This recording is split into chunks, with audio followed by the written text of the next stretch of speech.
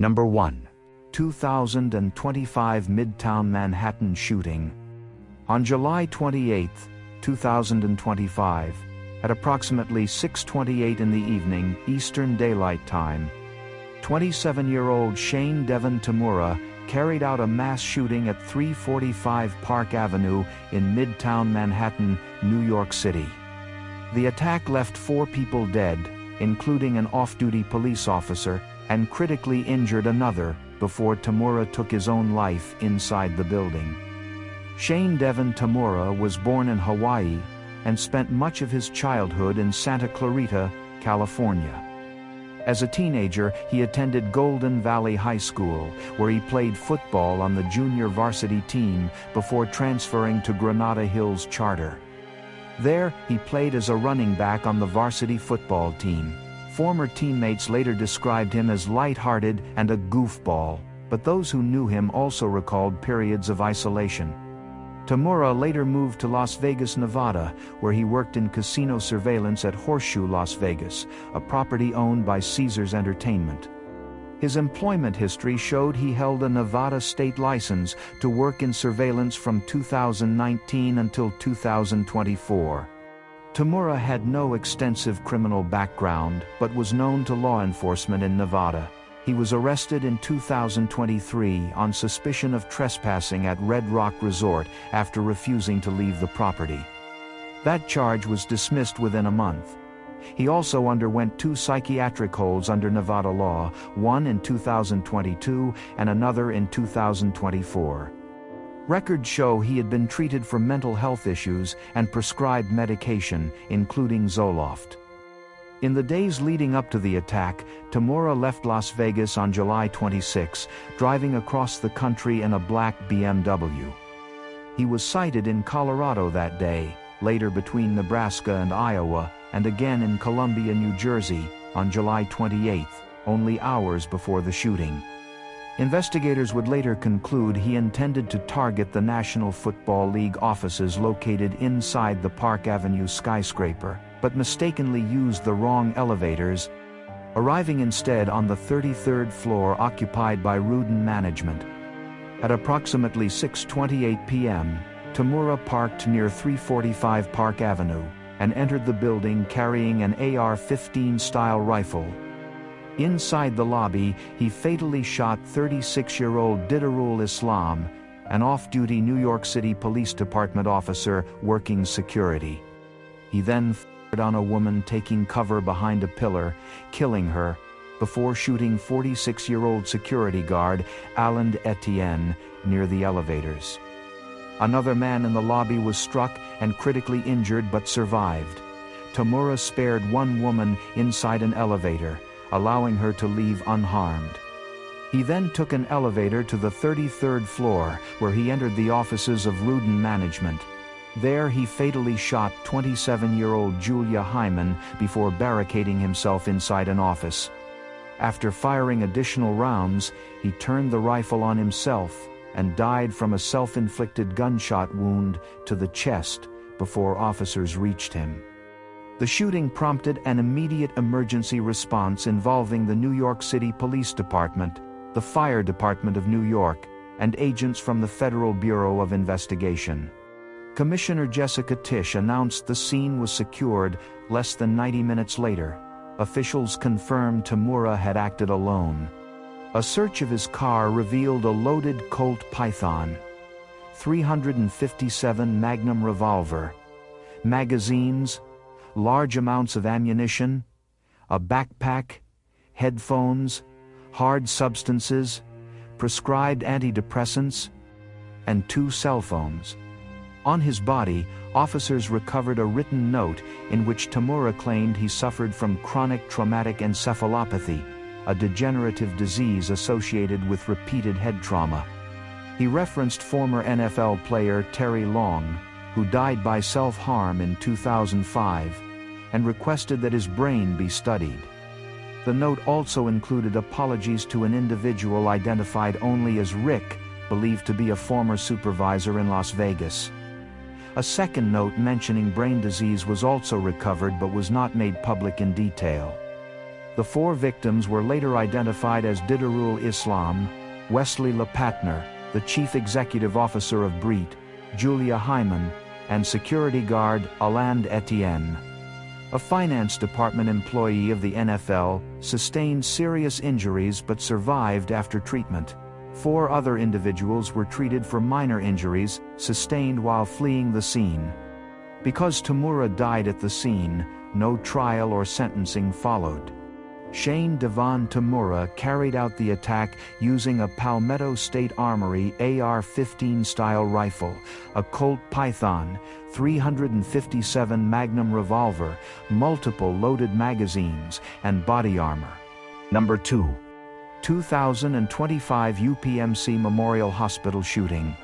On February 22, 2025, a mass shooting and hostage situation unfolded at UPMC Memorial Hospital in Shiloh, Pennsylvania, just outside the city of York. The incident began at approximately 10:35 in the morning, when 49-year-old Diogenes Archangel Ortiz entered the hospital's intensive care unit, took hostages, and opened fire. Diogenes Archangel Ortiz was born in the Bronx, New York, to Dominican parents and had lived in York County since the 1990s. At the time of the incident, he was 49 years old. Those who knew him described a man who struggled for much of his life with mental health challenges. According to his former partner, he battled depression for many years. His criminal record across York County between 2007 and 2025 reflected repeated run-ins with law enforcement, including charges of harassment, contempt of court, and driving violations. In the days leading up to the shooting, Archangel Ortiz experienced a profound personal loss. His wife, who had been receiving hospice care, died at the hospital on the night of February 21st. Security staff escorted him from the facility that same evening after he became confrontational. This event, paired with his long-standing instability, appeared to contribute to his actions the following morning. At approximately 10:30 a.m., on February 22nd, Archangel Ortiz entered the hospital carrying a backpack. Inside were a semi-automatic pistol, duct tape, and zip ties. Within minutes, he made his way to the intensive care unit. Witnesses stated he immediately restrained one staff member with zip ties and began threatening others. At 10:35 a.m., he fired the first shots, injuring several employees. Staff and patients were forced into hiding as the situation escalated into a hostage standoff. Among those taken hostage was a female intensive care nurse. Archangel Ortiz led her into the hallway at gunpoint with her wrists bound, attempting to use her as leverage. Law enforcement had already surrounded the hospital by this time. When the gunman appeared in the corridor, officers engaged him in an exchange of gunfire. During this chaotic crossfire, West York police officer Andrew Duarte, 30 years old, was fatally struck in the torso. Investigators later confirmed that Duarte had been killed by friendly fire, not by Archangel Ortiz's weapon. Duarte, who had previously served 5 years with the Denver Police Department before joining West York Borough Police in 2022, was widely respected among his peers. In the course of the confrontation, Archangel Ortiz himself was struck multiple times by police gunfire. He was pronounced dead at the scene. Along with Duarte's death, 7 others were injured, including 3 police officers, a doctor, a nurse, and a custodian. Another hospital employee was hurt in a fall while attempting to escape. Despite the violence, no patients of the hospital were harmed. Because Archangel Ortiz was shot dead during the exchange of gunfire, there was no trial, no charges filed, and no legal proceedings against him. The York County District Attorney publicly stated the incident was targeted and not random, linking the motive to Archangel Ortiz's anger over his wife's care and his grief over his wife's passing the night before. Number 3. Florida State University shooting. On April 17, 2025, A mass shooting occurred on the campus of Florida State University in Tallahassee, Florida, United States. The suspect, 20-year-old student Phoenix Eichner, was detained by police after opening fire near and inside the Student Union building.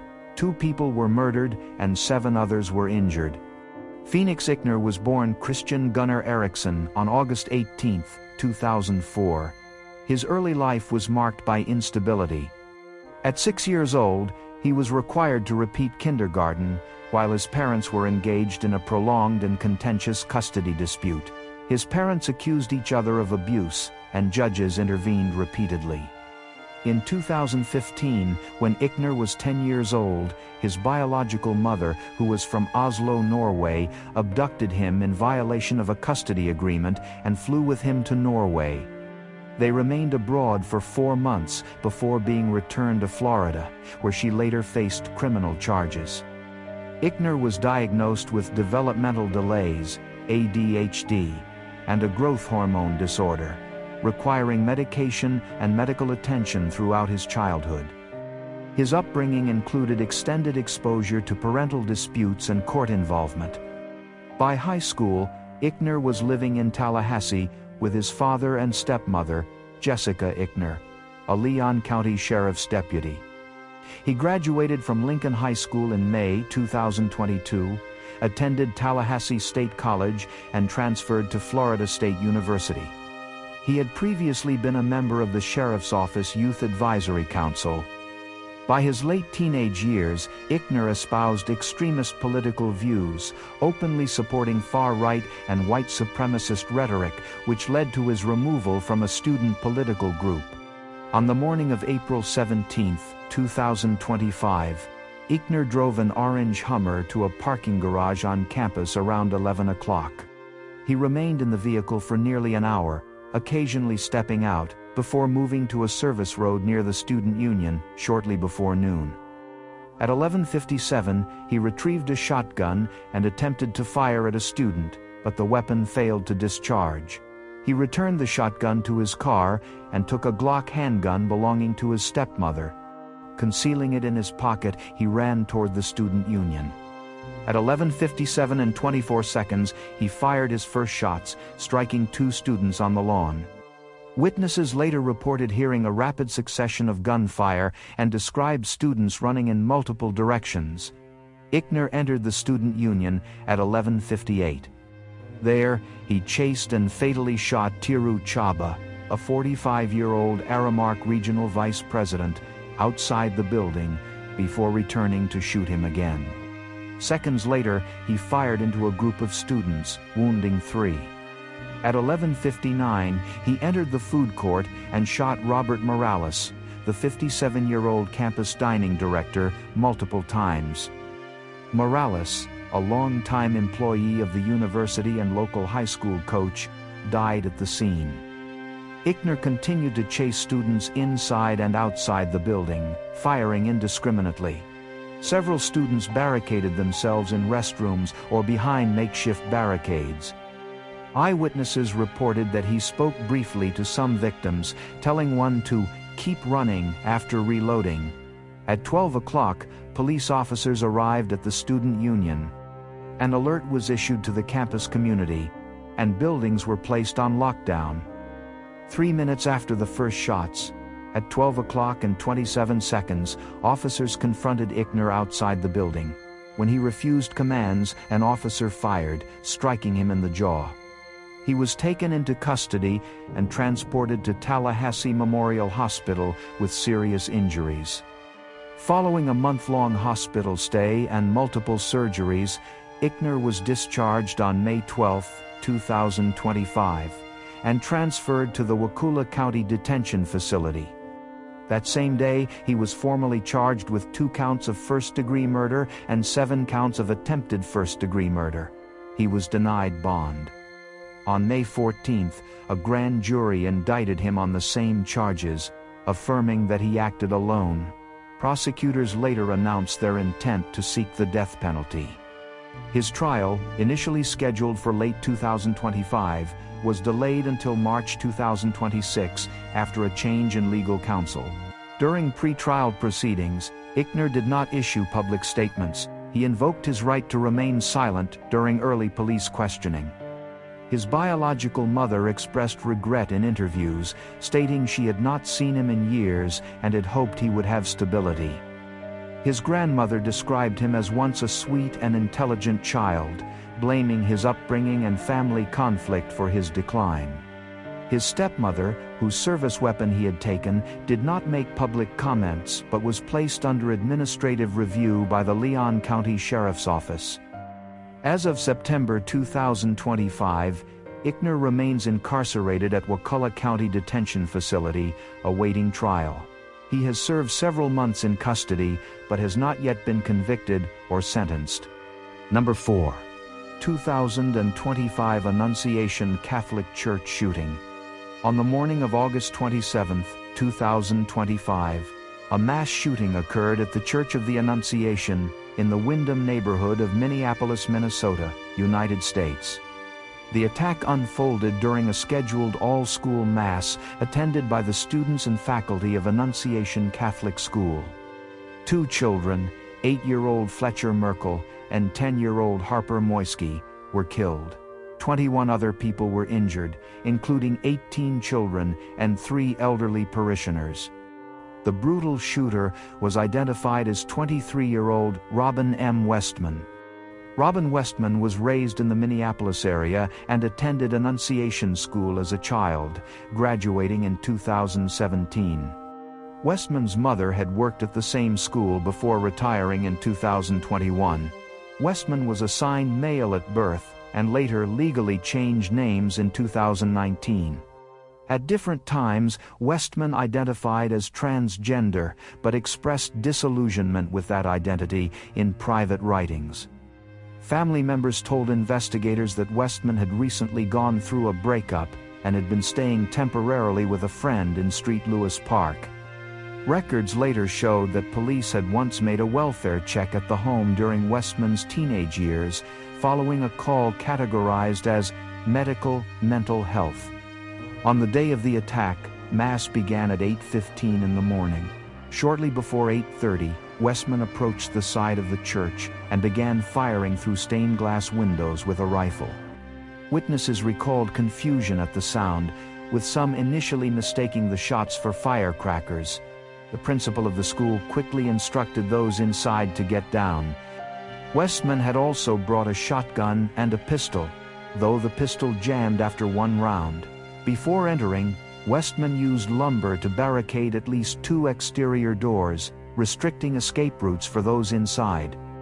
Inside the church, students and teachers sought cover beneath pews, while older children shielded younger classmates.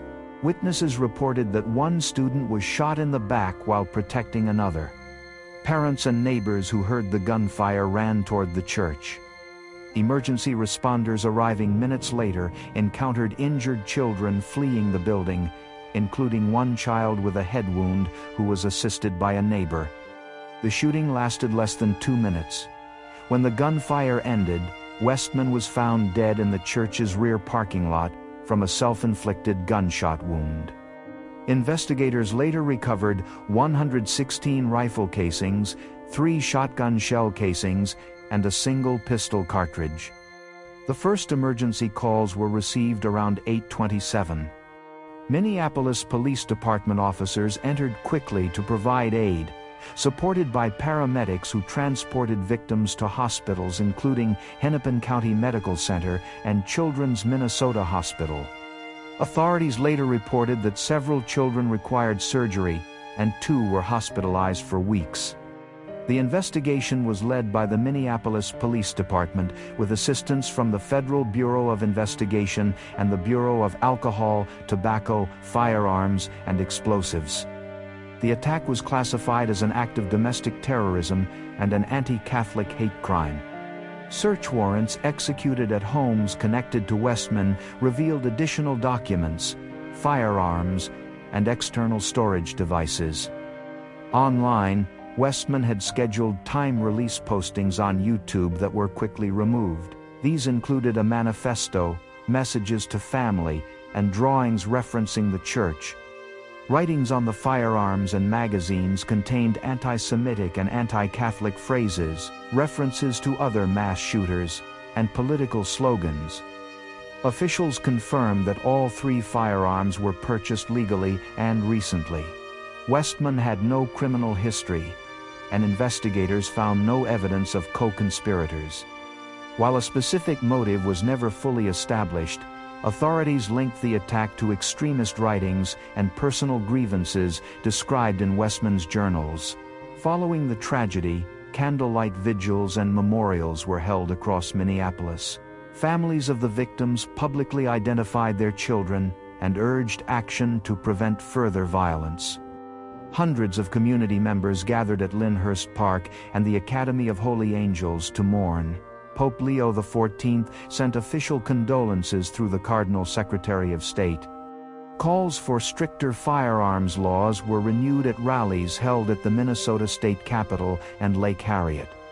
Authorities later released excerpts of a final message Westman had left for family and friends. In it, Westman acknowledged having been raised to be a good person, while also admitting to violent intentions, including admiration for past mass shooters. The statement concluded with requests for prayers for the victims alongside justification for the act. As of September 2025, Robin Westman remains deceased, with no possibility of release. Number 5. 2025 Lake County shooting. On July 29, 2025, a mass killing occurred in Tiptonville, located in Lake County, Tennessee. The incident involved 28-year-old Austin Robert Drummond, who was later charged with murdering 4 members of a single family and kidnapping an infant who was later abandoned on a stranger's property. The victims were identified as 21-year-old Matthew Wilson, 20-year-old Adriana Williams, 15-year-old Braden Williams, and 38-year-old Courtney Rose. Austin Drummond was 28 years old at the time of the murders. His criminal record began at a young age. When he was 16 years old, he robbed a convenience store at gunpoint, making away with $45. He was convicted of aggravated robbery and served almost 10 years in prison. After his release, he accumulated additional offenses and was known to law enforcement as a repeat offender. At the time of the Tiptonville murders, Drummond was out on bond. Authorities confirmed that he had connections to the victims and that the murders were not random. On the night of the attack, Drummond entered the home where Matthew Wilson and Adriana Williams lived with their 7-month-old daughter. Also present were Braden Williams, the infant's uncle, and Courtney Rose, the maternal grandmother. Drummond shot all 4 individuals, murdering them at the scene. After the shootings, he took the infant from the home. Instead of harming the child, Drummond drove to Dyer County, approximately 40 miles away, and left the infant secured in a car seat on the front lawn of a stranger's house. The infant was later found unharmed. The discovery of the 4 victims sparked an intensive manhunt. Multiple agencies, including the Tennessee Bureau of Investigation, the Lake County Sheriff's Office, and the Dyer County Sheriff's Office, assisted in the search. Drummond evaded capture for several days. He was spotted on residential surveillance cameras attempting to enter buildings in Jackson, Tennessee. On August 5th, he was located and taken into custody without incident. Following his arrest, 3 additional individuals, 23-year-old Deara Sanders, 29-year-old Tanaka Brown, and 29-year-old Giovanni Thomas, all from Jackson, were charged with assisting Drummond after the killings. They were accused of helping him avoid capture, with Brown additionally charged with tampering with evidence. Drummond's arraignment was held in early August 2025 in Lake County. Appearing via video feed, he was shackled and dressed in a black and white prison uniform. He spoke only to confirm his name, address, and financial status. Because he stated he could not afford an attorney, the court appointed Brian Huffman to represent him. The judge entered a plea of not guilty on his behalf. Prosecutors announced that they would seek the death penalty. citing the multiple victims, the involvement of a child, and Drummond's prior criminal history. As a result, Drummond was denied bond and ordered to remain in custody throughout the proceedings. The charges filed against him included 4 counts of first-degree murder, 1 count of aggravated kidnapping, 4 counts of possession of a firearm by a convicted felon, and 1 count of possessing a firearm during a dangerous felony. Court documents noted that he asked a single question during his arraignment about the attorney assigned to him before being escorted away by guards. During subsequent hearings, his defense argued that he had no financial means and limited mental stability, though prosecutors emphasized his pattern of violent behavior. The sentencing phase has not been completed as of August 2025. Prosecutors continue to prepare for a capital trial. If convicted, Drummond faces either death by lethal injection or life imprisonment without parole. Number 6. 2025 Owl Bar Anaconda shooting. On August 1, 2025, a mass shooting occurred at the Owl Bar in Anaconda, Montana. The incident took place in the late morning hours and left 4 people dead. The charged perpetrator was identified as Michael Paul Brown, a 45-year-old longtime resident of Anaconda who lived next door to the bar. Michael Paul Brown was born on October 31, 1979. He enlisted in the United States Army in 2001 and served as an armor crewman. His military career included deployment to Iraq from early 2004 to March 2005. After leaving active duty, he joined the Montana National Guard in 2006 and continued his service until 2009, leaving the military with the rank of sergeant. Following his discharge, Brown remained in Anaconda. Relatives and acquaintances described him as a man who had been struggling with mental health difficulties, including post-traumatic stress disorder and symptoms of schizophrenia, though the extent of his formal diagnosis remained disputed.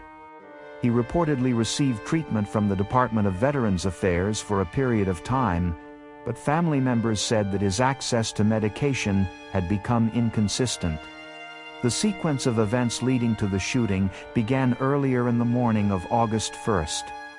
According to investigators, Brown attempted to ignite a fire behind the Owl Bar by burning a cardboard pizza box in a bucket filled with flammable material. The attempt failed, and he returned to his home. Around 10:30 a.m., Brown entered the bar armed with a rifle chambered in 7.62 mm. Inside were the bartender and 3 patrons, all of whom were known to him. He opened fire, murdering 64-year-old Nancy Loretta Kelley, 59-year-old Daniel Edwin Bailey, 70-year-old David Allen Leach, and 74-year-old Tony Wayne Palm. Kelley worked as a bartender, while the other 3 were regular patrons. Witnesses later told authorities that the 4 were likely the only people inside at the time of the attack. After the shooting, Brown fled the scene wearing only underwear. His white Ford F-150 pickup was later found abandoned on Stumptown Road, west of Anaconda. The following days saw an extensive search involving local deputies, the Montana Highway Patrol, the Federal Bureau of Investigation, and the Bureau of Alcohol, Tobacco, Firearms, and Explosives. A $10,000 reward was offered for information on his whereabouts. For a week, the community of Anaconda, with a population of about 9,000, was on edge as law enforcement canvassed rural areas, urging residents to remain vigilant. On August 8th, Brown was located near a barn on private property along Montana Highway 1, west of Anaconda, not far from where the crimes occurred. He was arrested without incident and transported to the Butte-Silver Bow County Jail. His first court appearance took place on August 11th in Anaconda. He was charged with 4 counts of deliberate homicide and related weapons offenses. A bond of $2 million was initially set, with conditions that would have included waiving confidentiality, rights and restrictions on movement, though within weeks a district judge ordered that he be held without bail, citing the threat he posed to public safety. At his arraignment, Brown entered a plea of not guilty. The court set a trial date for January 12, 2026. Prosecutors stated that they were reviewing whether to pursue the death penalty. Brown's defense attorneys raised concerns about his mental health, requesting evaluations. The proceedings were closely followed in Montana, as the attack marked one of the deadliest incidents of violence in the region in decades. During preliminary hearings, testimony from relatives highlighted his struggles in the years leading up to the crime. His niece publicly stated that his decline worsened after the death of his last living parent, leaving him isolated. Defense counsel argued that untreated trauma and deteriorating psychiatric health shaped his actions. Prosecutors, however, emphasized the deliberate nature of the attack, pointing to his attempted arson and his decision to arm himself before entering the bar. By September 3, 2025, the court formally committed Brown to remain in custody until trial. In hearings, Brown often appeared subdued. He occasionally spoke briefly, acknowledging his name and charges, but otherwise offered little commentary. Observers noted that he did not display overt emotion. As of September 2025, Michael Paul Brown remains held at the Butte-Silver Bow County Jail in Butte, Montana, pending trial. He has been incarcerated for just over 1 month. Number 7. Antioch High School shooting. On January 22, 2025, a school shooting occurred at Antioch High School in the Antioch neighborhood of Nashville, Tennessee, United States. The shooter was identified as 17-year-old Solomon Samad Charlie Henderson, a student enrolled at the school. The incident left one student dead, another injured, and ended with Henderson taking his own life inside the school cafeteria. Solomon Henderson was born on March 23, 2007. At the time of the incident, he was 17 years old and living with his parents in Nashville. He had a record of prior disciplinary issues in school, including an incident where he brought a box cutter to class and threatened another student. For that offense, he had been suspended and was scheduled to appear in juvenile court. Records later revealed a troubled history with law enforcement and school officials. In November 2023, investigators discovered child abuse material on Henderson's electronic devices, which he had downloaded from the internet. He was released to his parents under probation-like restrictions, including limited internet access. On the very morning of the shooting, Henderson had appeared in juvenile court for a probation violation before being dropped off at Antioch High School by his mother. In the months leading to the attack, Henderson had become increasingly active online, posting on extremist forums and interacting with communities that glorified mass killers. Police investigators later reviewed a lengthy manifesto, reportedly 288 pages, in which Henderson expressed desires, thoughts, and extremist beliefs. Despite being African American, Henderson frequently wrote about self-hatred toward his race, anti-Semitic views, and admiration for prior mass shooters. Another document, 51 pages long, contained white supremacist and neo-Nazi writings. Investigators confirmed that Henderson also followed and interacted with Natalie Samantha Rupnow, the 15-year-old responsible for the Abundant Life Christian school shooting in Madison, Wisconsin, 1 month earlier. Though no evidence showed coordination between the two, the overlap in their online activity drew further scrutiny. At approximately 11:09 a.m., Henderson retrieved a firearm from a restroom and entered the cafeteria. Witnesses reported he approached 16-year-old student Jocelyn Correa Escalante and fatally shot her multiple times with a semi-automatic pistol. 2 other students sustained non-fatal injuries, one from a grazing bullet wound and another from a fall during the chaos. In total, Henderson fired 10 shots within a span of 17 seconds. After murdering Escalante and discharging additional rounds, Henderson turned the weapon on himself and died by wounds before school resource officers or responding law enforcement could intervene. The weapon used was identified as a 9mm Taurus G2C semi-automatic pistol. It had been legally purchased in Arizona in 2022 and had not been reported stolen. Investigators recovered 2 magazines, one containing 9 rounds and another with 7. The shooting was partially live-streamed on the platform Kick before the footage was removed. After the attack, parents were directed first to a local hospital and then to a designated reunification center. Statements were issued by Tennessee Governor Bill Lee, Metropolitan Nashville Public Schools, and the White House, all condemning the incident and extending condolences to the families affected.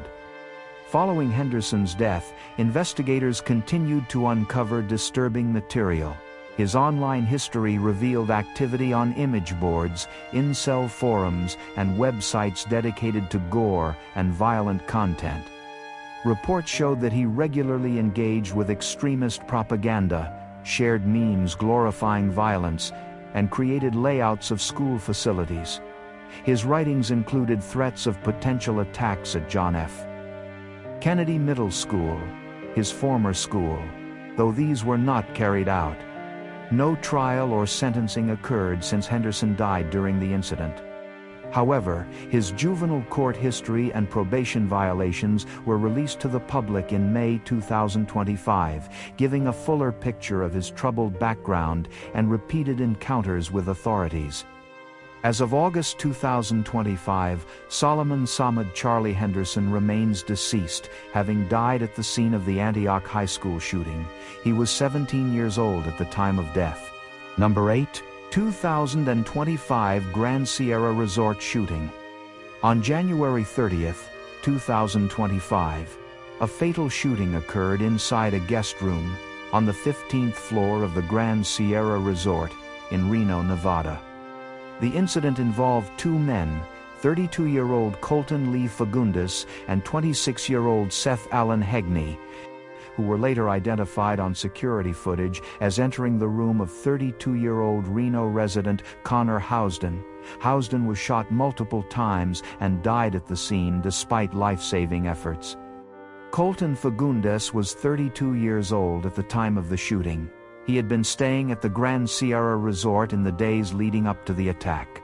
Court documents later revealed that he had been drinking heavily and using both cocaine and methamphetamine during this period. Witnesses described him as acting erratically on the night prior to the killing. In the early hours of January 30th, Fagundes left the resort but returned shortly afterward with Seth Hegney. Seth Hegney, 26 years old, had no known prior connection to Housden, but accompanied Fagundes to the hotel that morning. Security footage recorded both men approaching Housden's 15th floor room at approximately 6 o'clock. The video showed Fagundes knocking on the door while Hegney stepped back, pulling a bandana over his face. Once the door was opened, Fagundes entered first. Hegney then kicked the door open and followed him inside. Within 10 to 15 seconds, Hegney was seen running from the room toward the elevators. About 50 seconds later, Fagundes exited and also went toward the elevators. Police arrived at 6:15 a.m. after a call reporting gunfire inside the hotel. Officers and resort security entered the room and discovered Connor Housden with multiple gunshot wounds. Efforts to resuscitate him were unsuccessful, and he was pronounced dead at the scene. The Washoe County medical examiner later confirmed Housden had been shot 4 times. Investigators recovered a handgun, spent shell casings, a gun magazine, ammunition, and drug paraphernalia from the room. The background of the events leading to the murder emerged through interviews and police reports. On the night of January 29th, Fagundes had been in Housden's room with others while drinking and using cocaine. At some point, Fagundes made an unusual statement about his childhood, which another person in the room mocked. Fagundes reacted violently. striking one individual and throwing a lighter at him before leaving the room in anger. He later returned, but claimed to have spent time in a casino bar. Hours later, he returned with Hegney, and the shooting occurred. Fagundes was arrested on February 1, 2025, and charged with open murder, a charge under Nevada law that allows prosecutors to pursue first-degree murder, second-degree murder, or manslaughter depending on the evidence. On February 3rd, Hegney was arrested and booked on the same charge of open murder. Both men were held without bail in the Washoe County Jail. During pre-trial hearings, Fagundes gave inconsistent accounts of the events. At one point, he claimed he returned to the room only to retrieve his identification card and a blood plasma card. He later admitted to his involvement in the confrontation, but attempted to minimize his role. Hegney remained largely silent through his attorneys, but was accused of acting in concert with Fagundes in the forced entry and subsequent murder. The trial began later in the year. Prosecutors argued that Fagundes and Hegney conspired to murder Housden, citing security footage, physical evidence, and witness testimony from the night before. The defense for Fagundes claimed his drug use and intoxication impaired his judgment, reducing his ability to form intent. Hegney's defense sought to portray him as an accomplice who did not fire the fatal shots. In late 2025, both men were convicted of second-degree murder. During sentencing, Fagundes received a prison term of 35 years, with the possibility of parole after 25 years. Hegney was sentenced to 30 years with parole eligibility after 20 years. Neither man expressed remorse during the sentencing proceedings. Fagundes remained expressionless while Hegney kept his head lowered.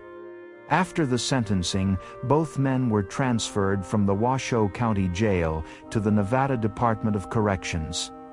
Fagundes was placed at Ely State Prison, the state's maximum security facility, while Hegney was assigned to High Desert State Prison near Indian Springs. As of August 2025, Colton Lee Fagundes has served 7 months of his 35-year sentence at Ely State Prison. He will be eligible for parole at approximately 57 years of age. Seth Allen Hegney has served 7 months of his 30-year sentence at High Desert State Prison. He will be eligible for parole at approximately 46 years of age. Number 9. 2025 New Orleans truck attack. On January 1, 2025, at approximately 3:15 in the morning Central Standard Time, Shamsuddin Bahar Jabbar carried out a mass attack in New Orleans, Louisiana. The assault occurred along Bourbon Street during the city's New Year celebrations, only hours before the 2025 Sugar Bowl. The incident left 14 civilians dead, 2 police officers injured, and more than 50 other people wounded. Jabbar himself was shot dead during a gunfight with police at the scene. Shamsuddin Bahar Jabbar was 42 years old. He had been born and raised in Beaumont, Texas, where his family had lived for generations. His early life was marked by the presence of both Christian and Muslim traditions. Though raised in a Baptist environment, Jabbar converted to Islam while still a young man. His father, originally from Houston, had also converted to Islam, while his mother remained Christian. Jabbar's extended family traced its roots to Louisiana Creoles of color who had migrated to Texas for work. As a teenager, Jabbar attended Central Senior High School in Beaumont. By his early 20s, he had minor run-ins with the law. He was arrested in 2002 for misdemeanor theft and in 2005 for driving with an invalid license. Despite this, he eventually pursued military service. In 2007, at the age of 24, he enlisted in the United States Army, where he served as a human resources and information technology specialist. He deployed to Afghanistan between February 2009 and January 2010, working in support roles with the 82nd Airborne Division. He left active duty in 2015 at the rank of Staff Sergeant and remained in the Army Reserve until 2020. His service record showed he was honorably discharged. After leaving the military, Jabbar pursued higher education. He attended Georgia State University and graduated in 2017 with a bachelor's degree in business administration in computer information systems. He also founded Blue Meadow Properties, a small real estate business he promoted as veteran-owned. Professionally, he secured a lucrative position as a senior solutions specialist at Deloitte in government and public services, with an annual salary of approximately $120,000. Despite apparent success, Jabbar faced ongoing personal and financial challenges. He was divorced 3 times, owed significant alimony and child support, and according to family members, displayed increasingly erratic behavior in the years before the attack. In 2024, Jabbar began withdrawing from public life. He moved into a Muslim community north of Houston, limited his interactions, and began uploading recordings in which he criticized Western culture and spoke of religious prohibitions. Friends and relatives noted his growing radicalism. In late 2023, after the outbreak of conflict in Gaza, Jabbar's statements became more extreme. He traveled briefly to Cairo and to Ontario in 2023, trips that investigators later reviewed. By the end of 2024, he was posting videos online in which he pledged loyalty to the Islamic State. In the hours before the New Orleans attack, Jabbar recorded and uploaded multiple videos, formally pledging allegiance to ISIS. He rented a white Ford F-150 Lightning truck in Houston on December 30th, drove east toward Louisiana, and arrived in New Orleans late on New Year's Eve. Between 1:29 and 3 o'clock on the morning of January 1st, he planted 2 improvised explosive devices concealed in coolers along Bourbon Street. Both devices were crude and did not detonate. At 3:15 a.m., Jabbar drove the rented truck past malfunctioning barricades and accelerated into the pedestrian-filled Bourbon Street, striking victims along a 3-block stretch. After colliding with an aerial platform, he exited the truck wearing body armor and opened fire with a .308 AR-10 rifle and a Glock handgun. 2 police officers were injured during the exchange of gunfire. Responding officers returned fire, striking Jabbar 4 times in the torso, leading to his death at the scene. A black ISIS flag was recovered inside the truck. Pipe bombs and other weapon components were later found in his rented home in Houston. Because Jabbar was fatally shot during the confrontation, no trial, sentencing, or imprisonment followed. However, the attack was investigated as an act of domestic terrorism. The Federal Bureau of Investigation led the inquiry, concluding that Jabbar had acted alone, without direct operational ties to ISIS, though he had been heavily influenced by its propaganda. After the attack, Jabbar's family expressed shock and dismay. His brother told reporters he could not reconcile the man he knew with the one responsible for the attack. His ex-wife's husband reported that Jabbar's children were devastated. The Islamic Society of Greater Houston publicly condemned the attack and reiterated its opposition to extremist activity. Number 10. 2025 Richmond Road Baptist Church shooting. On Sunday, July 13, 2025, a shooting incident took place in Lexington, Kentucky, at the Richmond Road Baptist Church. The attacker, identified as 47-year-old Guy Edward House, carried out a sequence of violent actions that began earlier that morning near the Bluegrass Airport before culminating inside the church. Guy Edward House was born in Pewee Valley, Kentucky, and spent most of his life in Lexington. His adult years were marked by repeated encounters with law enforcement. His criminal history stretched back to 1999, with offenses including auto theft, speeding violations in Ohio in 2011, and firearm-related crimes in Kentucky. On September 11, 2022, He was arrested and charged with fleeing and evading in the first degree, resisting arrest, and possession of a handgun by a convicted felon. He was also scheduled to appear in court for a domestic violence hearing on July 14, 2025, one day after the shooting. House had 3 children with a former partner and maintained a contentious relationship with her, a matter that became central to the events of that day. The incident began at approximately 11:35 in the morning. A Kentucky State Police trooper initiated a traffic stop on Terminal Drive near Bluegrass Airport after receiving a license plate reader alert connected to House's vehicle.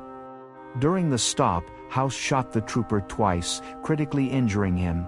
The trooper was transported to a nearby hospital, where his condition stabilized after emergency treatment.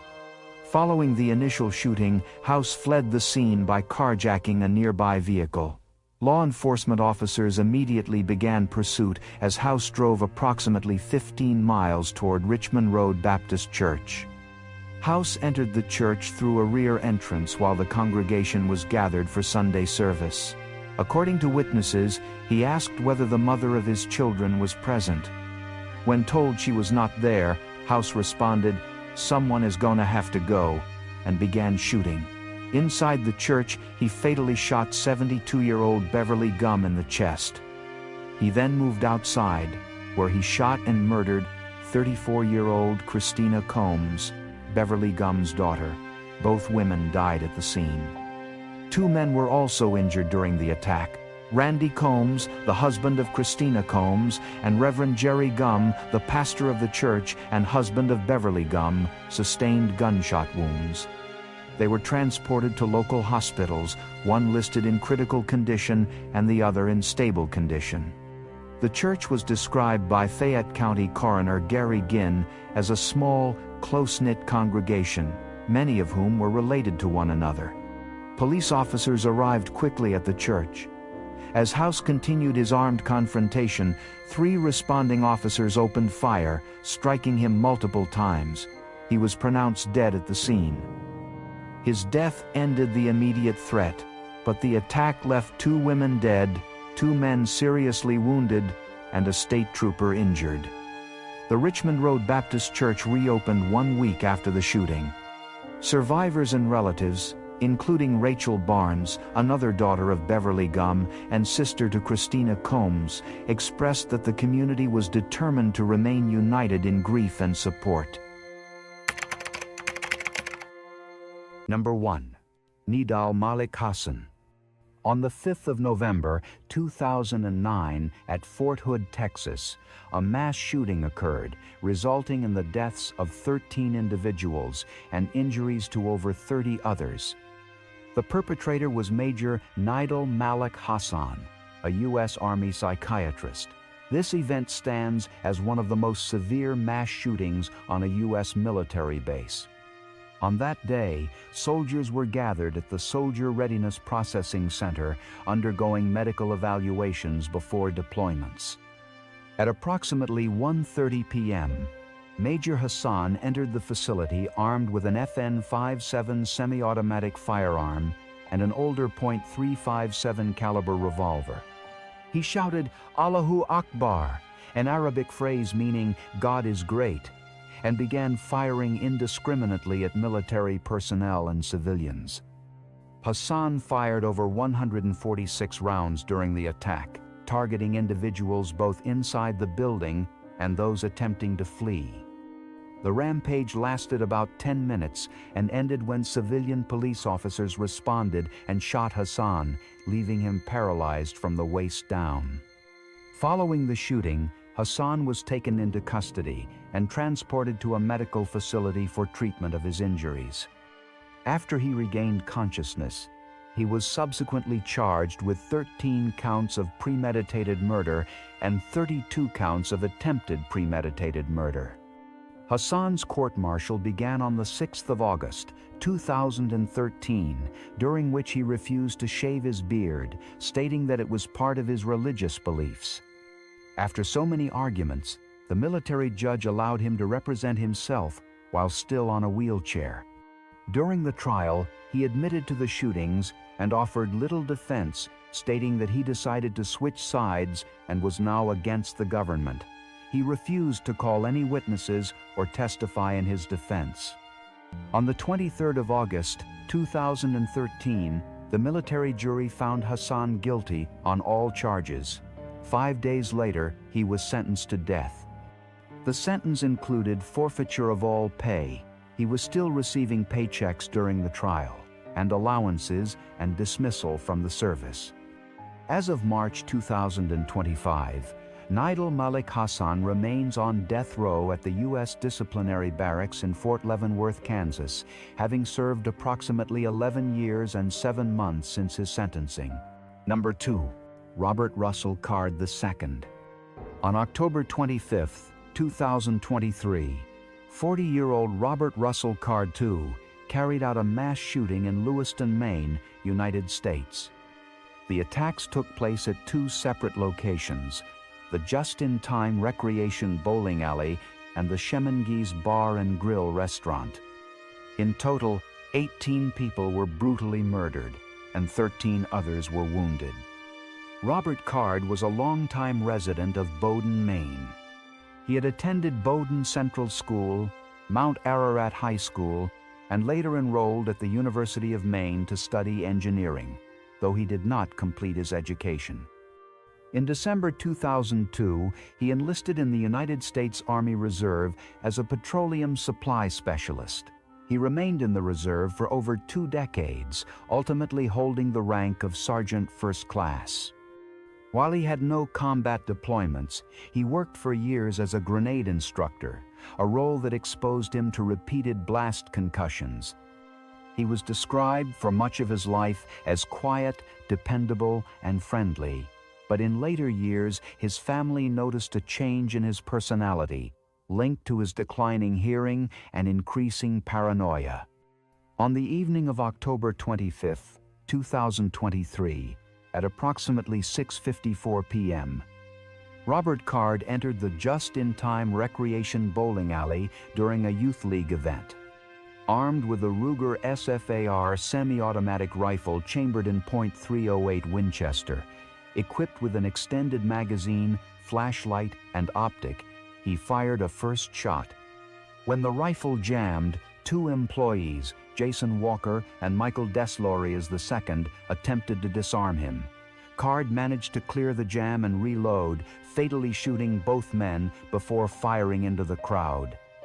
Within 45 seconds, he had discharged 18 rounds, murdering 8 people and injuring 3 others. Police received emergency calls at 6:56 p.m., and the first officers arrived 4 minutes later. At 7:07 p.m., a second shooting was reported at the Chemingues Bar and Grill restaurant, about 4 miles south of the bowling alley. Card entered and walked toward the cornhole section, shooting at patrons. During a reload, one individual managed to cut power to the building, which officials later said saved lives. Nevertheless, Card fired a total of 36 rounds, inside and outside the bar, in just over a minute, murdering 10 people and injuring 10 others, before escaping through a side exit. Among those shot and murdered were 4 members of the local deaf community participating in a cornhole tournament. 3 additional victims from the combined incidents later died in hospitals. By 8:06 p.m., the Androscoggin County Sheriff's Office issued an active shooter alert and released images of Card armed with the rifle, as well as his 2013 Subaru Outback. His abandoned vehicle was soon located at a boat launch in Lisbon, about 8 miles away, sparking the largest manhunt in Maine's history. Federal agencies, including the Federal Bureau of Investigation and the Bureau of Alcohol, Tobacco, Firearms, and Explosives, assisted in the search. On October 26th, Governor Janet Mills and the Maine State Police confirmed the number of casualties. An arrest warrant was issued for Card, charging him with 8 counts of murder, with the expectation that more would be added once victims were identified. Officers conducted searches, including at his residence in Bowdoin, while divers and sonar teams searched the Androscoggin River near the abandoned vehicle. On the evening of October 27th, 49 hours after the shootings, Robert Card was found deceased. His body was located inside a box truck at a recycling facility in Lisbon, where he had previously been employed. The Maine chief medical examiner confirmed his death as a self-inflicted harm by gunshot wound to the head, likely occurring 8 to 12 hours before his discovery. Because Card died before apprehension, there was no trial, sentencing, or imprisonment. Number 3. Robert Gregory Bowers. On the 27th of October, 2018, Robert Gregory Bowers carried out a devastating attack on the Tree of Life Synagogue in Pittsburgh, Pennsylvania. This assault resulted in the deaths of 11 worshippers, marking it as the deadliest attack against the Jewish community in U.S. history. On that fateful morning, around 9:45 a.m., members of the Tree of Life, Dor Hadash, and New Light congregations had gathered for their regular Shabbat services. Few minutes later, Bowers, described by eyewitnesses as a bearded, heavy-set white male armed with multiple firearms, including Glock 357 firearms and a Colt AR-15 rifle, entered the synagogue and opened fire on the congregants. The first 2 individuals he shot were 2 brothers, Cecil and David Rosenthal, at the main entrance, after which Bowers headed downstairs. Members of the congregation didn't initially believe that they were under an attack. The rabbi thought the noises were from a falling ceiling rack. One of the leaders of the congregation, Melvin Wax, who was described as a pure soul and a renowned leader of the congregation who was hiding in a closet alongside other 3 members, mistakenly opened the door and he was shot, but Bowers didn't notice the other members hiding. He moved through the building and shot anyone he came across, including the ones in the kitchen. Bowers also shot Jerry Rabinowitz, a medical doctor who was rushing out to see if he can help anyone that has been injured. After attacking the members downstairs, he headed upstairs, where there were over 13 people hiding alongside Rabbi Jeffrey Myers. The rabbi successfully helped about 4 individuals to escape, but couldn't help the others. Bowers entered and also opened fire and shot over 7 people and left 1 injured. Witnesses, including Rabbi Myers, who survived the attack, testified that they heard him shouting and making statements, expressing his desire to harm Jewish people. The attack lasted approximately 20 minutes before law enforcement officers arrived on the scene. During the confrontation with the force, Bowers injured 5 officers before being shot multiple times. When he couldn't endure his injuries, he surrendered and was apprehended. He was taken into custody after the attack and charged with 63 federal offenses, including hate crimes resulting in death, obstruction of religious beliefs, and the use of a firearm to commit murder. His trial began in May 2023, during which his defense lawyers sought to persuade the jury that he had significant brain damage and was influenced by mental illness or delusions. The doctor assigned to examine Bowers stated that his actions were well calculated, and he was very proud of his actions, and showed no mercy during the shooting. The defense also provided a huge record of his mental health issues, including an act he carried when he was just 13 years on his mother, where he threw inflammable liquid on her and tried igniting a fire. On the 16th of June, 2023, he was found guilty on all counts. Investigations revealed that he discharged over 67 shots out of his rifle during the shooting. The sentencing phase concluded on the 2nd of August, 2023, with the jury unanimously recommending the death penalty. The following day, a federal judge formally sentenced Bowers to death. He was the first and only inmate sentenced to death by the U.S. federal government during President Joe Biden's tenure. As of April 2025, Robert Bowers has been on federal death row for approximately 1 year and 8 months. He is incarcerated at the United States Penitentiary in Terre Haute, Indiana, which houses male inmates sentenced to death for federal crimes. Given the complexities of the federal appeals process, it is anticipated that several years will pass before any execution date is set. Number 4. Syed, Rizwan, Farouk, and Tashfeen Malik. On December 2, 2015, Syed Rizwan Farouk and his wife Tashfeen Malik carried out a mass shooting at the Inland Regional Center in San Bernardino, California, United States. 14 people were shot dead and 22 others were injured. Both perpetrators died later that same day in a police shootout, approximately 2 miles from the scene of the initial attack. Syed Rizwan Farouk was 28 years old at the time. He was born in Chicago, Illinois, and raised in Riverside, California. He grew up in a troubled Pakistani household with reports of domestic abuse between his parents. He attended La Sierra High School and graduated 1 year early in 2004. He later studied environmental health at California State University, San Bernardino, where he earned a degree and briefly enrolled in a graduate program in environmental engineering at California State University, Fullerton. Farouk worked for 5 years as an environmental health specialist for the San Bernardino County Department of Public Health. He was described by co-workers as quiet, polite, and generally unremarkable in demeanor. He had a history of practicing at shooting ranges and maintained a hobby of backyard target shooting. Tashfeen Malik was 29 years old at the time. She was born in Pakistan and raised in Saudi Arabia, where she became increasingly devout in her religious practice. Malik entered the United States in 2014 on a fiancé visa after she and Farouk had met online and later married. The couple married legally in Riverside, California in August 2014. They lived in Redlands, California, and had a 6-month-old daughter at the time of the attack. Accounts from her extended family described the shift in her beliefs toward a stricter interpretation of religion during her time in Saudi Arabia. Investigations revealed that both Farouk and Malik had been privately communicating about jihad and martyrdom as early as 2013, before their marriage. They spent over a year preparing for a planned attack, gathering firearms, ammunition, and explosive devices. Farouk's neighbor and friend, Enrique Marquez Jr., legally purchased 2 rifles that were later transferred to Farouk.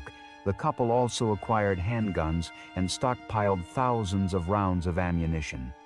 In the weeks before the attack, Farouk took out a personal loan of $28,500, transferring portions of it to his mother and possibly using it to fund their preparations.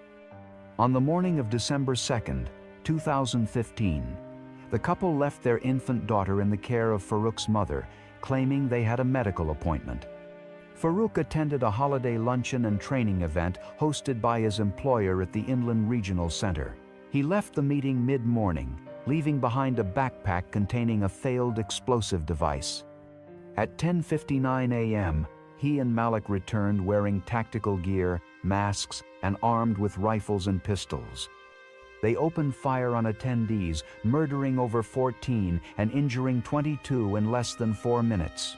Witnesses recognized Farouk, and responding officers quickly identified the attackers. The shooters fled in a black sport utility vehicle. A police pursuit ensued, during which they threw a fake explosive device toward officers. The chase ended in a residential area of San Bernardino, where the couple exchanged gunfire with police for approximately 5 minutes. Over 100 rounds were fired.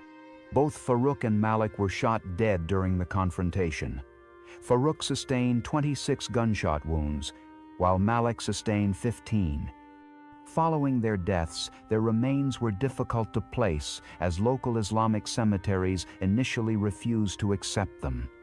Eventually, on the 15th of December, 2015, their bodies were buried in Rosamond, California, with only a small group of family members present. Because both perpetrators died during the shootout, no legal trial, sentencing, or appeals occurred. The focus of subsequent proceedings fell on associates such as Enrique Marquez Jr., who was charged with conspiring to provide material support to terrorists and with purchasing the rifles used in the attack. Marquez later pleaded guilty and was sentenced to 20 years in federal prison. However, during the investigation, authorities discovered that Malik had pledged allegiance to the Islamic State of Iraq and the Levant in a private Facebook post made around the time of the attack. This was later described by the Federal Bureau of Investigation as evidence of their self-radicalization, though there was no direct operational link to foreign terrorist groups. Number 5. DeWayne Craddock. DeWayne Antonio Craddock was 40 years old when he carried out a mass shooting on May 31, 2019, in Virginia Beach, Virginia. The attack took place inside the Virginia Beach Municipal Center, Building 2, where he was employed as a city engineer. In total, 12 people were brutally murdered and 4 others were injured.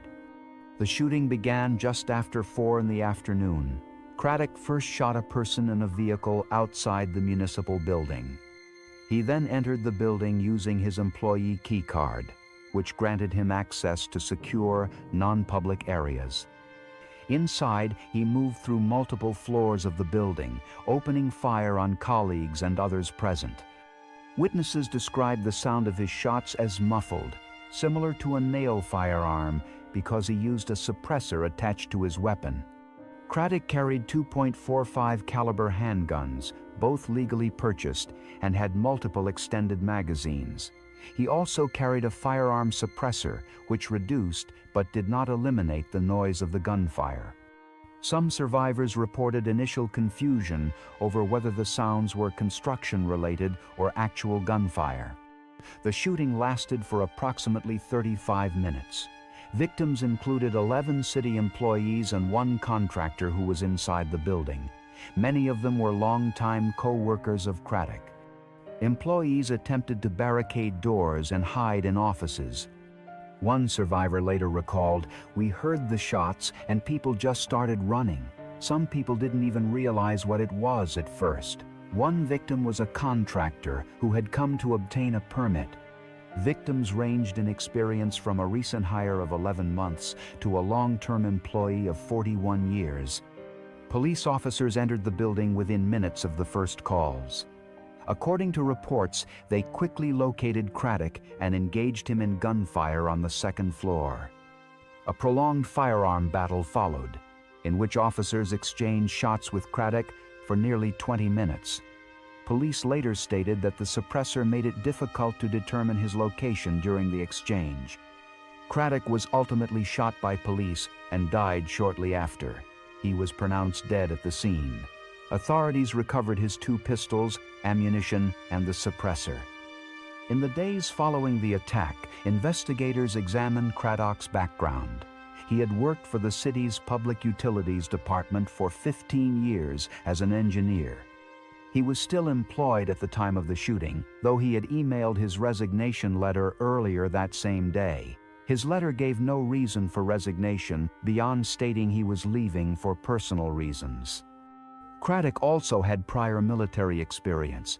He enlisted in the Virginia National Guard in April 1996, serving as a cannon crew member with the 111th Field Artillery Regiment. Officials confirmed he left the Guard with no disciplinary issues. Investigators searched his home and electronic devices but did not uncover a clear motive.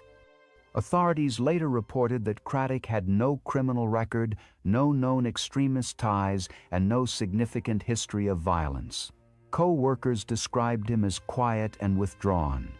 Officials concluded there were no clear warning signs or threats made in advance of the attack. Because Craddock was shot dead during the shootout with police, there were no arrests, no trial, and no sentencing. The case closed with his death. The legal system focused instead on the victims, workplace safety, and the accessibility of firearm suppressors. Some officials and experts raised concerns about the use of a suppressor. David Chipman, a former ATF agent, explained that the device distorts the sound in such a way that it would not immediately be recognizable as gunfire.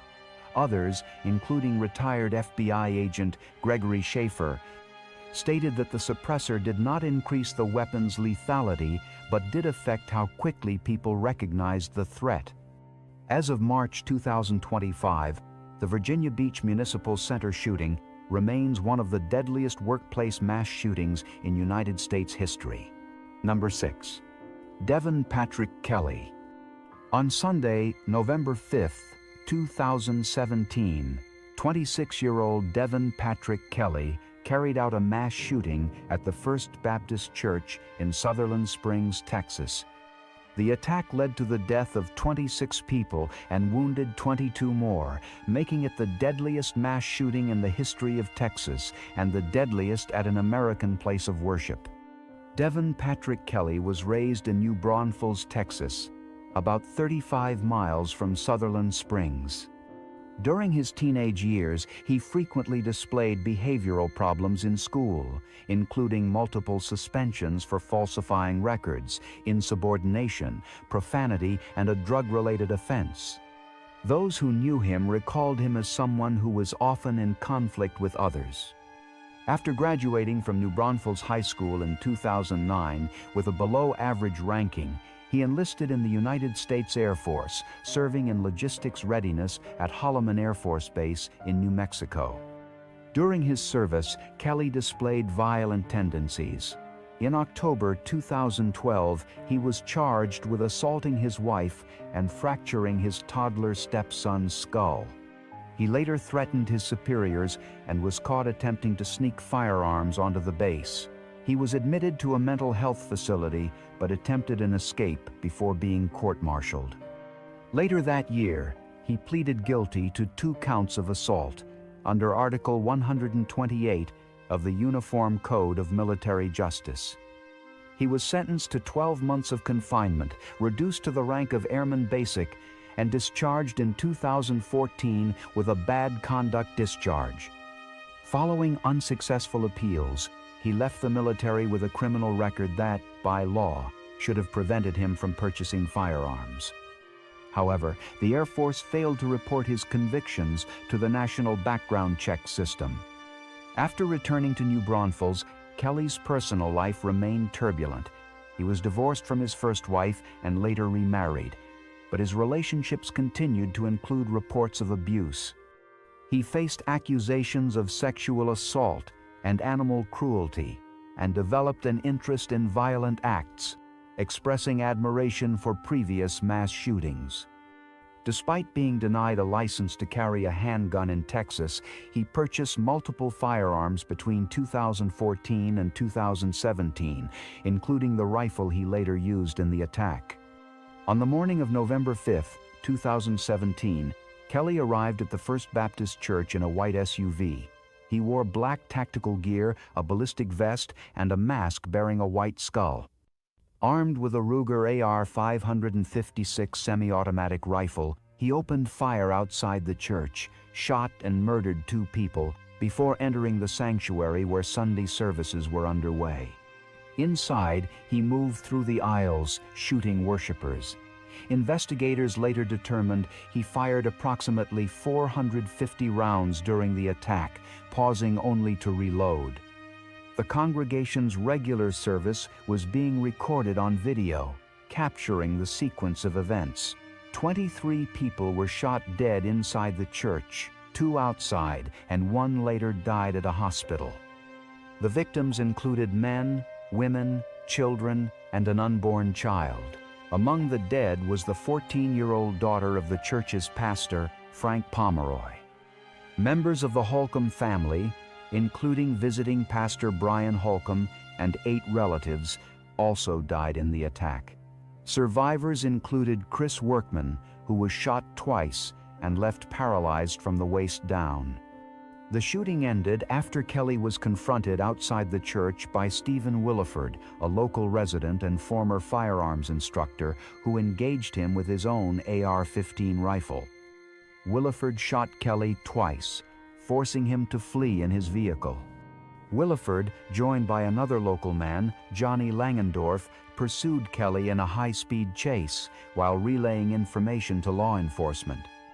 During the pursuit, Kelley called his wife and father, admitting responsibility and expressing despair over his injuries. He eventually lost control of his vehicle and crashed into a field. When police arrived, they found him dead from a self-inflicted gunshot wound, along with additional firearms in the car. Following the attack, federal and state investigations revealed the Air Force's failure to enter Kelley's domestic violence convictions into the background check system. This omission allowed him to legally purchase weapons despite his disqualifying criminal record. In 2021, a federal judge ruled the United States government negligent for this failure and awarded victims and families nearly $230 million in damages. Because Kelley died at the scene, there was no criminal trial, sentencing, or prison term. His history of court-martial, confinement, and dishonorable conduct in the Air Force, however, had already resulted in punitive measures years earlier, including discharge from military service. His only known final words came during phone calls to his family while fleeing, where he admitted to the attack and said he did not expect to survive. Number 7. George Emil Banks. George Emil Banks carried out one of the deadliest mass shootings in Pennsylvania history on Saturday, September 25, 1982. The shootings took place in Wilkes-Barre and Jenkins Township, Pennsylvania, resulting in the deaths of 13 people, including 7 children, 5 of whom were his own. George Emil Banks was 40 years old at the time of the crimes. He was born in Wilkes-Barre, Pennsylvania, to John Mack, who was black, and Mary Yelland, who was white. Growing up biracial, Banks later claimed he experienced racism and rejection that deeply affected him. As a teenager, he enlisted in the United States Army, but after being discharged at 19 years old, he participated in an armed robbery of a tavern. During the crime, he and his accomplices shot and injured the unarmed owner. He was sentenced to 6 to 15 years in prison, escaping briefly in 1964 but eventually paroled in 1969. In 1974, his sentence was commuted. Banks later worked as a correctional officer at Camp Hill Prison beginning in 1980. Despite his earlier criminal record, he was hired and remained there until 1982, when he exhibited troubling behavior, including an incident in which he locked himself in a prison tower with a shotgun.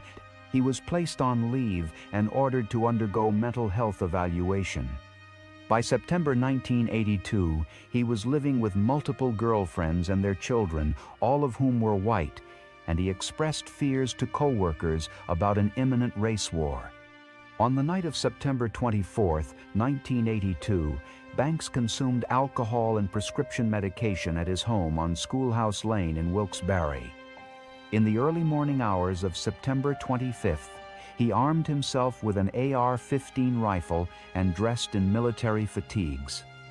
He first shot and murdered 3 women living with him: Regina Clemens, age 29, her sister Susan Uhas, age 23, and Dorothy Lyons, age 29. He then shot and murdered 5 children inside the home, including his own children Montanzima, age 6, Boenda, aged 4, Mauritania, aged 20 months, and Forarud, aged 1, as well as 11-year-old Nancy Lyons, Dorothy's daughter from another relationship. After leaving the house, Banks saw 2 men across the street, 22-year-old James Olson and 24-year-old Raymond Hall Jr. He shot both of them. Hall died, and Olson survived. Banks then drove to Heather Highlands Mobile Home Park in Jenkins Township, where his former girlfriend, 24-year-old Sharon Madzillo, lived with their 5-year-old son, Kismayu. Inside the trailer, he shot and killed Mazzillo, their son, Mazzillo's mother Alice, aged 47, and her nephew Scott, aged 7. Sharon's brother survived by hiding in a closet and later identified Banks as the shooter to the police. Following the murder, Banks abandoned his vehicle and carjacked another. He later visited his mother, confessed to her, and then traveled to the home of a friend, Jacob Witt. A standoff with police began, lasting 4 hours. Negotiators used multiple tactics to draw Banks out, including broadcasting a false radio report suggesting some victims were still alive. Eventually, former co-worker Robert Brunson persuaded him to surrender without further violence.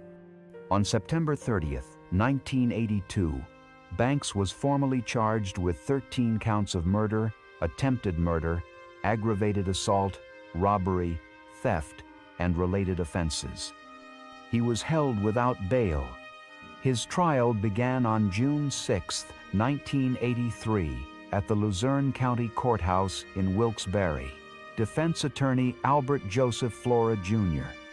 argued insanity, while prosecutors presented survivor testimony, including that of James Olson, who identified Banks as his shooter. Banks testified in his own defense, claiming he had only wounded some victims and that police were responsible for murdering them. On June 22, 1983, his 41st birthday, the jury convicted him of 12 counts of first-degree murder, 1 count of third-degree murder, and additional charges. The jury recommended the death penalty, and Banks was sentenced to death. Banks was incarcerated at the State Correctional Institution in Huntington, later transferred to Graterford Prison, and then to SCI Phoenix after Graterford's closure. His case entered decades of appeals. He consistently exhibited delusional behavior, leading courts to order repeated competency hearings. In 2004, he received a stay of execution on grounds of incompetency. In 2010, a Luzerne County judge declared him permanently incompetent to be executed, citing psychosis and inability to assist in legal proceedings. Banks's attorneys maintained he was mentally ill, while prosecutors upheld the legitimacy of the conviction and sentence. Former Governor Tom Ridge signed 2 death warrants, but both were stayed. Banks has remained under a death sentence, though courts have ruled he cannot be executed. He has spent over 4 decades incarcerated, much of it in restricted housing units. As of August 2025, George Emil Banks has served 43 years in Pennsylvania State Prison. He remains on death row at SCI Phoenix, though legally barred from execution due to permanent mental incompetence. He was 40 years old at the time of the crimes and is now 83 years old. Number 1. James Egan Holmes. On July 20, 2012, in Aurora, Colorado, James Egan Holmes carried out one of the deadliest mass shootings in modern American history inside the Century 16 movie theater. At the time, hundreds of people, many of them teenagers and young adults, were gathered for a midnight premiere of the film The Dark Knight Rises. Holmes was 24 years old at that time. James Holmes was born in San Diego, California, and raised in a suburban neighborhood. He was described as a quiet child who struggled socially but excelled academically. Holmes graduated from the University of California, Riverside with a degree in neuroscience, completing his studies with high marks. He later moved to Aurora to pursue a doctoral program at the University of Colorado Anschutz Medical Campus. By the summer of 2012, he had withdrawn from his program after academic decline and growing mental health struggles. In the months before the attack, Holmes legally purchased multiple firearms. On May 22, 2012, he bought a Glock pistol. 6 days later, he purchased a Remington 870 shotgun. In June, he added a Smith & Wesson semi-automatic rifle. He also bought thousands of rounds of ammunition online and tactical gear, including a gas mask and protective vest. Holmes left evidence of careful planning. including a notebook he mailed to his psychiatrist that contained his thoughts and details of the intended attack. Before the attack, he had unsuccessfully called a crisis hotline to know if they would talk him out of the attack, but the call disconnected after 9 seconds. On the evening of July 19th, Holmes attended a midnight premiere of The Dark Knight Rises at the Century 16 Multiplex. He purchased a ticket for Theater 9 and took a seat in the front row. Approximately 20 minutes into the film, he exited through a side emergency door, propped it open with a device, and went to his nearby car. There, he dressed in tactical clothing, donned a gas mask, and armed himself with his weapons. Holmes re-entered the theater carrying the firearms and canisters of gas. Initially, some patrons assumed it was a stunt related to the movie. Within moments, Holmes released smoke canisters and began firing. Witnesses reported that he first fired a shotgun toward the audience before switching to the semi-automatic rifle and finally using the handgun. In total, Holmes fired 76 rounds inside the theater. His bullets struck both Theater 9 and adjacent Theater 8, where 3 individuals were hit through the wall. The shooting lasted only minutes, but left 12 people dead and 70 injured. Among those murdered were individuals ranging in age from 6 years old to 51 years old. Many others were wounded as they attempted to flee down aisles and through emergency exits. The first 911 call was placed at 12:39 a.m., and police arrived within 90 seconds. Responding officers encountered Holmes outside the theater, standing near his car. At first, they mistook him for a fellow officer because of his black tactical gear. He surrendered without resistance. During questioning, Holmes informed police that his nearby apartment was rigged with explosive devices. Investigators confirmed the presence of homemade explosives, gasoline containers, and tripwires. Surrounding buildings were evacuated, and explosive technicians safely dismantled the devices with the help of a robot. Holmes was booked into jail without bail. While awaiting trial, he attempted to harm himself several times and was held under close observation. His legal team entered a plea of not guilty because of insanity. The trial began on April 27, 2015, in Arapahoe County District Court, presided over by Judge Carlos Zamor. Over the course of the trial, jurors heard extensive testimony from survivors, mental health professionals, and law enforcement. Holmes's defense argued that severe mental illness drove his actions. Prosecutors countered that despite mental health problems, Holmes deliberately planned and executed the attack.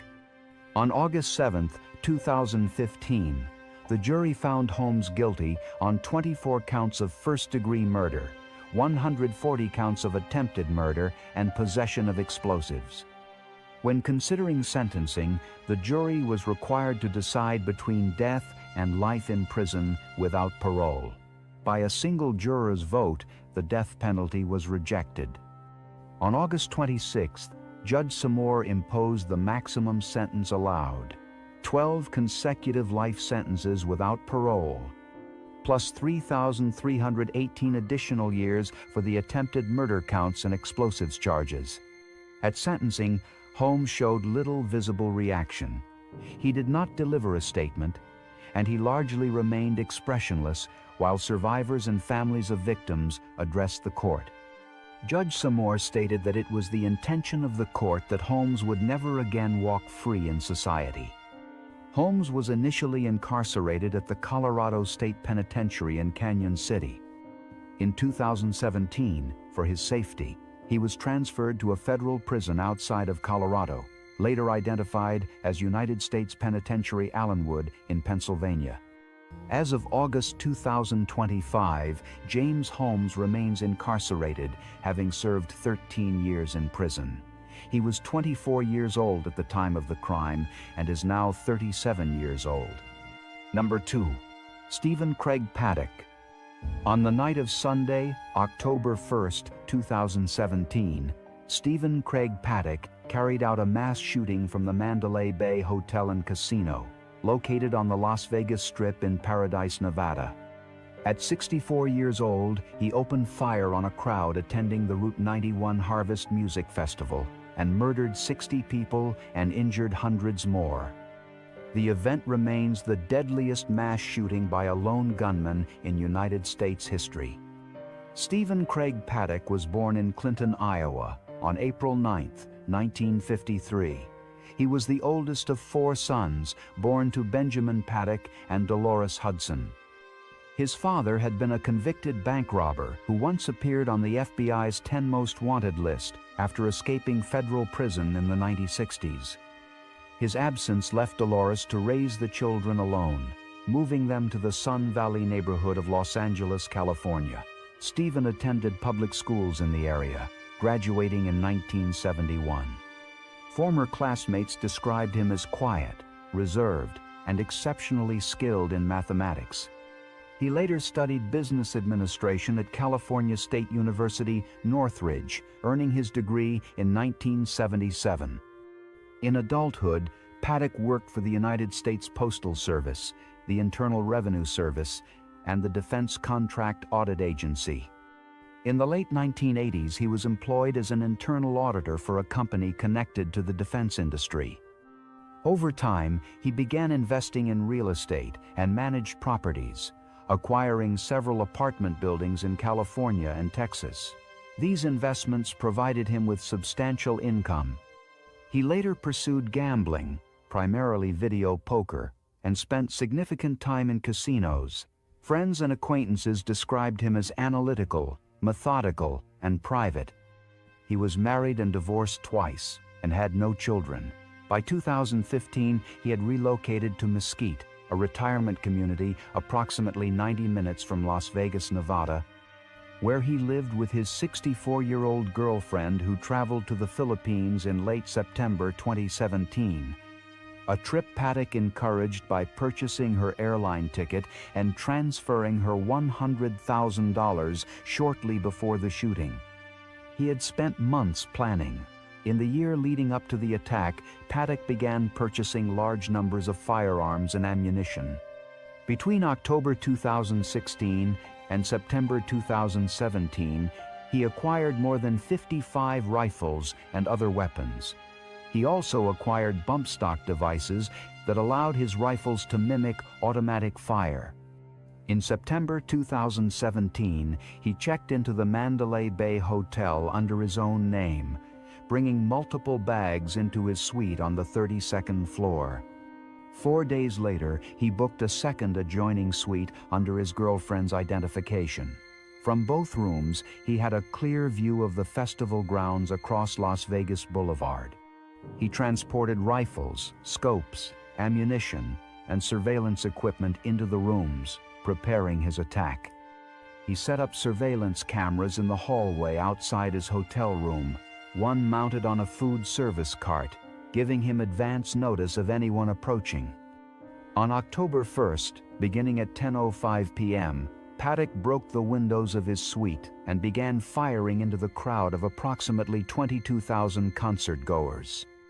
Over the next 10 minutes, he fired more than 1,000 rounds. 14 of his rifles were equipped with bump stocks, devices that allowed him to fire at a rapid rate. Witnesses describe bursts of gunfire lasting several seconds at a time, followed by pauses before resuming again. Hundreds of concert-goers dropped to the ground while others fled for cover. Some believed the sound was fireworks, until people began collapsing. A festival attendee said it just kept going, like it would never stop. People were screaming, running, and falling everywhere. Within the crowd, chaos spread as people attempted to escape.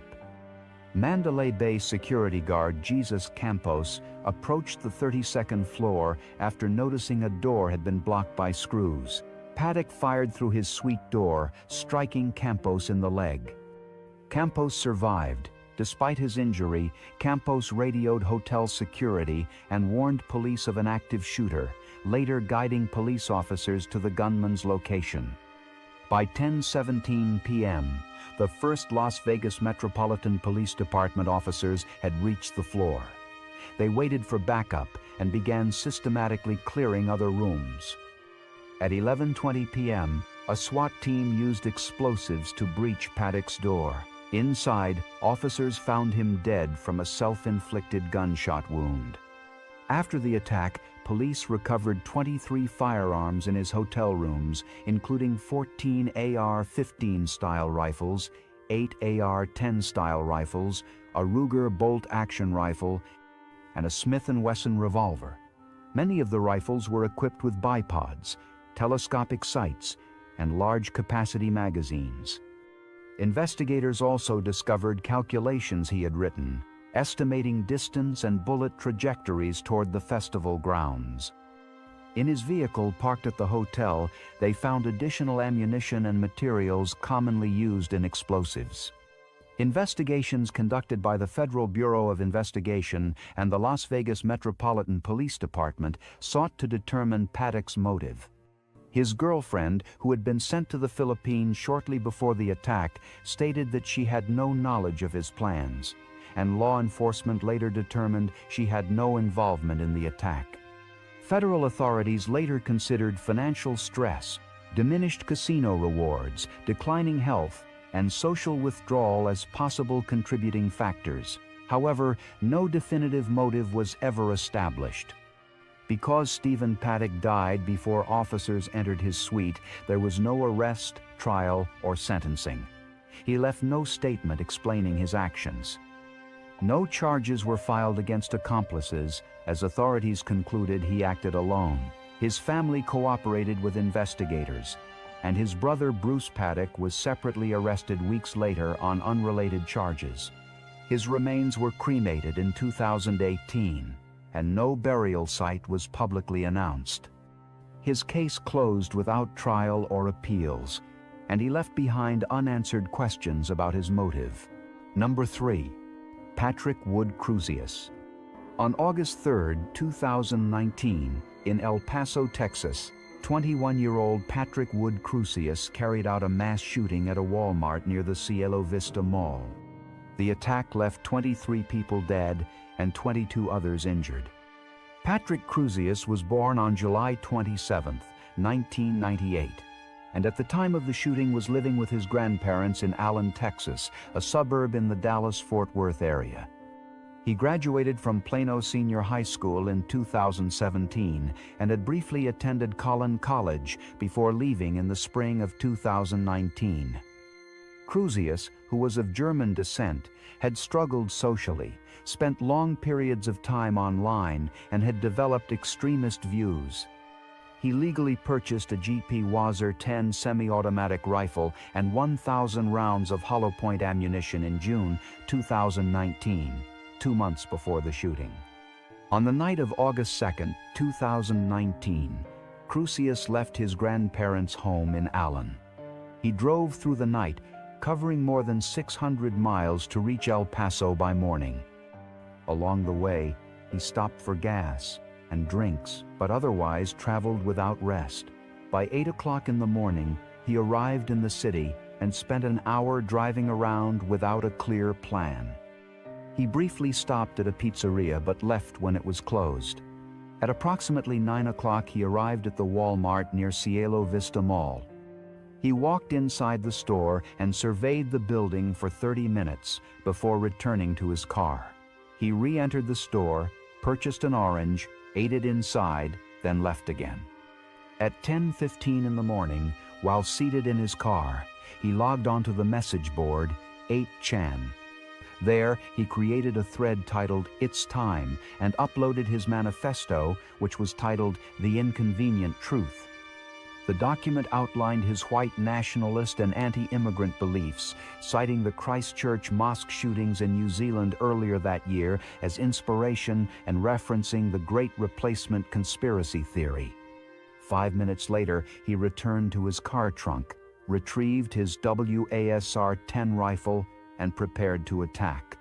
At 10:37, Crusius opened fire in the parking lot of the Walmart. His first victim was a woman pushing a shopping cart. He then shot at people near a fundraising event for the El Paso Fusion girls soccer team. 3 people were murdered in the parking lot, and 6 others were injured.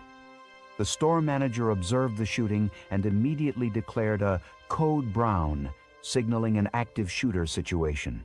Approximately 3,000 people were in the mall complex at the time.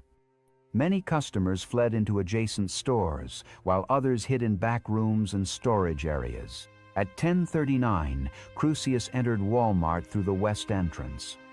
He fatally shot an elderly man attempting to flee before advancing through the store. He moved toward the First Convenience Bank inside the store and murdered 9 individuals there. He then fired into the checkout lines, shooting an additional 9 people dead. Within minutes, he had brutally shot and murdered 19 individuals inside the building and wounded 15 others. At 10:41, he exited the store and fired at a moving car in the parking lot, murdering a man and injuring his wife. He then returned calmly to his car. Within 6 minutes of the first emergency calls, law enforcement officers from the El Paso Police Department, Texas Rangers, FBI, and ATF began arriving at the scene. Meanwhile, Cruzius drove a short distance to the intersection of Sun Mountain Viscount, where he stopped, exited his car, raised his hands, and told a Texas Ranger and an El Paso motorcycle officer, "I'm the shooter." He was taken into custody without further violence. The final toll of the shooting was 23 dead and 22 injured. The deceased included 13 American citizens, 8 Mexican citizens, and 1 German national. Victims ranged in age from 15 years old to 82 years old. Following his arrest, Cruzius was interrogated and admitted he had specifically targeted Mexicans. He was initially charged with capital murder by the state of Texas. The Federal Bureau of Investigation classified the shooting as an act of domestic terrorism and a hate crime. On February 8, 2023, Cruzius pleaded guilty in federal court to 90 counts, including hate crimes resulting in death and the use of a firearm during a crime of violence. On July 7, 2023, he was sentenced to 90 consecutive life terms in federal prison. The court heard impact statements from families of the victims, many of whom expressed grief and called for justice. Cruzius remained mostly silent, speaking only briefly to confirm his plea. On April 21, 2025, he also pleaded guilty to the state capital murder charges in Texas. Prosecutors had previously indicated they would seek the death penalty, but the plea agreement resulted in a sentence of life imprisonment without the possibility of parole. During the state sentencing, victims' families again addressed the court. Cruzius did not apologize or speak extensively, only acknowledging the proceedings in a subdued manner. After his sentencing, Cruzius was transferred into federal custody. He is serving his sentence at the maximum security facility ADX Florence in Fremont County, Colorado, which houses inmates convicted of terrorism and violent crimes. As of August 2025, Patrick Wood Cruzius has served 2 years of his 90 consecutive life sentences. He remains incarcerated at ADX Florence under permanent confinement conditions. At the time of the crime, he was 21 years old. With no possibility of parole, he will spend the remainder of his natural life in prison. Number 4. Payton S. Gendron. On Saturday, May 14, 2022, Payton S. Gendron carried out a mass shooting at Tops Friendly Market on Jefferson Avenue in Buffalo, New York. Gendron was 18 years old at the time of the attack. He was from Conklin, a small town in Broome County, New York, where he lived with his parents, Paul and Pamela Gendron, both employed as engineers for the New York State Department of Transportation. He was the eldest of 4 brothers. Classmates and acquaintances recalled him as academically capable but socially isolated, sometimes displaying unusual behavior. In June 2021, when he was 17 years old, New York State Police investigated him after he made statements at school suggesting he might commit a shooting. He was taken for a mental health evaluation and released after 1.5 days in a hospital. No further law enforcement action was taken. In the months leading up to the crime, Gendron immersed himself in extremist and racist content online. He authored a lengthy manifesto that detailed his belief in the Great Replacement conspiracy theory and described his intention to target a predominantly black neighborhood. He specifically researched locations with high African American populations and settled on Buffalo as his target. On the day of the attack, Gendron traveled more than 200 miles from Conklin to Buffalo. He was dressed in military-style tactical gear, including body armor and a helmet fitted with a live-streaming camera. He carried a legally purchased Bushmaster XM-15 semi-automatic rifle that had been modified with illegal high-capacity magazines. Additional firearms, including a Mossberg 500 shotgun and a Savage Axis XP hunting rifle, were found in his vehicle. At approximately 2:30 p.m., Gendron arrived at Tops Friendly Market. In the parking lot, he opened fire, murdering 3 people before entering the store. Inside, he continued firing at customers and employees, targeting black victims. Among those murdered was Aaron Salter Jr., a retired Buffalo police officer working as a store security guard, who attempted to stop him by firing his weapon. Salter's bullets struck Gendron's body armor without effect. Gendron shot and murdered him before continuing through the store. Over the course of several minutes, Gendron shot 13 individuals, 11 of whom were black. 10 victims were shot dead. The shooting was live-streamed online until the platform cut the broadcast. At 2:36 p.m., Buffalo police officers arrived, cornered Gendron inside the supermarket, and ordered him to surrender. He initially placed the rifle under his chin, but then complied with police commands and was taken into custody without further violence. In the days following the attack, authorities confirmed the existence of his manifesto and extensive online activity linked to white supremacist ideology. The Federal Bureau of Investigation launched a hate crime investigation in parallel with state murder charges. The manager of Tops Friendly Market also claimed that the suspected gunman, Payton Gendron, visited the store before the shooting while disguised as a homeless person. She claims he acted like he needed change, but was really surveying the store.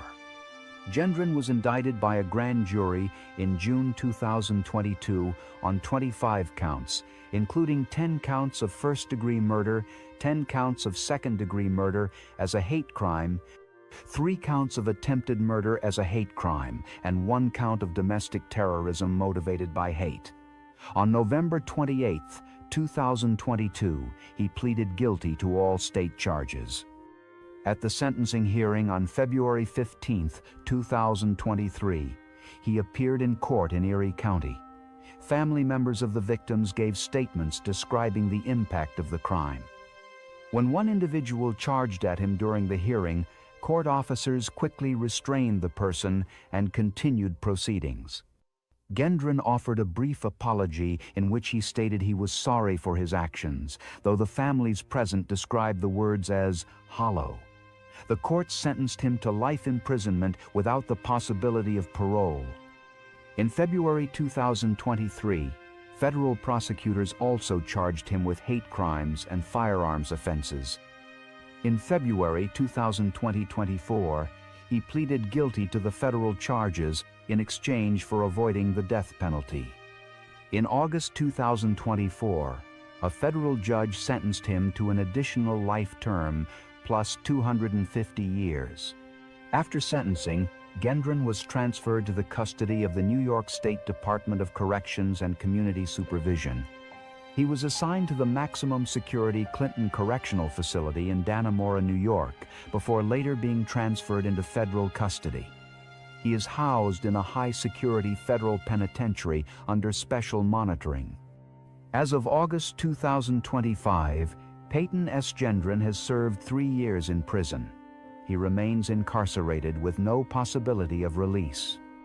He was 18 years old at the time of the crime and will spend the remainder of his life in prison. Number 5.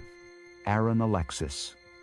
On September 16, 2013, 34-year-old Aaron Alexis fatally shot 12 people and injured 3 others inside Building 197 at the Washington Navy Yard, the headquarters of the Naval Sea Systems Command in southeast Washington, D.C. The attack began at approximately 8:16 in the morning and ended at 9:25 when police shot Alexis dead inside the building.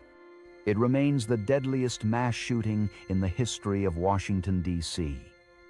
Aaron Alexis was born in New York and grew up in Brooklyn, before later moving to Texas. He enlisted in the United States Navy in 2007 and worked as an aviation electrician's mate. While serving, Alexis faced repeated disciplinary problems, including insubordination and unauthorized discharges of firearms. He was honorably discharged from the Navy in 2011, but continued working as a civilian contractor with valid access to military installations. At the time of the Navy Yard shooting, Alexis was employed by a subcontractor for Hewlett-Packard Enterprises, carrying out work on computer systems inside the facility. On the morning of September 16th, Alexis left a Residence Inn hotel where he had been staying and drove a rented Toyota Prius to the Navy Yard. Surveillance cameras recorded him entering the complex at 7:53 a.m. using a valid security pass.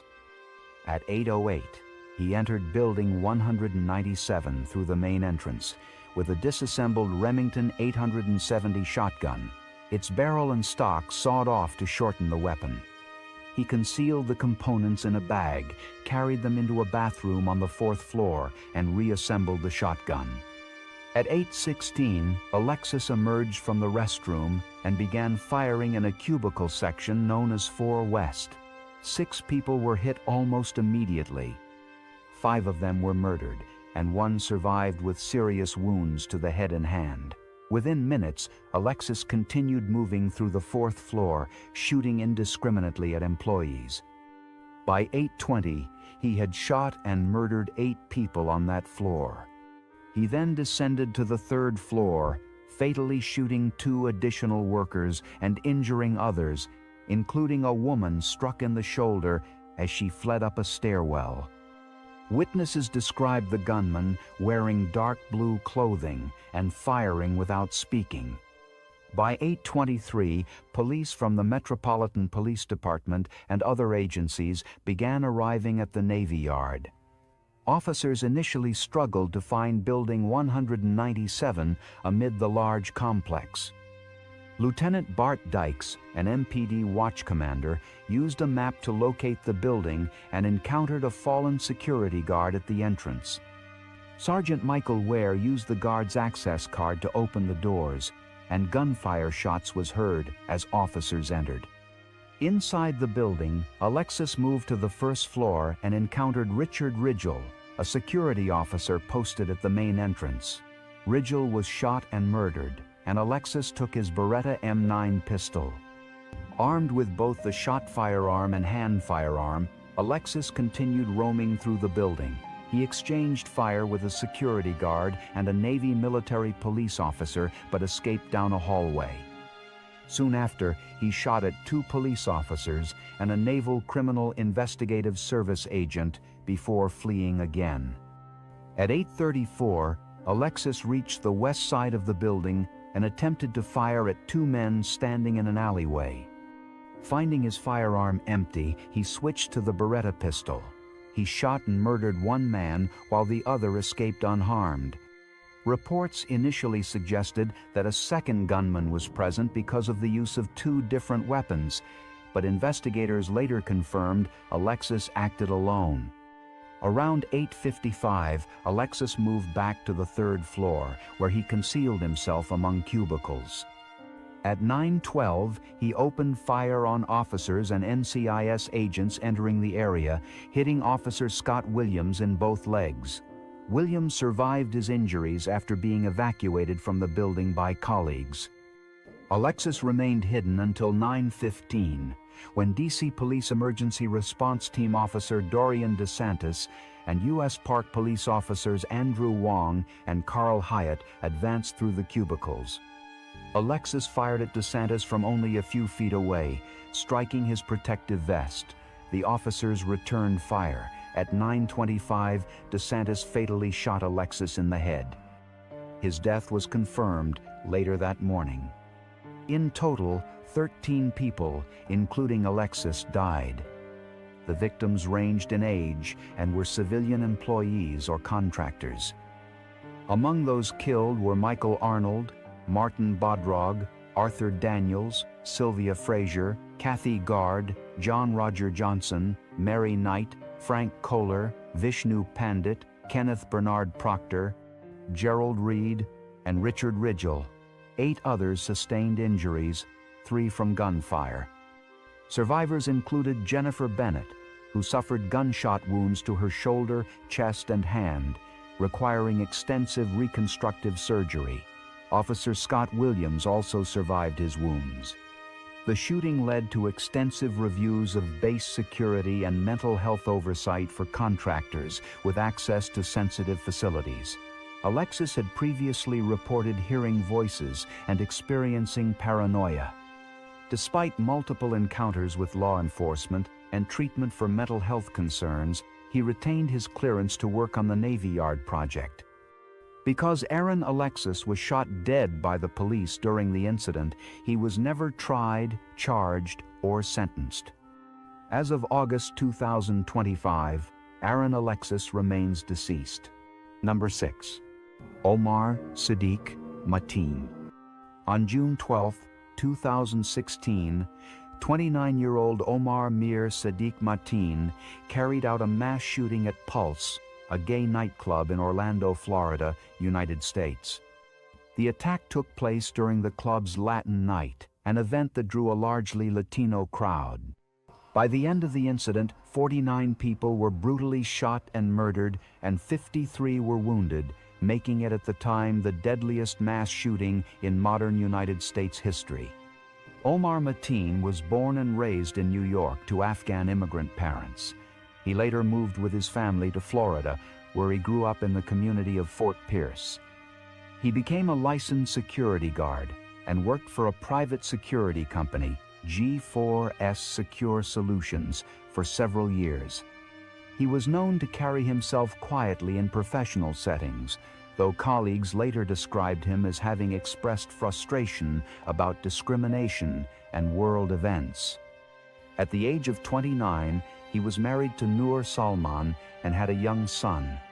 On the evening of June 11, 2016, Pulse nightclub prepared for closing, with around 320 people inside. At approximately 2 o'clock in the morning on June 12, Mateen arrived at the venue in a rented van. He was wearing a plaid shirt over a white undershirt and tan cargo pants. He carried with him a Sig Sauer MCX semi-automatic rifle and a 9mm Glock 17 semi-automatic pistol. At 2 minutes past 2 in the morning, Mateen bypassed Officer Adam Grueller, an off-duty Orlando Police Department officer who was working security at the club. He entered through a southern entrance and began firing into the crowd of patrons. The gunfire caused chaos and immediate casualties. Grueller quickly called for assistance, explaining that his small firearm would not be effective against Mateen's high-powered rifle. Grueller fired at Mateen when he saw him targeting individuals attempting to flee, which caused Mateen to retreat deeper into the nightclub. Within 5 minutes, Mateen had fired nearly 200 rounds. Survivors later recounted scenes of confusion and terror, with some mistaking the gunfire for fireworks. Others hid in bathrooms or behind furniture, while some attempted to shield loved ones. A Marine Corps veteran working as a bouncer, Imran Yusuf, recognized the gunfire and was able to unlock a door, allowing about 70 people to escape. Additional officers arrived beginning at 2:04 in the morning and engaged Mateen in further exchanges of gunfire. He retreated into one of the nightclub's bathrooms, initiating a hostage situation. Mateen fired into the bathroom stalls and murdered some victims instantly and injuring others. Survivors recalled him making statements about United States military actions in the Middle East, telling hostages that he would stop only if American forces ceased their bombing campaigns. Between 2 and 3 o'clock in the morning, Mateen made calls to 911 and spoke with negotiators. In these calls, he pledged allegiance to Abu Bakr al-Baghdadi, the leader of the Islamic State, and referred to the deaths of Abu Wahib and Moner Mohammed Abu Salha as motivating factors. He also threatened that he had explosives and snipers positioned outside, though these claims were later found to be false. In later calls with police negotiators, Mateen said he was carrying out the shooting in retaliation for U.S. airstrikes in Iraq and Syria. He told a negotiator, "Tell America to stop attacking my country." Hostage negotiators spoke with him by telephone, but his threats escalated. By 4:30 in the morning, he told negotiators he intended to strap hostages with explosive vests and detonate them. Authorities then determined that negotiations were no longer viable and prepared for a forced entry. At 5:07 in the morning, an armored vehicle breached the wall of the building. Flashbang devices were deployed and officers entered. Mateen opened fire during the confrontation, and in the exchange that followed, at least 11 officers returned fire. He was shot 8 times and pronounced dead by 5:17 in the morning. His weapons were recovered at the scene, along with empty magazines. After the attack, it was confirmed that 49 victims had been murdered and 53 others injured. Nearly all the casualties occurred inside the nightclub. Most of the victims were of Hispanic descent, with many of Puerto Rican origin. Because Mateen was shot dead during the exchange with police, he did not face trial, sentencing, or imprisonment. Investigators found no evidence that Mateen was directly instructed by ISIS, though he had consumed online extremist propaganda and had a history of making inflammatory comments about terrorism. The FBI had investigated him twice before the shooting due to such remarks, but closed the cases after finding insufficient evidence of a threat. However, his wife, Noor Salman, was later arrested and charged with aiding and abetting Mateen and obstructing justice. Prosecutors alleged she had knowledge of his plans, but in March 2018, she was acquitted after jurors determined the evidence was insufficient. Number 7. Ian David Long. On November 7, 2018, a mass shooting occurred at the Borderline Bar and Grill in Thousand Oaks, California, United States. The assailant was identified as Ian David Long, 28 years old, a former United States Marine Corps corporal who died at the scene of a self-inflicted gunshot wound. Ian David Long was born and raised in California. His parents separated during his early childhood, and his father died while he was still a boy. He lived with his mother, Colleen Long, and the two moved frequently before settling in Newbury Park. He attended Newbury Park High School, where former classmates described him as isolated and often frustrated by bullying over his appearance. After graduating in June 2008, Long enlisted in the United States Marine Corps.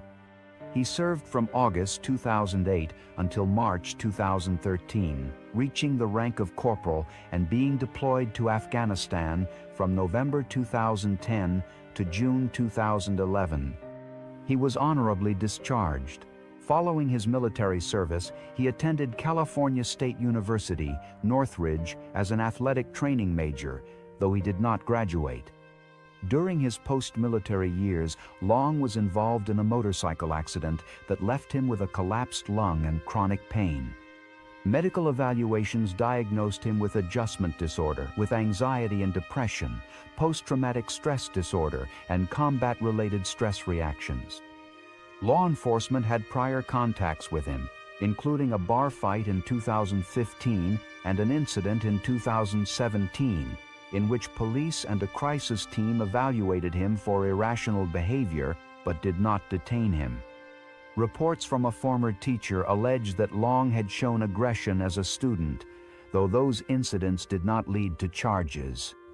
On the night of the shooting, at approximately 11:18 p.m., Long entered the Borderline Bar and Grill, which was hosting its weekly college country night, attended by students from nearby universities, including Pepperdine University, California Lutheran University, California State University, Channel Islands, and Moore Park College.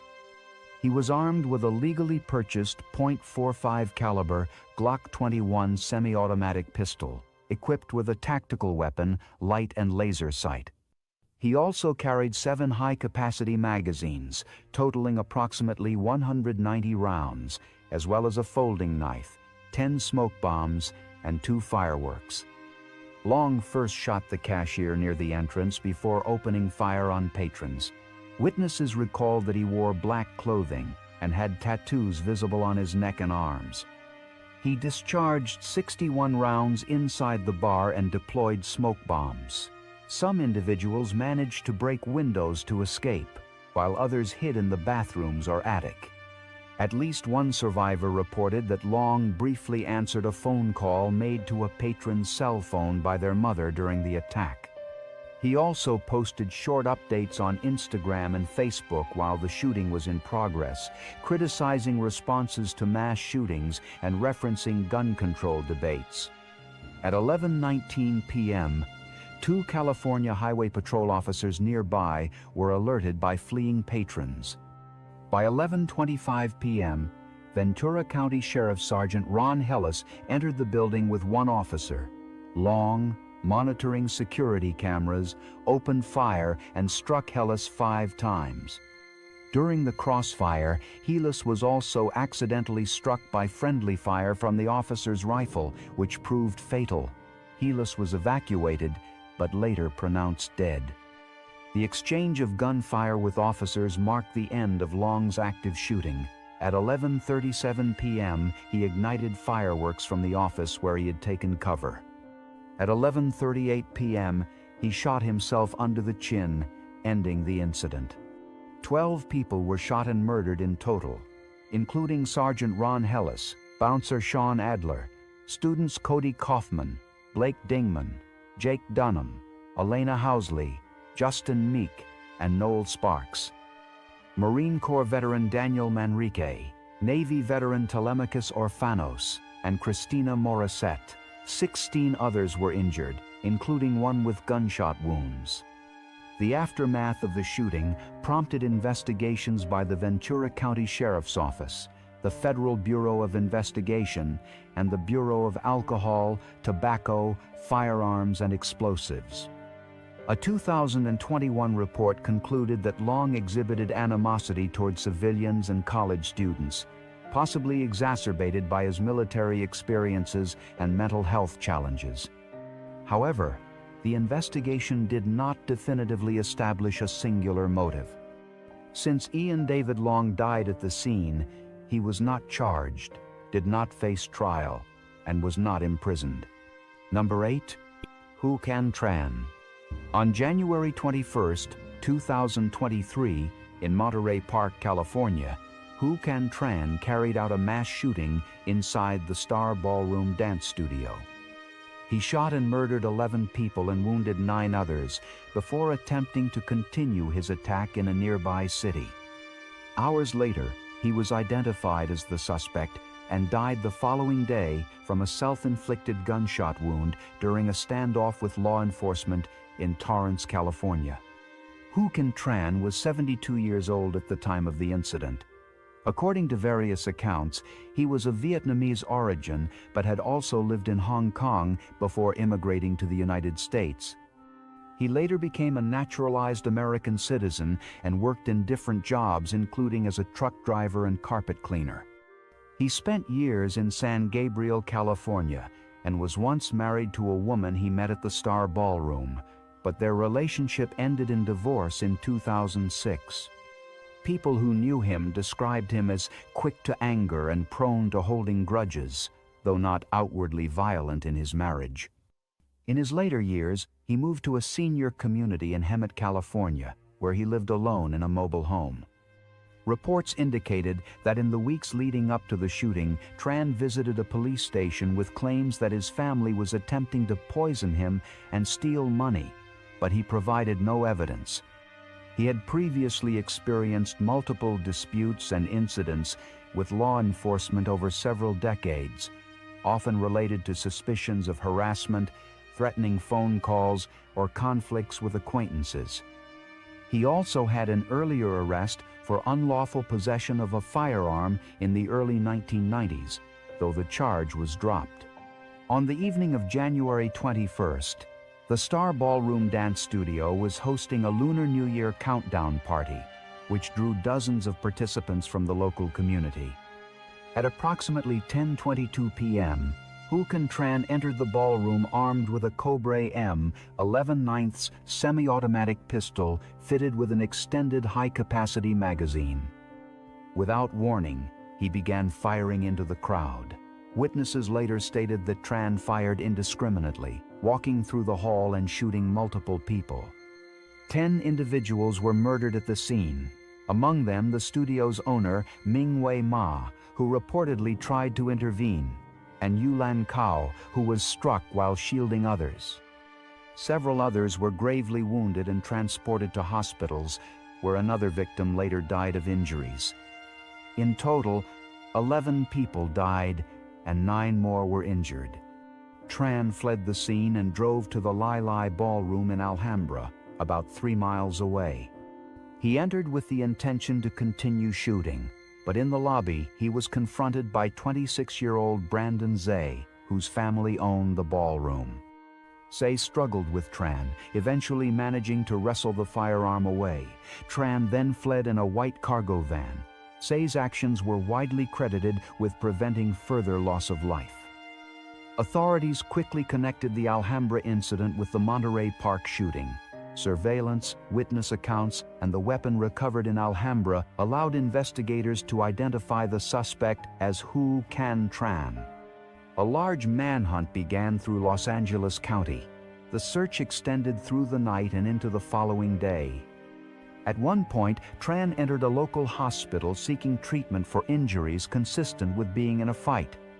He left without receiving care, but hospital staff recognized him from photos distributed by law enforcement and notified authorities.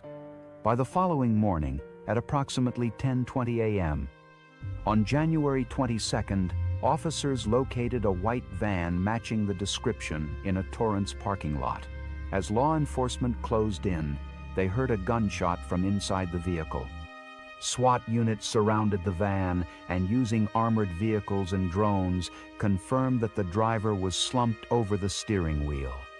Tran had died from a self-inflicted gunshot wound to the head using a Norinco handgun. The standoff ended without further casualties. Following his death, investigators searched his residence in Hemet and discovered a bolt-action rifle, hundreds of rounds of ammunition, and items that suggested he had been attempting to construct firearm suppressors. A handwritten letter in Chinese addressed to law enforcement was also recovered, though authorities have not released its contents publicly. No direct evidence was found to indicate that he targeted specific individuals at the dance halls. According to the Sheriff's Department, he had not attended the Star Ballroom in at least 5 years, though he had once been a frequent patron and instructor there. There was no legal trial, no charges filed, and no sentencing, as Huu Can Tran died before he could be taken into custody. His death concluded the case against him, and there were no appeals or court proceedings. With his death, questions about motive and final reasoning were left unanswered. He did not leave a publicly disclosed final statement, and there were no further official communications attributed to him beyond the unreleased letter discovered during the search. Number 9. James Urban Ruppert. On Easter Sunday, March 30th, 1975, in Hamilton, Ohio, 41-year-old James Urban Ruppert fatally shot 11 members of his family inside his mother's house at 635 Minor Avenue. The victims included his mother, his brother, his sister-in-law, and 8 nieces and nephews. The event became one of the largest familicides in United States history. James Urban Ruppert was born in Hamilton, Ohio, and grew up in a troubled household. His mother, Charity, expressed disappointment at his birth, stating she would have preferred a daughter.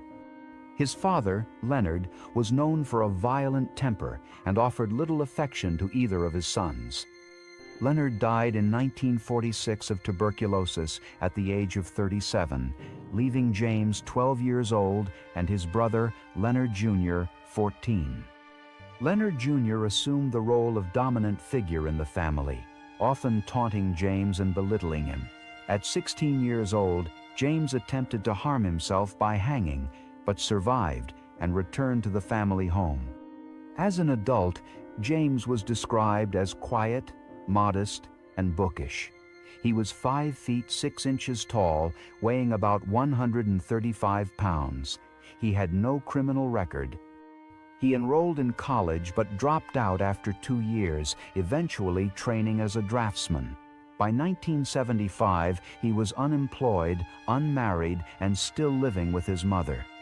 He struggled with heavy drinking and carried financial debts.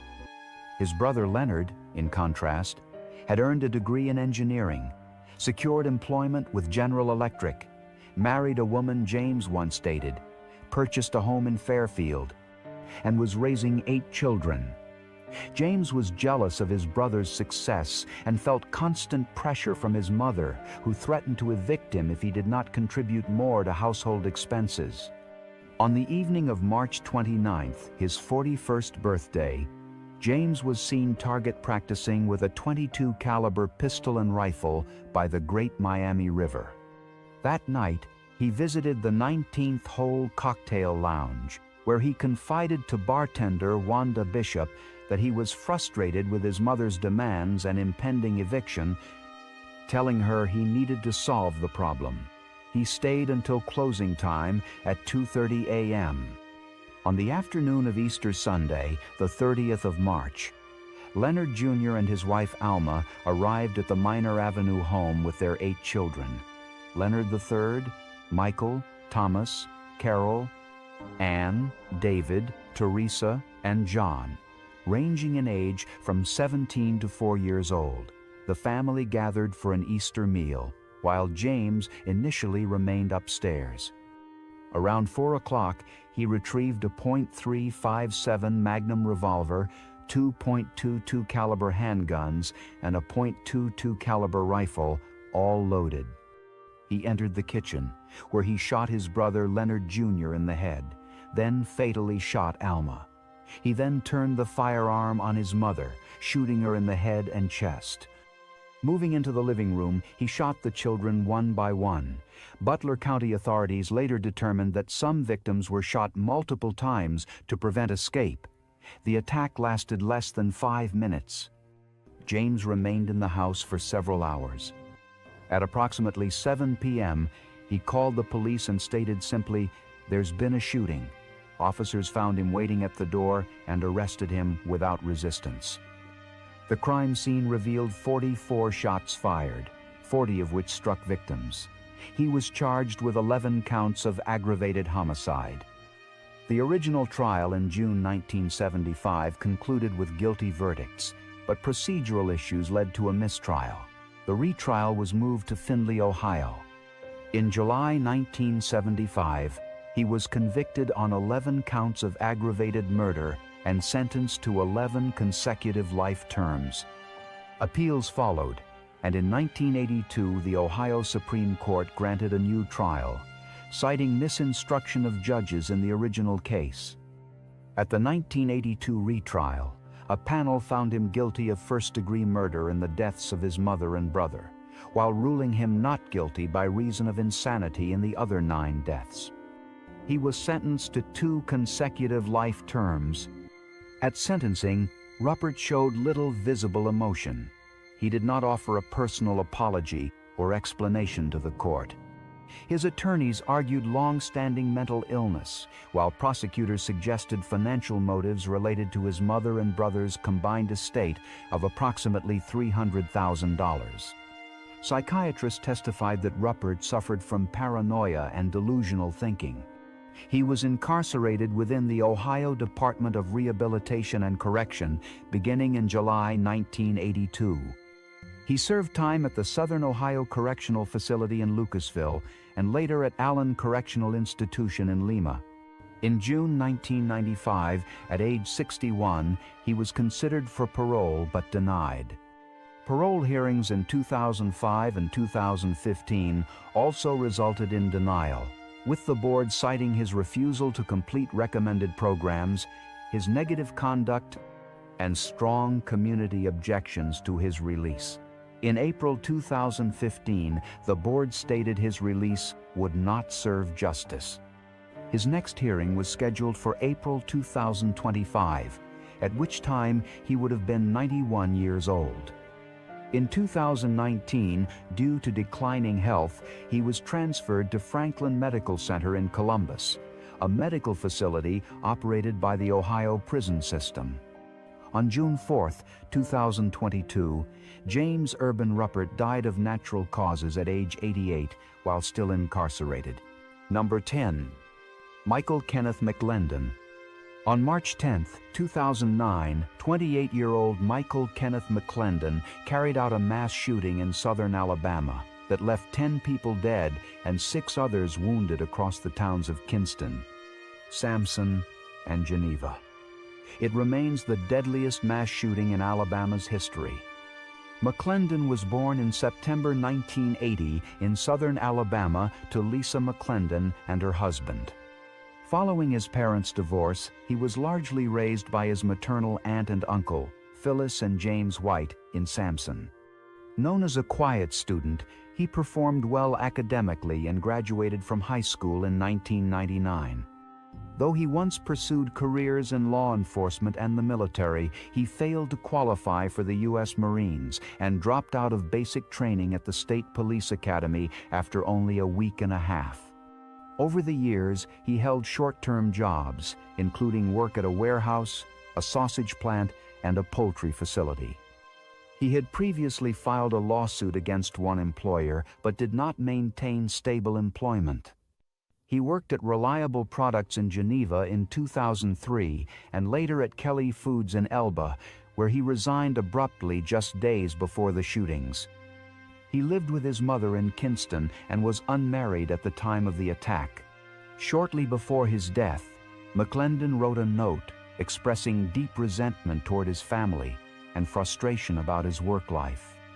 He complained that his mother's relatives had not supported them, mentioned disputes over a family Bible, and detailed grudges against past co-workers, though none of those named in the note were among his eventual victims. The attack began at approximately 3:30 in the afternoon on March 10th at his mother's house in Kinston, a small community of about 500 residents.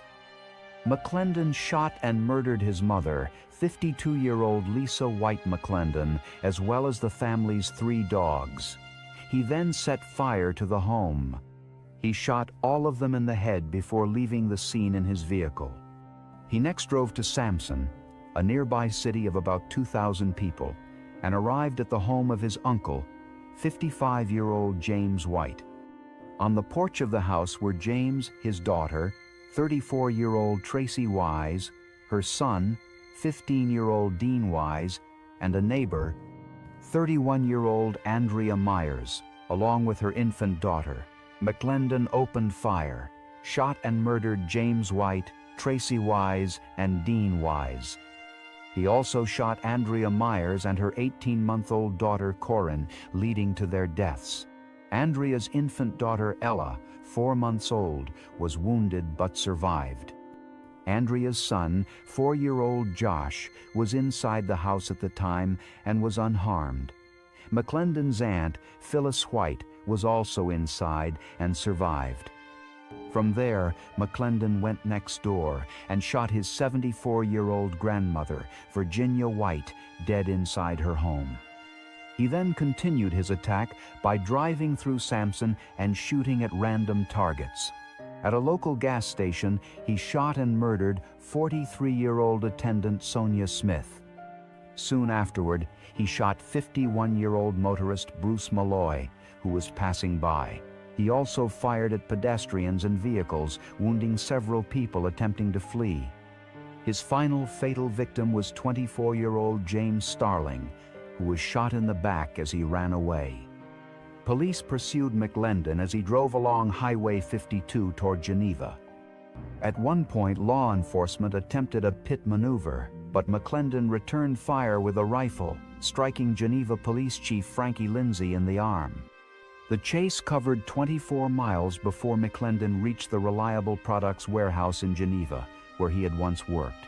There, he exchanged further gunfire with pursuing officers. At approximately 4:17 in the afternoon, the shooting spree came to an end when McLendon decided to harm himself, leading to his death inside the Reliable Products building. Investigators recovered a Soviet-made SKS rifle, a Bushmaster rifle, and at least 1.38 caliber pistol. He had fired more than 200 rounds during the course of the rampage, and his car contained a large supply of additional ammunition, suggesting he intended to harm more people had he not been stopped. In the aftermath, the Alabama Bureau of Investigation searched his residence and found numerous boxes of ammunition, military-style gear, and medical supplies. They also recovered the note in which he expressed grievances toward his family and declared he had murdered his mother and intended to commit harm to himself. Investigators concluded that he had acted alone and had no broader ties to organized groups. Because McLendon died by hurting himself, no trial, sentencing, or appeals followed. His only documented explanation of the attack remains the writings he left behind, which revealed anger toward his family and disappointment over his inability to establish a career. Authorities described him as familiar with firearms and deeply troubled by long-standing personal frustrations. In response to the scale of the shootings, federal troops from Fort Rucker were briefly deployed to Sampson to assist local law enforcement, a later review by the U.S. pressed. Army determined the deployment had violated the Posse Comitatus Act, which restricts federal troops from performing civilian law enforcement duties. Administrative actions were taken against at least one officer. Local communities organized fundraising efforts for the victims' families. A radio station in Andalusia raised more than $47,000 in cash donations, with additional support in the form of burial costs covered by donated caskets and vaults. I've had to kind of grow up and just matured a bit more. Number 1. Brenda Ann Spencer. On the morning of Monday, the 29th of January, 1979, 16-year-old Brenda Ann Spencer opened fire from her home at Grover Cleveland Elementary School, located directly across the street in San Diego, California. Her actions resulted in the deaths of 2 adults and injuries to 8 children and 1 police officer. According to her, she carried out the shooting because she did not like Mondays. At the time of the shooting, Brenda Spencer was a student at Patrick Henry High School. She lived with her father in a small, cluttered home filled with empty alcohol bottles. According to later reports and statements, she slept on a single mattress with her father on the living room floor. Spencer's background was troubled. She had been referred to a facility for students with behavioral issues, had multiple run-ins with police for vandalism and truancy, and had previously been arrested for shooting out windows at the same elementary school with a BB firearm. In December 1978, a court ordered psychiatric evaluation and recommended hospitalization for depression. Her probation officer supported the recommendation. However, her father refused to authorize inpatient care. Instead, for Christmas that year, he gave her a Ruger 10-22 semi-automatic rifle with a telescopic sight and 500 rounds of ammunition. Brenda later claimed she had asked for a radio and believed her father wanted her to use the firearm to shoot herself. On the morning of the attack, Spencer aimed the rifle through a window in her home and fired on students waiting outside the school. The first person hit was a 9-year-old boy wearing blue, Spencer's favorite color. 53-year-old Principal Burton Ragg was shot and killed while trying to shield children. Custodian Mike Suchar was also shot and murdered as he attempted to pull a student to safety. A 28-year-old responding police officer, Robert Robb, was wounded in the neck. 8 children between the ages of 6 and 12 were also injured. Police responded by moving a garbage truck in front of the school's entrance to block Spencer's line of sight and prevent more casualties. After firing 36 rounds, she barricaded herself inside her house. The standoff lasted approximately 6 hours. During that time, she answered a call from a local reporter who had been dialing numbers in the neighborhood. When asked why she did it, she replied, "I don't like Mondays." This livens up the day. She repeated the sentiment to police negotiators and added that she had aimed for people wearing blue and down-filled jackets because she liked to see the feathers fly. She eventually surrendered to authorities after being promised a Burger King meal. At the time of her arrest, she still had about 200 rounds of ammunition. She was charged as an adult with 2 counts of murder and multiple counts of assault with a deadly weapon. On the 4th of April, 1980, the day after her 18th birthday, she pleaded guilty and was sentenced to 2 concurrent terms of 25 years to life in prison. 9 attempted murder charges were dropped as part of the plea deal. During her initial parole hearings beginning in 1993, Spencer stated she had been tired and had hoped police would shoot her. She later introduced new claims, including that her father had abused her and forced her to share his bed. He denied all allegations. The parole board noted that these claims were not made until many years after the crime and treated them with skepticism. Throughout her incarceration at the California Institution for Women in Chino, Spencer has been treated for epilepsy and other mental health issues. She has participated in prison work programs and later joined the Golden Girls program for inmates aged 55 and older. In prison, she has expressed some remorse and stated she understood the harm she caused. In August 2022, Spencer and the Board of Parole Hearings mutually agreed that she was still not suitable for release. A further denial came in February 2025. She did not display violent behavior in prison, maintained a low profile, and was considered a model inmate by some staff. Despite this, parole boards continued to cite the seriousness of her crime and questions regarding her rehabilitation.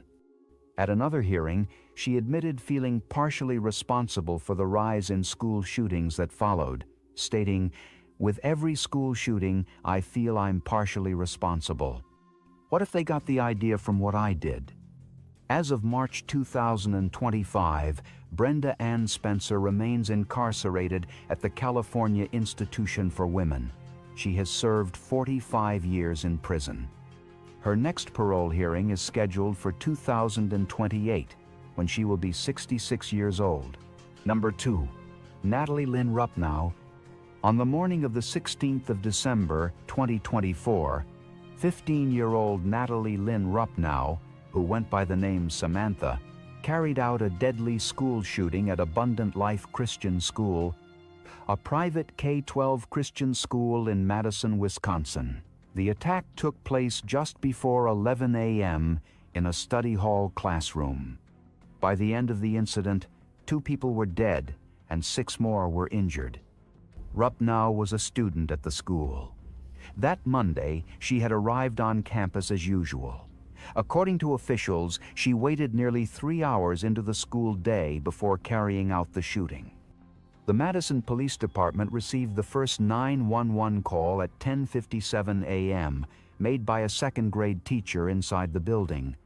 Police and emergency responders arrived at the scene within minutes. Officers found the shooter by 11:05 a.m., unresponsive from a self-inflicted gunshot wound. She was pronounced dead while being transported in an ambulance. The attack occurred in a study hall classroom that included students of mixed ages. Witnesses later told police that students followed lockdown procedures as previously drilled. Investigators found that Rupnow had used a 9mm Glock 19 during the shooting, though she had brought 2 handguns with her to school, one of which was a .22 caliber Sig Sauer P322.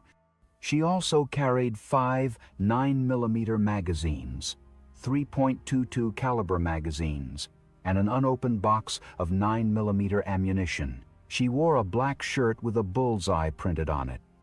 A total of 21 shell casings were recovered from the scene.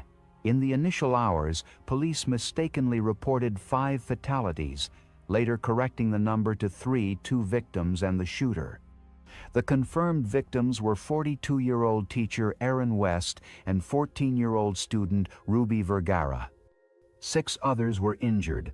2 were listed in critical condition, while others were treated for non-life-threatening injuries.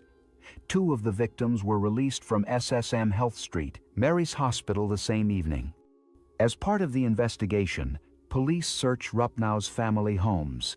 At her father's residence, investigators found a detailed cardboard model of the school, maps, and a written plan of the attack. The plan outlined a scheduled timeline, with the attack set to begin at 11:30 a.m., targeting both floors of the school and concluding by 12:10 p.m., with the words, "Ready for death." According to reports, Rupnow had a history of mental health issues. She had previously threatened to harm herself and engaged in self-injury. Her father reported having to lock away knives in the house. She had been enrolled in therapy since mid-2022 to address issues stemming from family instability, including her parents' multiple divorces. In the months before the shooting, her father had taken her to a shooting range and eventually gave her access to a firearm safe in the house. Investigators later discovered a document titled "War Against Humanity" at her home, in which Rupnow described humanity as filth and expressed admiration for previous school shooters. There was also evidence suggesting she was active in online communities where violent ideologies were shared. Her social media profiles showed signs of alienation and obsession with previous mass shooters, including visual similarities to the Columbine school shooting. A photograph of her wearing a KMFDM shirt, a band shirt also worn by Columbine shooter Eric Harris, surfaced online. After the shooting, a candlelight vigil was held at the state capitol grounds. Students and community members created a memorial near the school. On May 8, 2025, Rupnow's father, Jeffrey Rupnow, was formally charged with 2 felony counts of giving or loaning a firearm to a minor and 1 count of contributing to the delinquency of a child. He had previously admitted to the police that he gave her the gun-safe combination. The investigation also uncovered possible conspirators.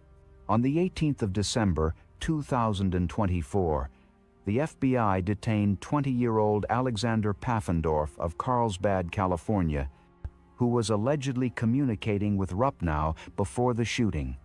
He had made statements about conducting a mass attack on a government building. A restraining order was issued against him while a criminal investigation continued. Later, on the 29th of April, 2025, 2-year-old Damian Allen from Loxahatchee, Florida, was also arrested for plotting 7 separate mass shootings. He, too, had been in contact with Rupnow before the incident. Police recovered 18 firearms and over 12,000 rounds of ammunition from his possession. As of May 2025, Natalie Rupnow has been deceased for 5 months. She served no prison time. The exact motive behind the attack remains complex. Number 3. Dorothy Dudiel. On the morning of the 12th of February, 2016, 15-year-old Dorothy Dudiel shot and murdered her girlfriend, 15-year-old May Q, before turning the firearm on herself at Independence High School in Glendale, Arizona. Both girls were found dead on a covered patio near the school's cafeteria. Each had sustained a single gunshot wound. a firearm and a note were discovered near their bodies. The shooting occurred just before the start of classes, around 8 a.m. Police were called at approximately 7:55 a.m., and officers arrived at the school within minutes. There was no active shooter situation, and authorities quickly confirmed that no other students or staff were in immediate danger. The school, which has about 2,000 students, was placed on lockdown as a precaution, and the scene was secured by the Glendale Police Department and other responding agencies. Dorothy Dutille had obtained a firearm from a male classmate the day before. In a note addressed to first responders, she stated that the classmate had no involvement in the shooting and that she had lied to him in order to gain access to the weapon. She told him she needed it for protection and promised to return it the following day. The boy, also 15, removed the firearm from his home without his parents' knowledge. Although police considered potential charges against the boy for furnishing a firearm to a minor as of 2025, no formal charges have been filed. Both families reportedly opposed prosecution. Dutille left behind a total of 8 handwritten notes, some found at the scene and others discovered at her home. In these letters, she expressed feelings of rejection, depression, and heartbreak following the deterioration of her relationship with Kyu. In one note she wrote, "Last Saturday, I was informed she didn't love me romantically anymore. I was not okay. But we did not separate, because she told me there was a chance." She continued, "She hasn't loved me like that for a long time. This week has been the worst in my life." Social media posts before the incident support the emotional distress described in the letters. On the morning of the shooting, Dutille tweeted, "Goodbye." Other tweets in the days leading up to the incident referenced rejection and other self-hurt ideation, including one that read, "Who else is ready to shoot themselves?" Teachers and friends later confirmed that the girls had been in a relationship for over 2 years, with some posts dating back to middle school showing the two together. Instagram photos revealed that they were often affectionate and appeared emotionally close. The notes clarified that Dutille did not blame her parents, stating, "What I've done has nothing to do with you two as parents. My life is great at home. I'm so sorry for what I have done." In another note addressed to her mother, she wrote, "I'm sorry that you just bought me new clothes." The murder shooting occurred in an isolated location on campus. According to Glendale police, there were no witnesses to the shooting, and surveillance footage was limited in that area. Officer Tracy Breeden stated that the bodies were found under a covered patio near the cafeteria, with the firearm lying between them. Mei Kyu was identified publicly by her older sister, Fong Kyu, a science teacher at the same high school. In an interview, Fong described realizing something was wrong when the school reported that 2 female sophomores were involved and her sister could not be accounted for. She was escorted by school staff and informed in private that her sister had died. The male student who supplied the firearm was not prosecuted, and his identity remains publicly undisclosed due to his age at the time. The case continues to be referenced in discussions surrounding teen mental health, relationship violence, and access to firearms among minors. The campus community and families involved have not made public appearances since shortly after the event. The school has since implemented additional counseling services and mental health resources. Number 4. Maya Alec McKinney. On May 7, 2019, 16-year-old Maya Elizabeth McKinney, who identified as Alec McKinney, and 18-year-old Devin Erickson carried out a premeditated school shooting at STEM School Highlands Ranch in Colorado. The attack left one student, Kendrick Castillo, dead and 8 others injured. All victims were students. The shooting began shortly before 2 p.m. and ended within minutes. Both suspects were taken into custody at the scene. The STEM School Highlands Ranch was a K-12 charter school with approximately 1,850 students. At the time, the school did not employ police officers but used private security. On the day of the attack, McKinney and Erickson smuggled firearms into the school using a guitar case and a backpack. They entered classroom 107 from opposite doors. Students were watching The Princess Bride in a darkened room when the attack began. Devin Erickson, already in the room, had earlier complained of feeling sick and was briefly excused to the nurse's office. McKinney, though not assigned to that class period, entered the room under the pretext of speaking to a friend. Instead, she told another student to leave. That student complied, unaware of the plan unfolding. Erickson returned and texted McKinney to initiate the attack. Erickson retrieved a Glock handgun from the guitar case and reportedly shouted that nobody should move. 18-year-old Kendrick Castillo lunged at him and was fatally shot in the chest. Two other students, Joshua Jones and Brendan Bialy, joined Castillo in subduing Erickson. Jones was shot twice in the leg and hip. Bialy successfully disarmed Erickson. In total, Erickson fired 4 rounds before the weapon jammed. At the same time, McKinney opened fire from the other side of the room using a Taurus revolver. She fired 9 rounds, injuring 4 students. Once the revolver was empty, she was tackled by students and a teacher. During the struggle, McKinney managed to break free and attempted to retrieve a second firearm, a Beretta from her backpack. Surveillance footage later showed McKinney attempting to use the second weapon to hurt herself, but failing to operate the safety mechanism. She later told investigators that she had planned to leave the world during the attack, but did not know how to disengage the safety. A school security guard confronted him moments later, ordered her to drop the weapon, and took her into custody without further resistance. Both suspects were arrested without gunfire exchanged. Law enforcement later confirmed that at least 3 handguns and 1 rifle were recovered, though the rifle was not used during the shooting. The firearms had been stolen from a parent. The suspects were not legally permitted to possess them due to age restrictions. In interviews with investigators, McKinney stated that she had been planning the attack for weeks. She expressed resentment toward peers who had bullied him over her gender identity. She claimed that she wanted others to feel the pain she experienced. McKinney described suffering from homicidal ideation since age 12 and said she heard voices. She told officers that she deliberately avoided psychiatric medication because she didn't want to feel alone. Her notes and messages indicated he wanted the trauma to be widespread and permanent.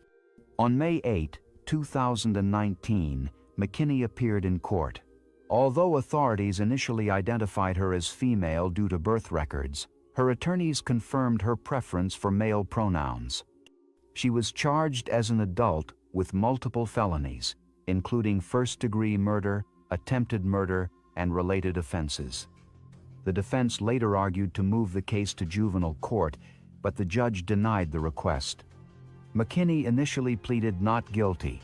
On the 7th of February, 2020, she entered a guilty plea to 17 charges as part of a plea agreement with prosecutors. On May 18, 2020, she was sentenced to life in prison with the possibility of parole after 40 years, plus an additional 38 years. Due to her age at the time of the crime, she was not eligible for the death penalty or life without parole. If released on the earliest eligible date, she would be at least 56 years old. As of May 2025, she has served 6 years in prison. During Devin Erickson's 2021 trial, McKinney testified against him, stating that they had jointly planned the shooting. She claimed that videos showing her threatening Erickson were staged as part of an agreed-upon plan to portray Erickson as a coerced participant. Erickson's defense argued that he had been manipulated and acted under duress. However, on the 15th of June, 2021, Erickson was convicted on 46 counts, including first-degree murder. On the 17th of September, 2021, he was sentenced to life without parole plus 1,282 years.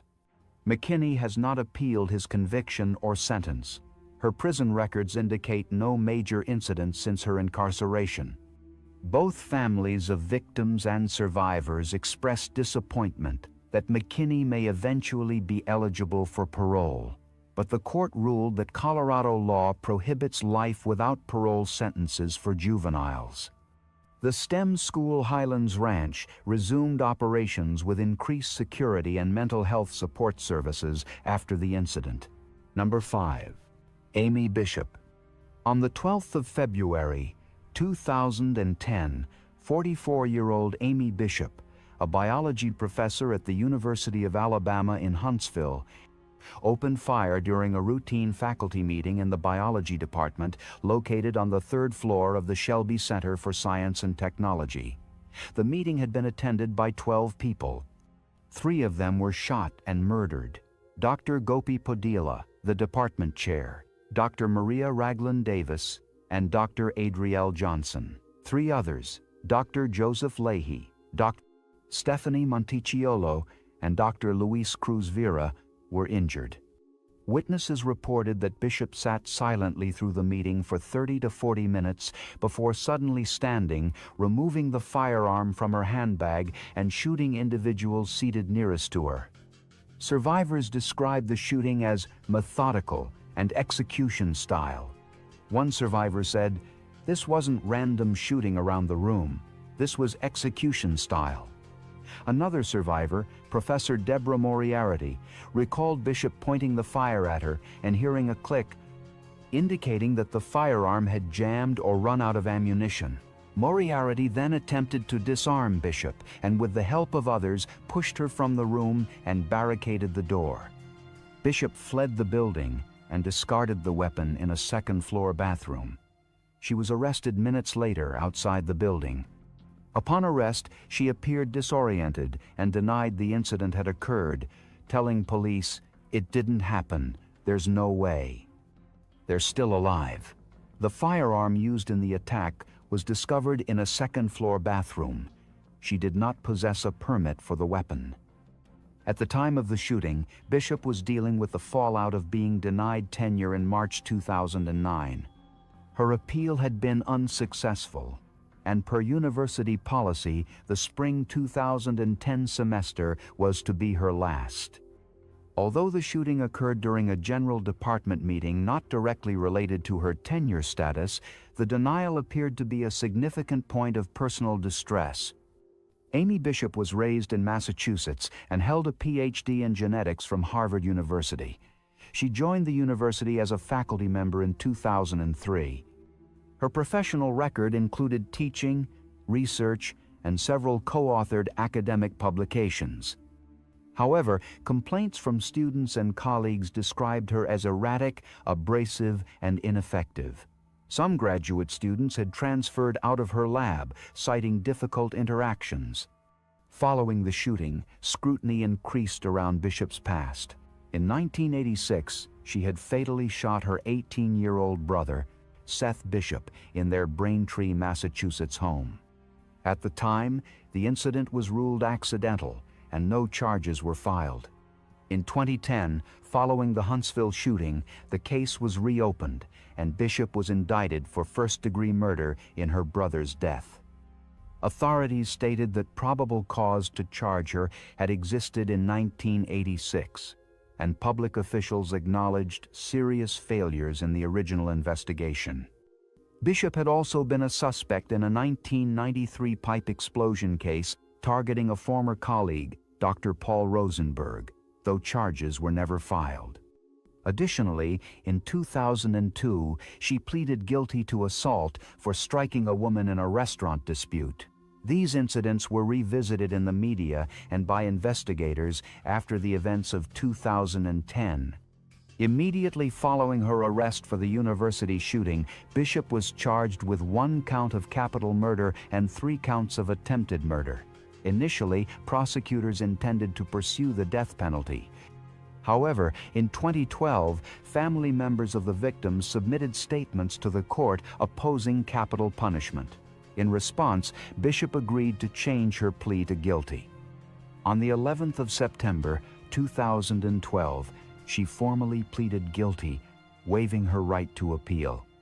On the 24th of September, 2012, a jury heard a condensed version of the case as required by Alabama law. That same day, Bishop was sentenced to life in prison without the possibility of parole. She later attempted to file an appeal in February 2013, arguing she had not been fully informed of her rights before the plea. The appeal was dismissed. Bishop is currently incarcerated at the Julia Tutwiler Prison for Women in Wetumpka, Alabama. According to available records, she is classified as a medium security inmate and resides in a dormitory unit rather than a cell block. There have been no additional successful appeals or resentencing hearings.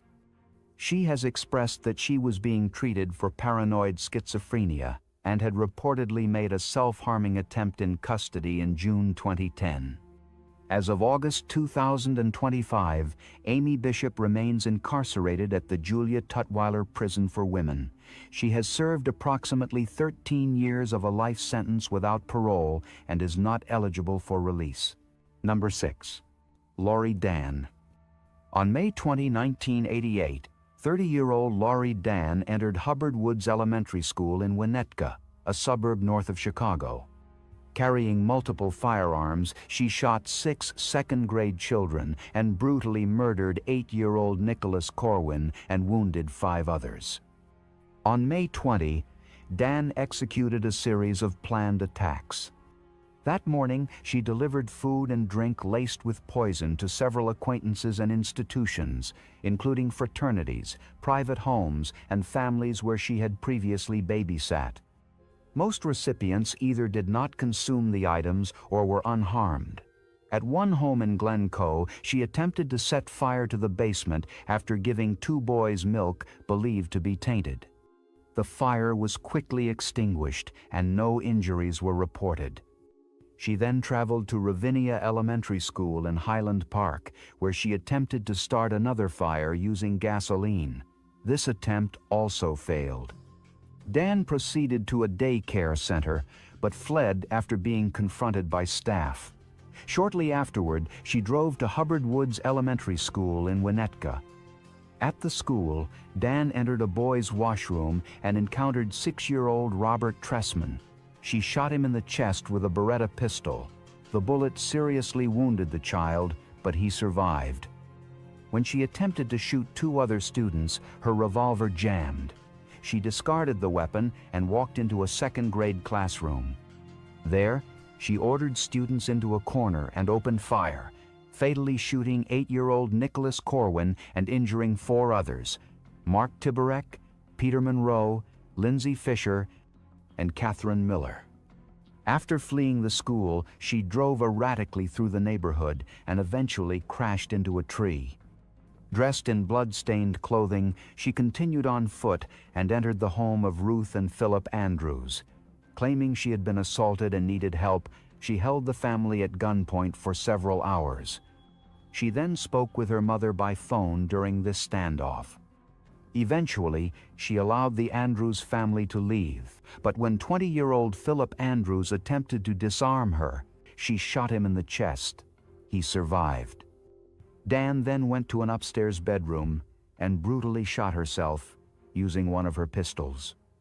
Students, staff, and first responders reacted with shock. One classmate later described Nick Corwin as a well-liked athlete known for his kindness. Teachers called the arrival at school a nightmare as they confronted the unthinkable violence. Dan's motive remains complex. She had a long history of mental illness. Diagnosed with obsessive-compulsive disorder and what some clinicians described as erotomania, she had shown escalating signs of paranoia, ritualistic behavior, and delusional fixation on men. In the months before the rampage, she delivered threatening notes, tried to poison families, set fires, and engaged in erratic behavior. Autopsy results revealed high amounts of an antidepressant and lithium, consistent with her known psychiatric treatment. Law enforcement identified Dan based on her prior connection to the victims, her vehicle, and her psychiatric history. Fingerprint and ballistic analysis tied the weapons to the scene. Because Dan died by that day, there were no criminal charges or trial. Authorities held a full 6-hour standoff instead of pursuing an arrest. Nicholas Corwin's death prompted community-wide changes. Winnetka enacted a handgun ban, and schools across the region implemented single-point entry security measures and protocols for intruder prevention. Her case remains one of the earliest widely publicized school shootings in the United States. Number 7. Tia Wimberly. On the morning of the 12th of November, 2008, 15-year-old Tia Wimberly shot and murdered her longtime friend and classmate Amanda Collette in a hallway at Dillard High School in Fort Lauderdale, Florida. The incident took place between classes at around 11 a.m. as students moved through the corridors.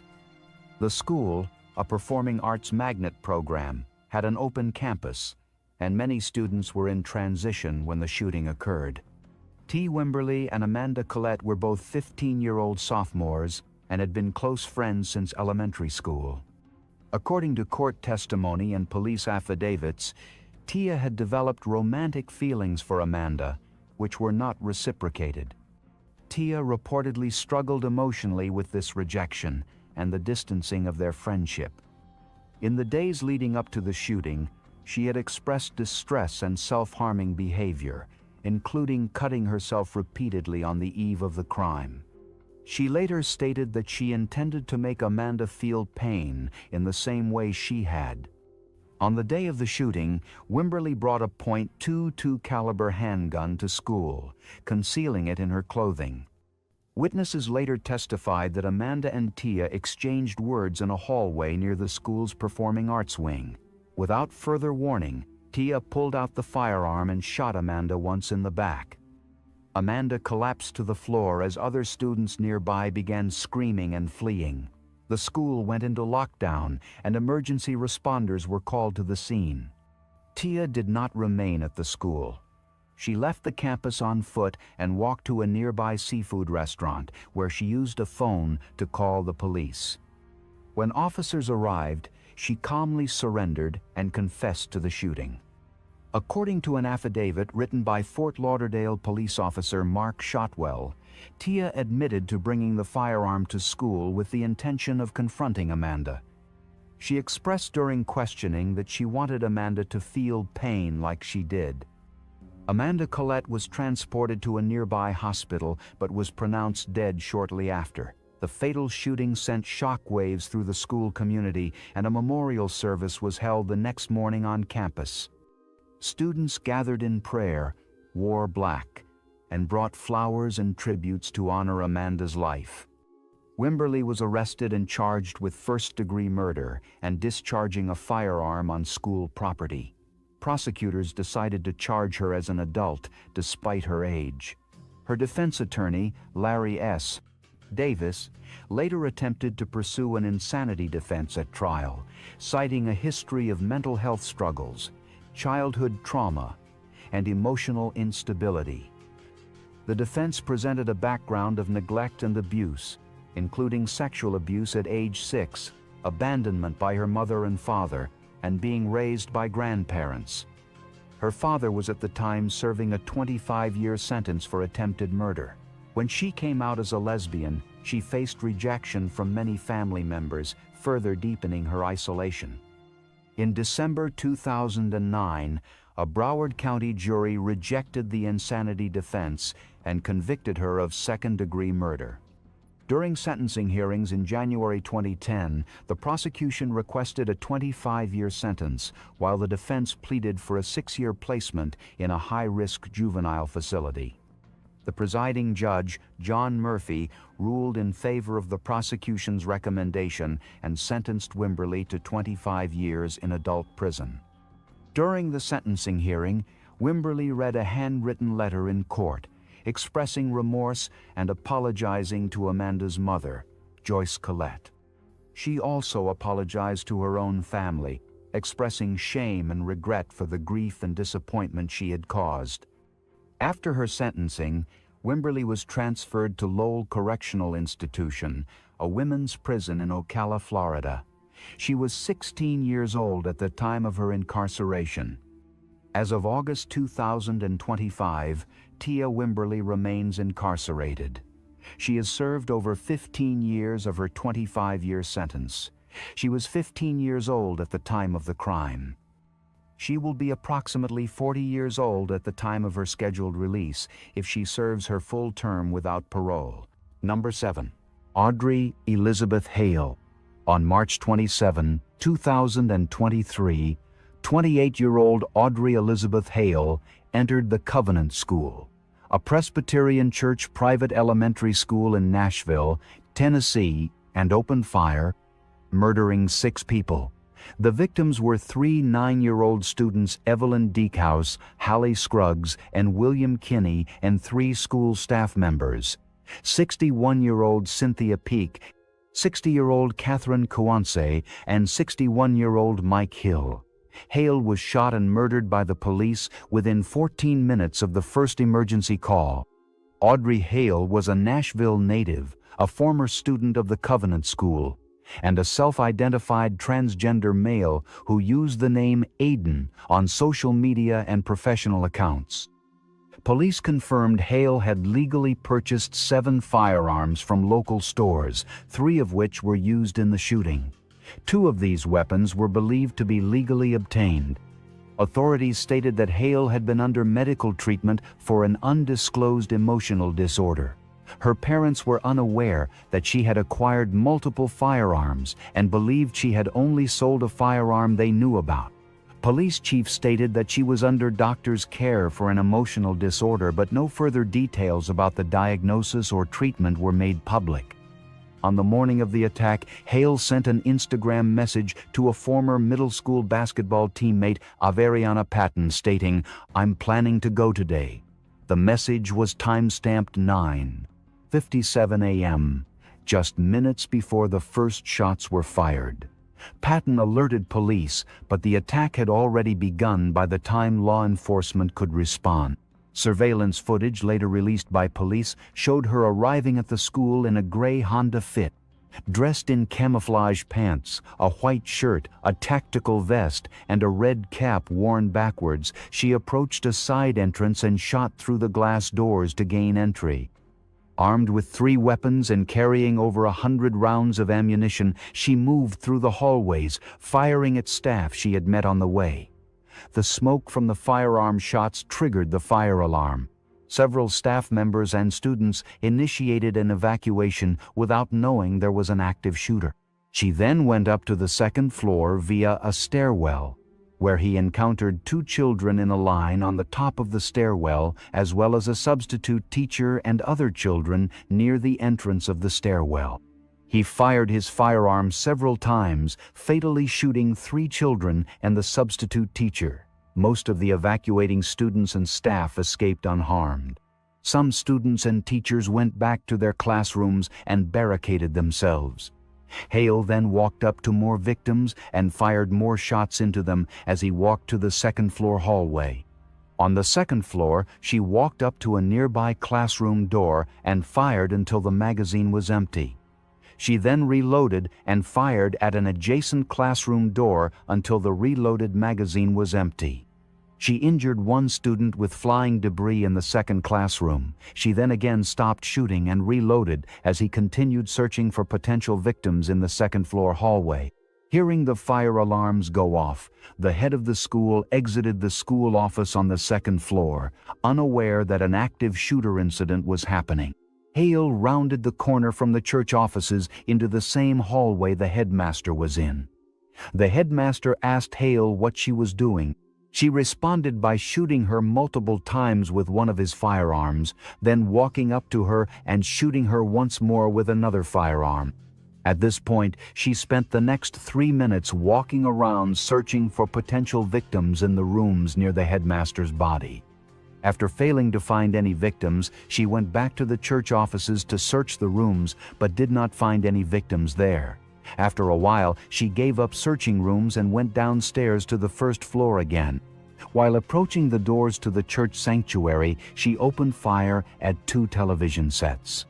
She then turned towards the double doors leading to the pre-K and kindergarten classrooms and opened fire through the doors without shooting anyone.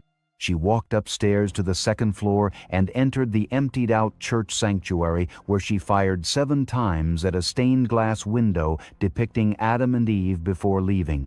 She then walked by a window at the church vestibule and noticed police cars arriving. She fired at the officers outside through the window for over 2 minutes. She did not hit any police officers, but disabled 2 police vehicles. When police arrived at the scene, a teacher told an officer that the students were in lockdown and 2 were missing. Officers then entered the building. While clearing the first floor of students and staff, they heard gunshots coming from the second floor. Officers stepped over a victim on the second floor as they made their way to Hale. After a while, a 5-member team approached Hale and 2 officers fired 4 times each, shooting her down and confirming her death. After 14 minutes of the initial 911 call was made, the threat was neutralized. According to an autopsy report, the Hale was shot 4 times, once in the head, once in the torso, once in the left arm, and once in the right thigh. An investigative report conducted by the Metro Nashville Police Department concluded that Hale had fired 152 times during the attack, 126 times from her AR pistol, 25 from his carbine, and once from his pistol. She was also found with 272 live rounds on him at the time of her death. A search of her home, where she lived with her parents, uncovered more weapons, including a sawed-off shotgun, another firearm, and a manifesto. The writings included detailed maps of the school and plans for other locations. Police said Hale had considered attacking another target, but decided against it due to its higher level of security. Chief Drake stated that they have a manifesto and some writings as well as a map drawn out of how her operation was all going to take place. Investigators stated Hale had resentment toward the Covenant School, possibly linked to her time there as a child. Police did not confirm a definitive motive, but said her past connection to the school likely played a role in her selection of the target. The victims appeared to be chosen at random once inside the building. As part of the investigation, the FBI assisted with the analysis of Hale's digital footprint. Her social media accounts and digital files revealed disturbing themes, including violent artwork and a fascination with mass shootings. On her website and LinkedIn profile, Hale described herself as a graphic designer and illustrator. Her work included eerie and violent imagery, including references to horror films like The Shining. One piece was captioned, "To be a kid forever and ever." Hale's family, including her mother Norma Hale, an outspoken advocate for firearm control, expressed shock and sorrow. The Hale family requested privacy and did not publicly comment further on the writings or motivations behind the attack. Because Hale was murdered at the scene by police, no trial or legal proceedings followed. There was no opportunity for defense or prosecution. The manifesto and investigation findings were reviewed internally by law enforcement and intelligence agencies, but the full contents of the manifesto have not been publicly released as of May 2025. Debates continue regarding whether or not to publish its contents.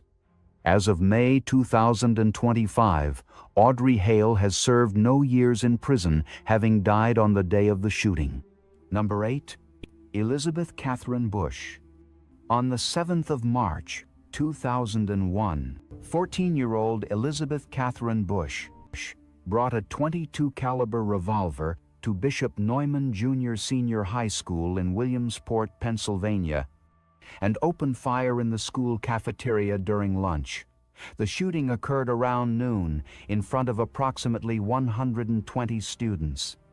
One student, 13-year-old Kimberly Marchese, was struck in the shoulder. She survived, but required surgery and extensive medical care for nerve damage. Bush fired 2 shots inside the cafeteria.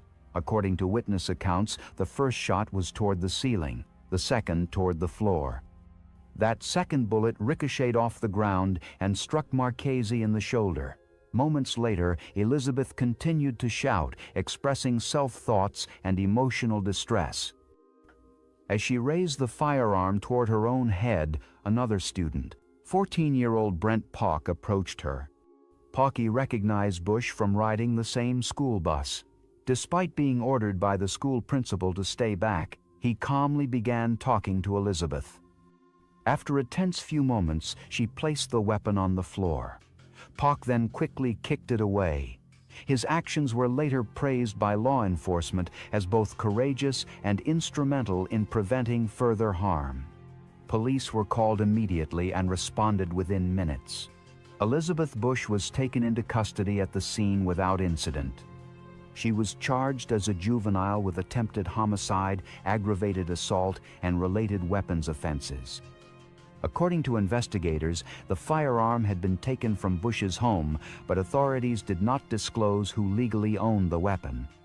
Interviews with students and staff revealed that Bush had been experiencing severe bullying and social isolation. According to statements by her attorney and teachers, Bush had been the target of repeated name-calling and derogatory comments by classmates. School records noted that she was often withdrawn, depressed, and paranoid. She had transferred to Bishop Neumann from another school in hopes of a new start, but the bullying reportedly continued. Kimberly Marchese was one of the few students who had previously befriended Bush, though the two had reportedly been in conflict before the shooting. In a later interview, Bush described the moment as a breakdown. "There was a deep part of me that just exploded." She said she did not intend to murder anyone, but rather to express the pain she felt from years of social rejection. When her attorney met with her after the arrest, Bush's first question was whether the injured student was going to be okay. She was relieved to hear the injury wasn't life-threatening. According to her parents, Elizabeth was a deeply religious and gentle child who had once aspired to become a nun. Her bedroom displayed posters of Mother Teresa and Martin Luther King Jr. Her father said they often remarked how lucky they were to have such a kind-hearted daughter.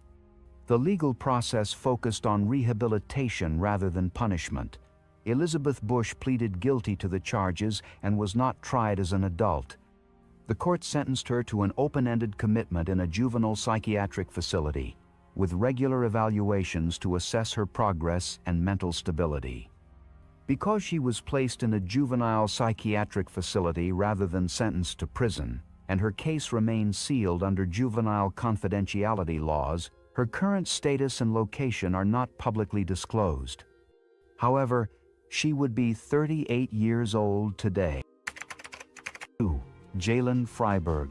Jalen Freiberg was 15 years old at the time of the shooting at Marysville-Pilchuck High School in Washington. He was a freshman, a member of the Tulalip Native American tribe, and had recently been crowned homecoming prince.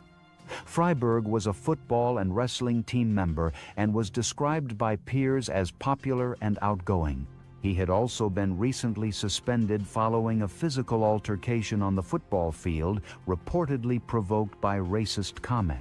Despite his public image, Freiberg had shown signs of emotional turmoil on social media, including a series of troubling tweets hinting at heartbreak and mental distress. Classmates and friends later shared that he had shown signs of emotional distress, particularly in relation to romantic rejection and family tensions involving a girl who was dating his cousin.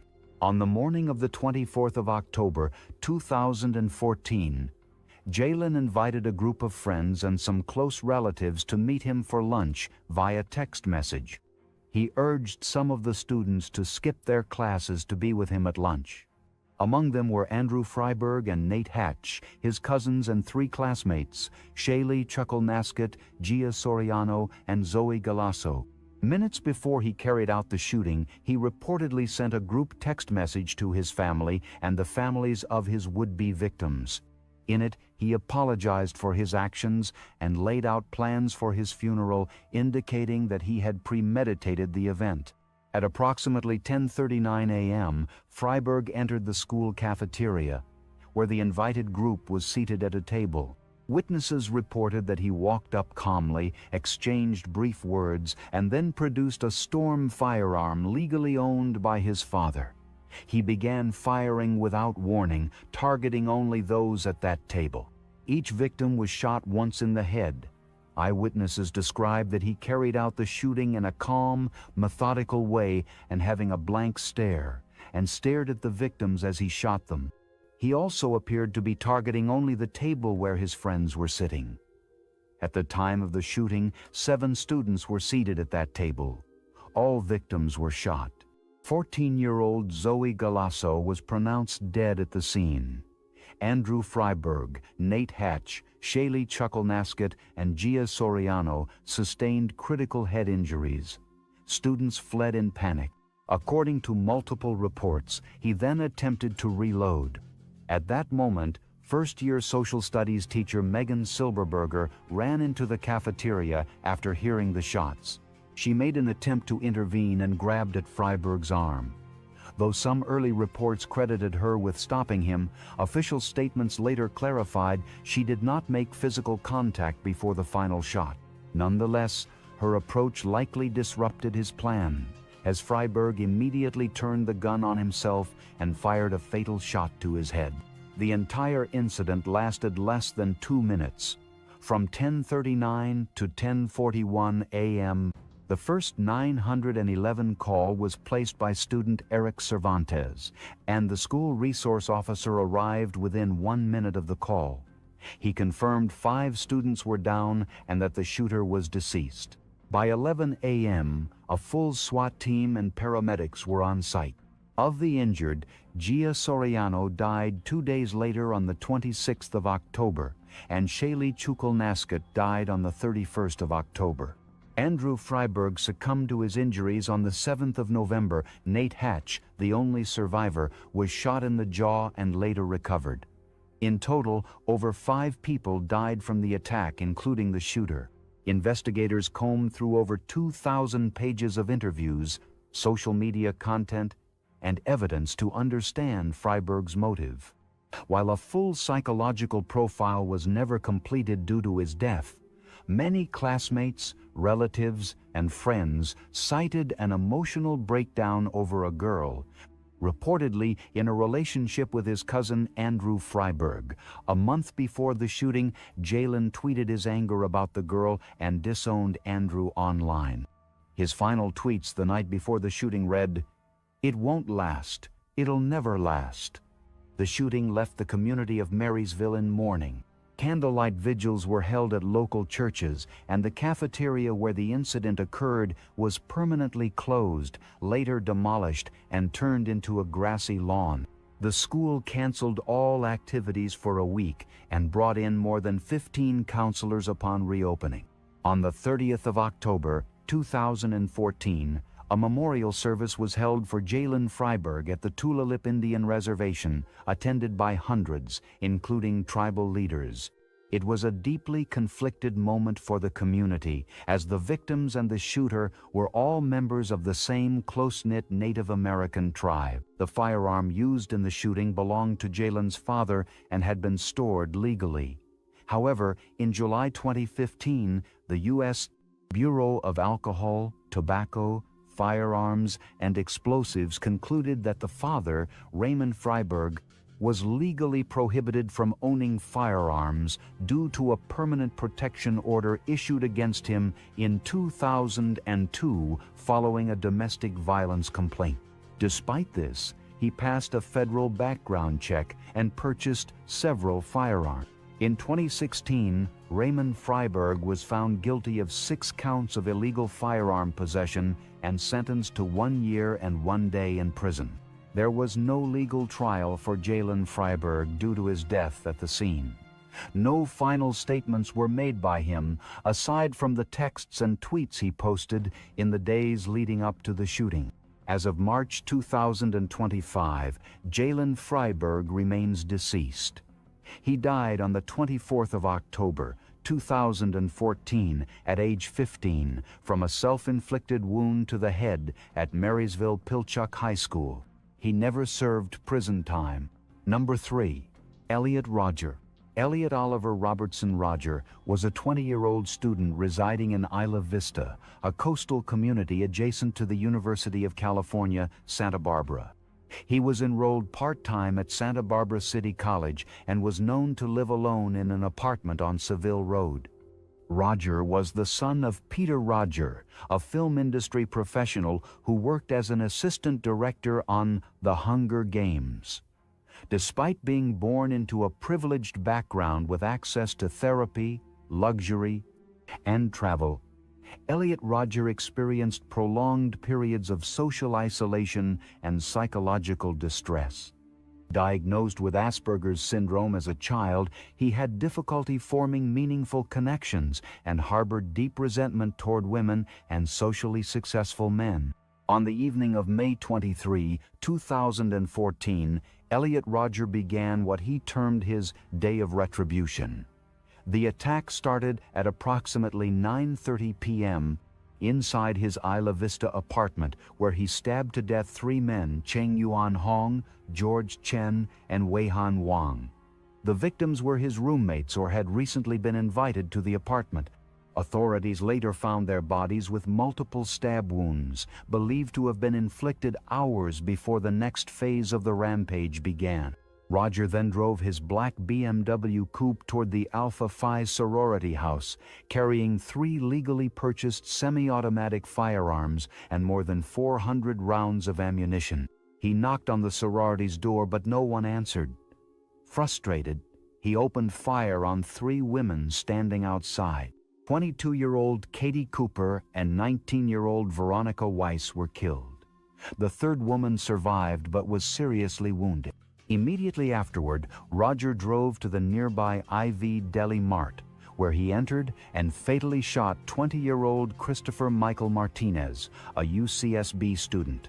Surveillance footage showed customers taking cover as he fired indiscriminately. Continuing his spree, Rodger drove through the streets of Isla Vista, shooting at pedestrians, exchanging fire with the sheriff's deputy, and even hitting at least 2 cyclists with his vehicle. He wounded a total of 13 people during this drive-by assault, some by firing shots, and others were struck by his car. At several points, law enforcement officers returned fire. Rodger was struck in the left hip, but remained mobile. His rampage ended when he crashed his BMW after colliding with a cyclist. Officers who approached the vehicle found Rodger dead in the driver's seat from a self-inflicted wound to the head.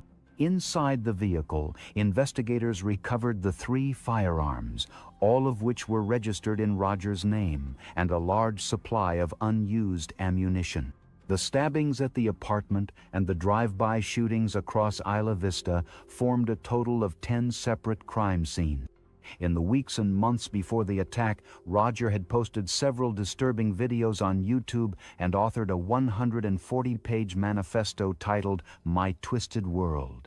In the document and accompanying videos, he expressed deep resentment toward women, romantic rejection, and what he saw as society's unfair treatment of him. In one of the videos titled Elliot Rodger's Retribution, where he expressed anger over his virginity, social isolation, and proclaimed himself superior to others, he said, "I'm 22 years old and I'm still a virgin. I've never even kissed a girl. You girls have never been attracted to me. But I will punish you all for it." Rodger also wrote extensively about his desire to carry out violent retribution against both women and men who he believed were sexually active and socially superior. He claimed he would annihilate women and wrote about fantasies of placing them in concentration camps. He referred to himself as the Supreme Gentleman and spoke of being a god who deserved power and sexual attention. His online history showed that he had been active on misogynistic forums such as puahate.com, a site where men discuss their frustrations with dating and women in bitter, often violent terms. posts on that forum and in his manifesto demonstrated his hatred not only of women but also of men he viewed as more sexually successful. Authorities revealed that law enforcement had been contacted about Roger multiple times before the incident. On the 30th of April, 2014, deputies conducted a welfare check after a family member, likely his mother, expressed concern about his mental state. During the visit, Roger was described by officers as polite and shy. He convinced them he was merely socially struggling and planned to drop out of college. No search was conducted at the time, and he was not detained. This failure later raised questions about whether more proactive intervention could have prevented the massacre. Santa Barbara County Sheriff Bill Brown confirmed that the officer's interaction with Roger in April was under review. Before that, in July 2013, Roger was also involved in a minor assault case, and in January 2014, he accused a roommate of stealing candles and executed a citizen's arrest. Roger left no survivors to prosecute. Because he died by hurting himself at the end of the attack, no legal charges were filed. There was no trial, sentencing, or formal conviction. However, the crime spurred a national conversation in the United States about firearm control, mental health, and misogyny-fueled violence. His father, Peter Roger, publicly expressed anguish and sympathy for the victims. Roger's manifesto had also revealed a disturbing desire to murder his younger half-brother. These fantasies painted a portrait of an individual whose delusions extended far beyond ordinary social rejection. As of July 2025, Elliot Roger remains deceased. He was never arrested, convicted, or incarcerated, and no prison term was served. In total, 7 people died from the attack, 3 by the knife attack, and 4 by firearm shots. Also, 14 people were severely injured. Number 4. Salvador Ramos. On May 24, 2022, 18-year-old Salvador Ramos committed one of the deadliest school shootings in United States history at Robb Elementary School in Uvalde, Texas. Before the attack, Ramos had been living with his grandparents. He was unemployed, had dropped out of high school, and was known to spend most of his time alone at home or online. In the weeks leading up to the incident, he had been exchanging messages with a 15-year-old girl in Germany whom he met online. During their chats on social media and FaceTime, he mentioned acquiring ammunition and made vague threats about future violence. The girl later testified that Ramos seemed withdrawn, isolated, and emotionally unstable. On the morning of May 24, Ramos messaged her that he loved her and then announced he had just shot his grandmother.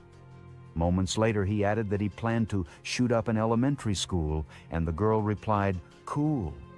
That morning, at their home in Uvalde, Ramos and his 6-year-old grandmother, Celia Gonzalez, had an argument regarding his failure to graduate from high school. During the argument, he shot her in the face with a .223 caliber rifle. She managed to escape the house and seek help from neighbors, and was later airlifted to a hospital in San Antonio in critical condition. Ramos then took her black Ford F-150 and drove towards Robb Elementary School. At approximately 11:28 a.m., he crashed his grandmother's truck through a barricade and into a concrete ditch and proceeded to scale a fence and enter the school grounds. According to police, he wore a tactical vest for carrying ammunition plus a backpack and all-black clothing, while carrying a rifle and 730-round magazines. He brought into the school only one of the 2 rifles that he had legally bought, and left the other in the crashed truck. A witness said he first fired at 2 people at a nearby funeral home, both of whom escaped uninjured. Police reported receiving 911 calls about a vehicle having crashed near the school. After hearing of the 911 call, a school resource officer drove to the school's campus and pursued a teacher whom the officer erroneously believed to be the gunman, driving past the actual gunman in the process. Ramos entered the school through its west-facing entrance door, which had been shut by a teacher who had seen him. The entrance door did not lock despite being designed to be locked when shut. The police chief estimated that the shooting began at 11:32 a.m. According to a Facebook post by the school was placed in lockdown at 11:43 a.m. in response to gunshots heard in the vicinity. At 11:40 a.m., a teacher in room 102 reached a 911 dispatcher after having tried unsuccessfully to reach them on 3 occasions. The teacher told the dispatcher that she could hear gunshots in a nearby classroom. A report released on July 6 found that an officer had aimed his rifle at Ramos before he entered the school, but did not fire because he was awaiting his supervisor's permission. After entering the building, Ramos walked down 2 short hallways and then entered a classroom that was internally connected to another classroom. All of the fatalities took place in these adjoining classrooms, 111 and 112. A survivor of the shooting said that, as teacher Irma Garcia attempted to lock the door to the classroom, he shot the door's window, then backed Garcia into the classroom and said, "Good night," as he shot and murdered her. Another survivor recounted that he said, "You're all going down," after entering the classroom. He then opened fire on the rest of the students and another teacher in the room. According to a surviving student, Ramos played sad music during the massacre. After he murdered his first set of victims, he scooped up their blood and wrote LOL on the chalkboard. Most of the shooting occurred inside the building within the first few minutes. Ramos was inside the classroom for over an hour, while armed police remained outside the classroom and building. Several children pretended to be dead in order to survive while the shooting took place, including one student, 11-year-old Maya Cirillo, who smeared herself with the blood of one of her dead classmates to appear correctly dead. According to a student who hid in the adjoining classroom, Ramos came in and slightly crouched down, saying, "It's time to be dead," before opening fire. Afterward, a responding officer called out and shouted, "Yell if you need help." A girl in the adjoining classroom said, "Help." Ramos heard the girl, entered the classroom, and shot her. A student said that the officer then barged into the classroom, and Ramos fired at the officer, causing more officers to return fire. Arnulfo Reyes, a teacher in classroom 111 who received multiple gunshot wounds, recalled that he instructed his students to get under the table and act like you're asleep. Ramos then arrived and shot him before firing indiscriminately around classroom 111. Reyes said he didn't hear talk for a while, but later on Ramos unleashed a second round of gunfire at students, and Reyes said if he didn't get them the first time, he got them the second time. All 11 students in classroom 111 during the shooting died. Reyes pretended to be unconscious on the floor, but Ramos then shot him again. According to Reyes, he heard law enforcement approach his classroom from what sounded like the hallway 3 times, but they did not enter. During one of these occasions, he heard a student from the adjoining classroom 112 saying, "Officer, we're in here, we're in here." As law enforcement had already left, Reyes said Ramos walked over there, and he shot again. Reyes later heard law enforcement telling Ramos to come out of the classroom to talk, saying they did not want to hurt anyone. Separately, Reyes said in past security checks, the classroom 111 door that was meant to be locked during lessons remained unlocked because the latch was stuck, and that he had told the principal about this issue. A male student in classroom 109 said that around 15 minutes after the shooting began, the gunman approached classroom 109's door and pulled its handle, but his teacher had jammed the door after hearing gunfire. The gunman shot through the door's glass window, striking another student and a fourth-grade teacher in classroom 109, then left. With a Texas official stating that the gunman had briefly returned into the hallway after entering classrooms 111 and 112. Officers arrived 3 minutes after Ramos entered the school and approached rooms 111 and 112. But they retreated after Ramos fired at them, injuring 2 officers with grazing wounds to the head. Officers were not successful in establishing negotiations. Despite numerous 911 calls from children inside the classroom, officers waited over an hour to confront the shooter. Parents outside pleaded with officers to enter the building. Some attempted to rush into the school and were detained or physically restrained by police. One mother who was handcuffed escaped, jumped a fence, and successfully retrieved her children. Another officer whose daughter had been murdered in the attack was held back by fellow officers as he tried to reach her. Eventually, at around 12:50 p.m., a U.S. Border Patrol tactical unit team entered the classroom using a master key. Ramos opened fire from a closet, but agents returned fire and shot him dead. By that time, Ramos had murdered 21 people, 19 children and 2 teachers, and injured 17 others. He was declared dead at the scene. No trial, sentencing, or imprisonment occurred, as Ramos was murdered during the law enforcement response. In the aftermath of the shooting, public attention turned to the failures in police response. The ease with which Ramos had legally obtained 2 AR-15 style rifles and hundreds of rounds of ammunition days after his 18th birthday, and the vulnerabilities in school security. Lawmakers and victims' families advocated for raising the minimum age for purchasing semi-automatic rifles from 18 to 21. Although proposed legislation received emotional testimony from grieving parents, it was met with strong resistance in the Texas legislature. The National Rifle Association and several Republican officials opposed such measures, arguing that they would infringe upon the rights of law-abiding young adults. Salvador Ramos left no formal manifesto, note, or public statement beyond his private messages and social media posts. His online behavior revealed a growing interest in violence. He had posted images of firearms and ammunition, and in one exchange, told a stranger he had a little secret. One Instagram user reported that Ramos tagged her in photos of rifles and messaged her saying she should be grateful. His behavior toward animals and previous admission of throwing dead cats at people's homes were cited later as early signs of disturbing behavior. The German girl he had communicated with faced trial in Frankfurt for failing to report the planned crime. She was issued a warning and required to undergo educational counseling.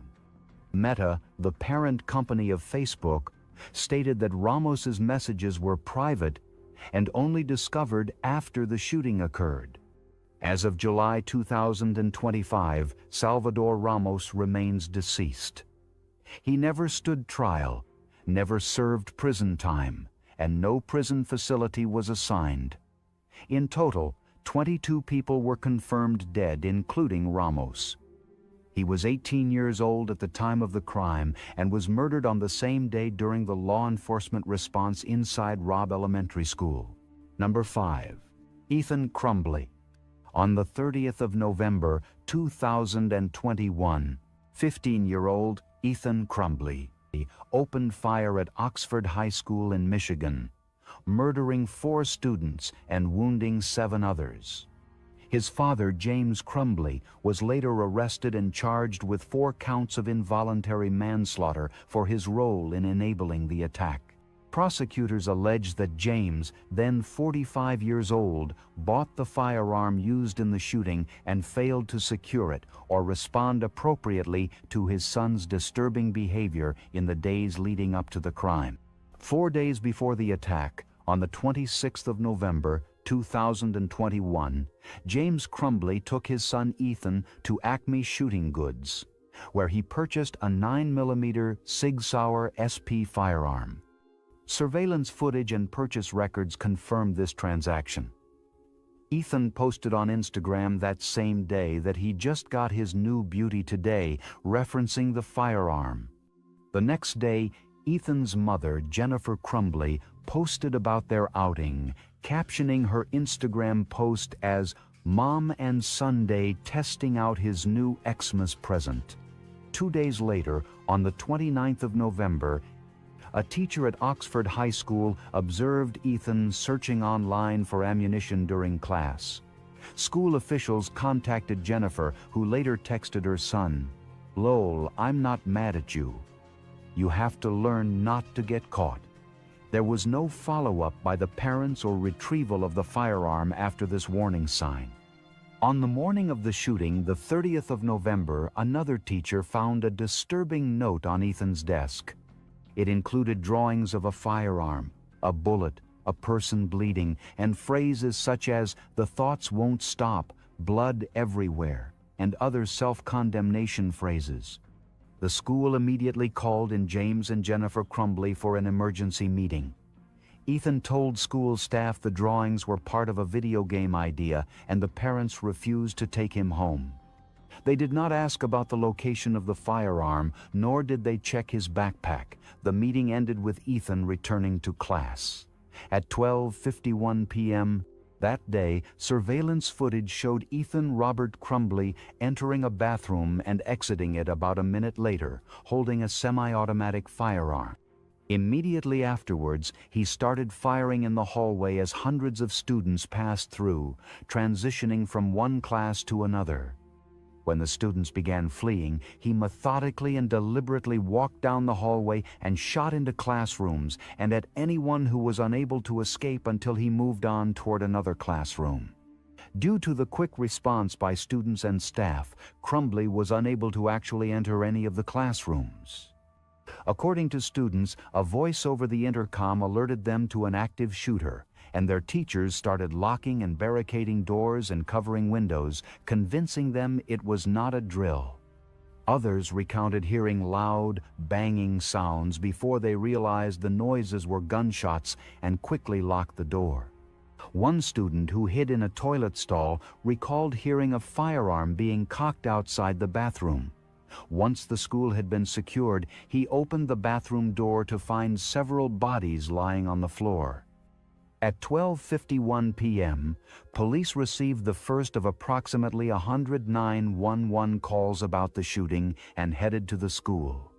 Within 2 or 3 minutes of first responder arrival on the scene, Crumbly was arrested, unharmed, by a deputy assigned as a school resource officer and a second deputy. He allegedly still had 7 rounds of ammunition loaded into his firearm and 2 15-round magazines.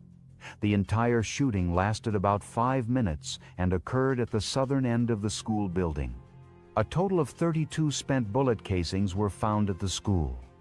Immediately afterwards, the school went into lockdown. Some students were evacuated to a nearby store, and one woman helped shelter children in her house. Authorities conducted 3 sweeps of the building in search of victims and evidence.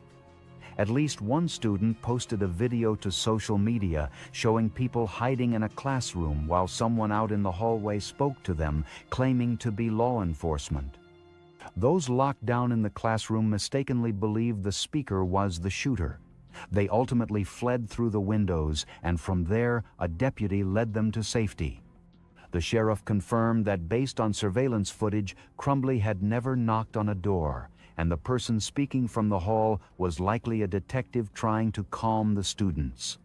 Crumbly murdered 4 students: 16-year-old Tate Meyer, 17-year-old Madison Baldwin, 14-year-old Hannah Street, Juliana, and 17-year-old Justin Schilling, and injured 7 others. Approximately 30 minutes after the shooting began, Jennifer Crumbly texted her son, "Ethan, don't do it." At 1:37 p.m., James called 911 to report the firearm missing from his unlocked bedroom drawer and said he believed his son might be the shooter. On the 3rd of December, 2021, Oakland County prosecutor charged James and Jennifer Crumbley, each with 4 counts of involuntary manslaughter. Prosecutors argued that the parents' gross negligence directly contributed to the deaths. They highlighted how the gun was stored in an unlocked drawer, how the parents ignored warning signs, and how they failed to secure the weapon after disturbing behavior was noted. After charges were announced, the Crumbleys failed to appear for their arraignment and became the subject of a manhunt. Law enforcement reported that the couple had withdrawn $4,000 from an ATM and were later found hiding in a Detroit warehouse. The U.S. Marshals placed a $10,000 bounty for information leading to their arrest. They were captured on the 4th of December, 2021 and taken into custody. During James Crumbley's trial, the prosecution presented evidence of text messages, surveillance footage, and expert testimony regarding safe firearm storage. They argued that James should have secured the gun and taken Ethan's mental health signs seriously. The defense claimed that James had no way of knowing his son would carry out the shooting and argued that he believed the gun was inaccessible to Ethan.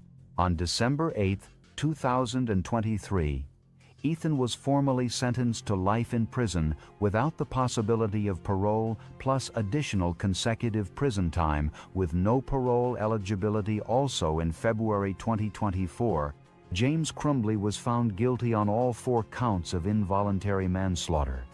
During sentencing in March 2024, the judge cited a pattern of disregard for safety and clear signs of risk. He was sentenced to 10 to 15 years in prison. His projected earliest release date would be in 2034, depending on parole, and his son will spend the rest of his life in prison, having served just 1 year and 8 months in prison. Number 6. Jesse Osborne. On the 28th of September, 2016, 14-year-old Jesse Osborne carried out a deadly shooting at Townville Elementary School in South Carolina after murdering his own father at their family home. The attack resulted in the death of 6-year-old Jacob Hall and injuries to 2 others. The incident began shortly before 1:45 p.m. that day. Jesse Osborne fatally shot his father, 7-year-old Jeffrey Osborne, 3 times in the head at their Anderson County home. He then stole his father's black pickup truck and drove approximately 3.5 miles to Townville Elementary School, where he had previously been a student. Witnesses stated that Osborne crashed the truck through the school's chain-link fence and exited the vehicle near the playground. Armed with a .40 caliber pistol, he began firing into the air while shouting that he hated his life. He then jumped the fence and started shooting toward a group of first graders who were playing outside during a class birthday celebration. 3 people were struck by bullets, a teacher who was hit in the shoulder, a student shot in the foot, and 6-year-old Jacob Hall, who was shot in the leg. Jacob's wound caused severe blood loss, leading to cardiac arrest. He was airlifted to Greenville Memorial Hospital and underwent surgery, but died from his injuries 3 days later on the 1st of October, 2016. The shooting lasted only 12 seconds. Osborne's gun jammed shortly after he opened fire, preventing further injuries. A volunteer firefighter who had responded to the school quickly subdued and detained him until law enforcement arrived. He was arrested without further incident. Following his arrest, Osborne confessed to both the school shooting and his father's murder. He told investigators that after the shooting, he discarded his gun and bulletproof vest and called his grandparents in tears, saying he was going to hell. His grandmother, prompted by an unintelligible call, went to the family home and found Jeffrey Osborne's body.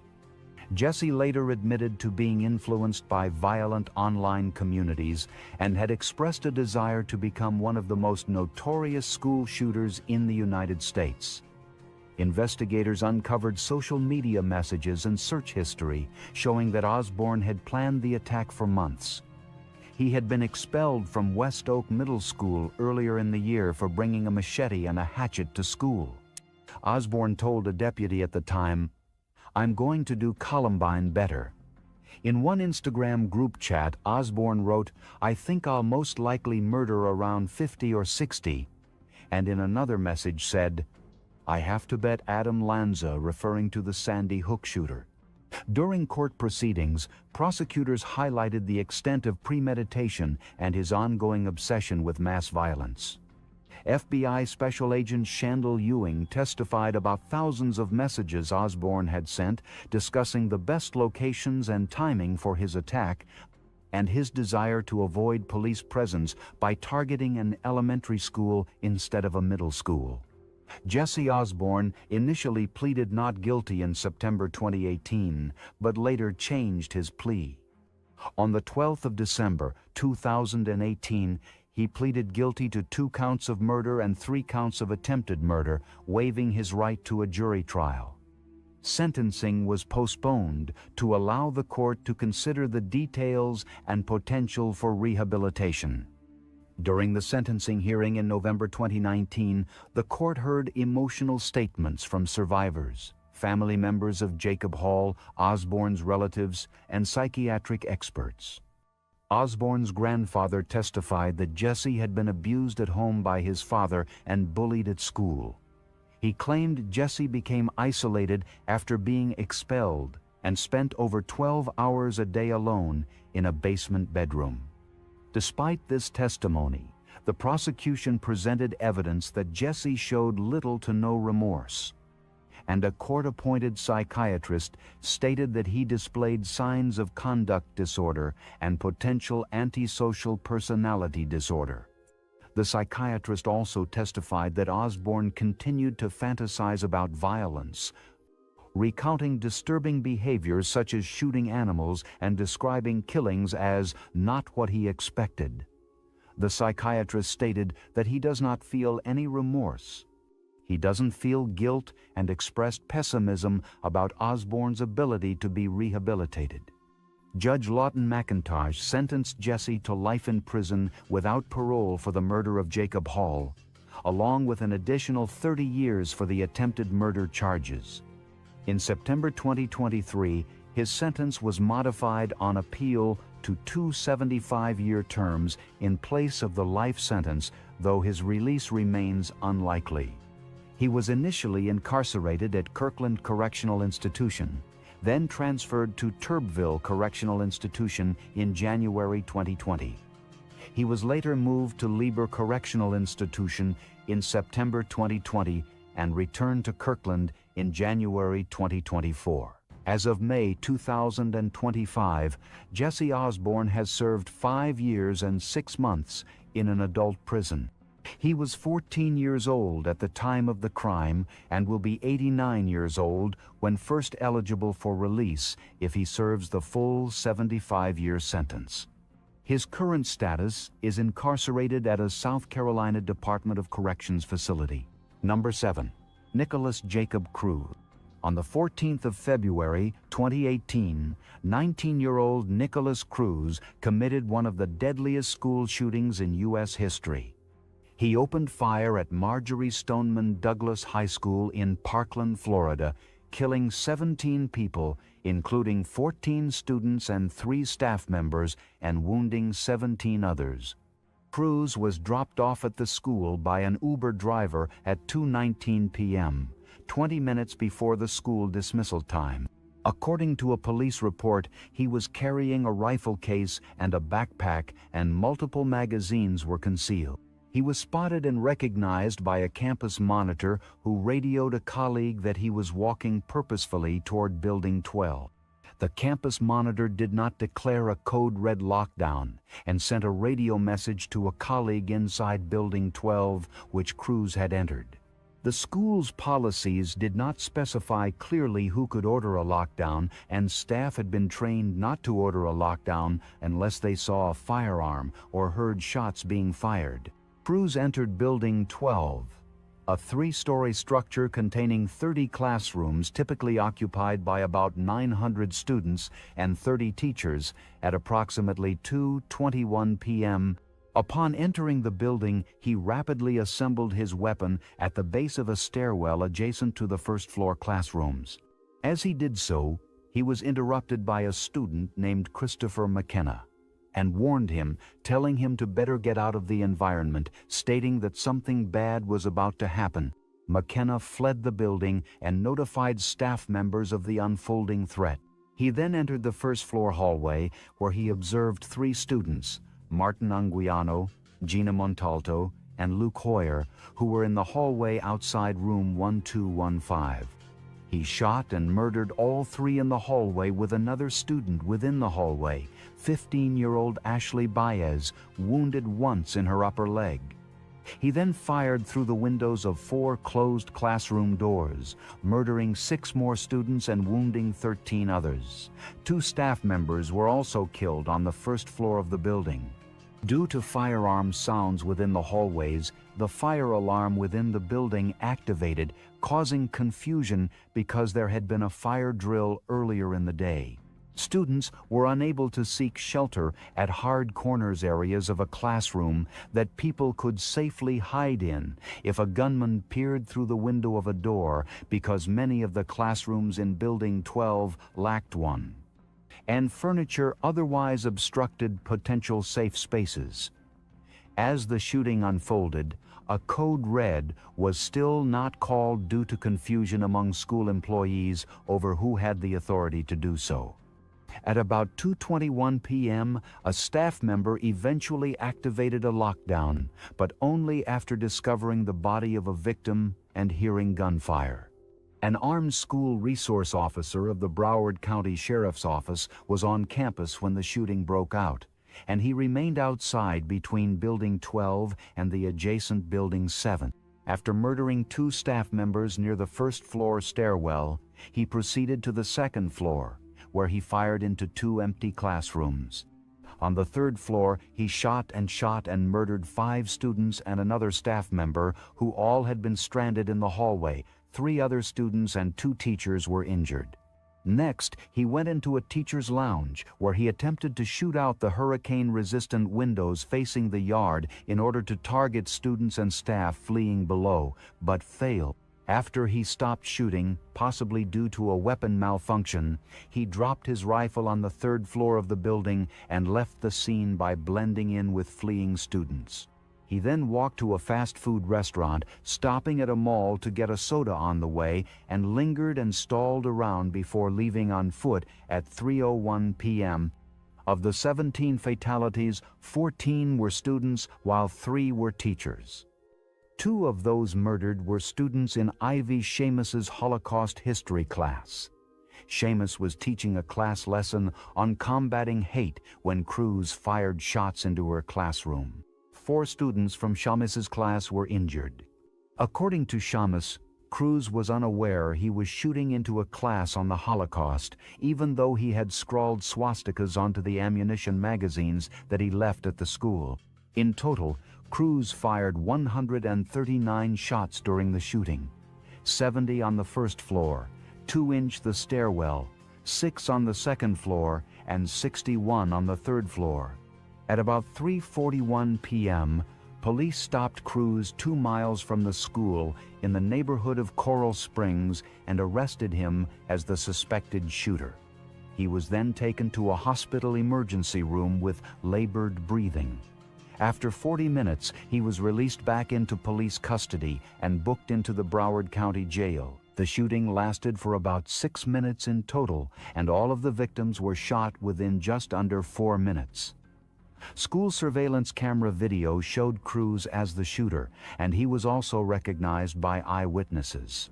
While SWAT paramedics were inside the building, additional paramedics from the local fire rescue department repeatedly asked to enter the building.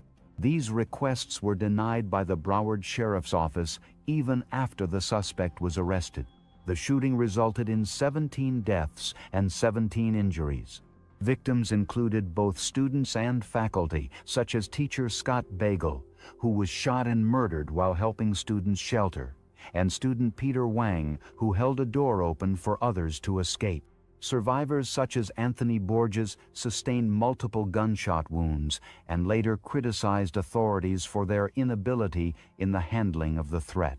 A close investigation revealed that Nikolas Cruz had a documented history of behavioral issues and mental health challenges. Adopted as an infant, he lost both adoptive parents by age 18. Following his expulsion from Marjory Stoneman Douglas High School in 2017 for disciplinary reasons, he lived with friends and worked part-time. Despite numerous warning signs, including threats made online and reports to law enforcement and the FBI, no preventative action was successfully taken. Cruz legally purchased the weapon used in the shooting in 2017, having passed a background check. Prosecutors argued Cruz was motivated by revenge for perceived social rejection, resentment, and a desire to inflict harm on a date he had chosen, which coincided with Valentine's Day. His notebook and social media contained hateful views, including racist, anti-Semitic, and misogynistic messages. He had a history of mental health issues, disciplinary problems, and behavioral warnings stretching back to school and community authorities, including concerns about threats, armaments, and self-harm. Multiple agencies, including the FBI, received tips about him before the shooting that were not properly followed up. Cruz pleaded guilty on the 20th of October, 2021. to 17 counts of premeditated first-degree murder and 17 counts of attempted first-degree murder. He publicly apologized during the plea entry. The prosecution sought the death penalty. During the penalty phase trial that began the 18th of July, 2022, the defense presented evidence that Cruz suffered fetal alcohol spectrum disorder and brain impairments stemming from prenatal exposure to alcohol. Witnesses, including Cruz's half-sister and medical experts, testified about his developmental trauma and mental health diagnosis. The prosecution countered that Cruz carried out a calculated, objective massacre motivated by notoriety and hatred, calling his actions a systematic massacre designed to inflict maximum harm. On the 13th of October, 2022, a jury unanimously determined that Cruz was eligible for the death penalty, but deadlocked on imposing it, as Florida law requires unanimity. As a result, the recommendation was for life imprisonment without parole. On the 2nd of November, 2022, Judge Elizabeth Scherer formally sentenced Cruz to 34 consecutive life sentences, one for each of the 17 murders and 17 attempted murders. Florida statute mandated compliance with the jury's recommendation. There were no inconsistencies in his capture. The overwhelming evidence from surveillance recordings, eyewitness accounts, and his avoidance behavior made identification and arrest straightforward. The primary controversy centered on the failure of mental health and law enforcement systems to act on repeated warnings about Cruz's threats and psychological warning signs.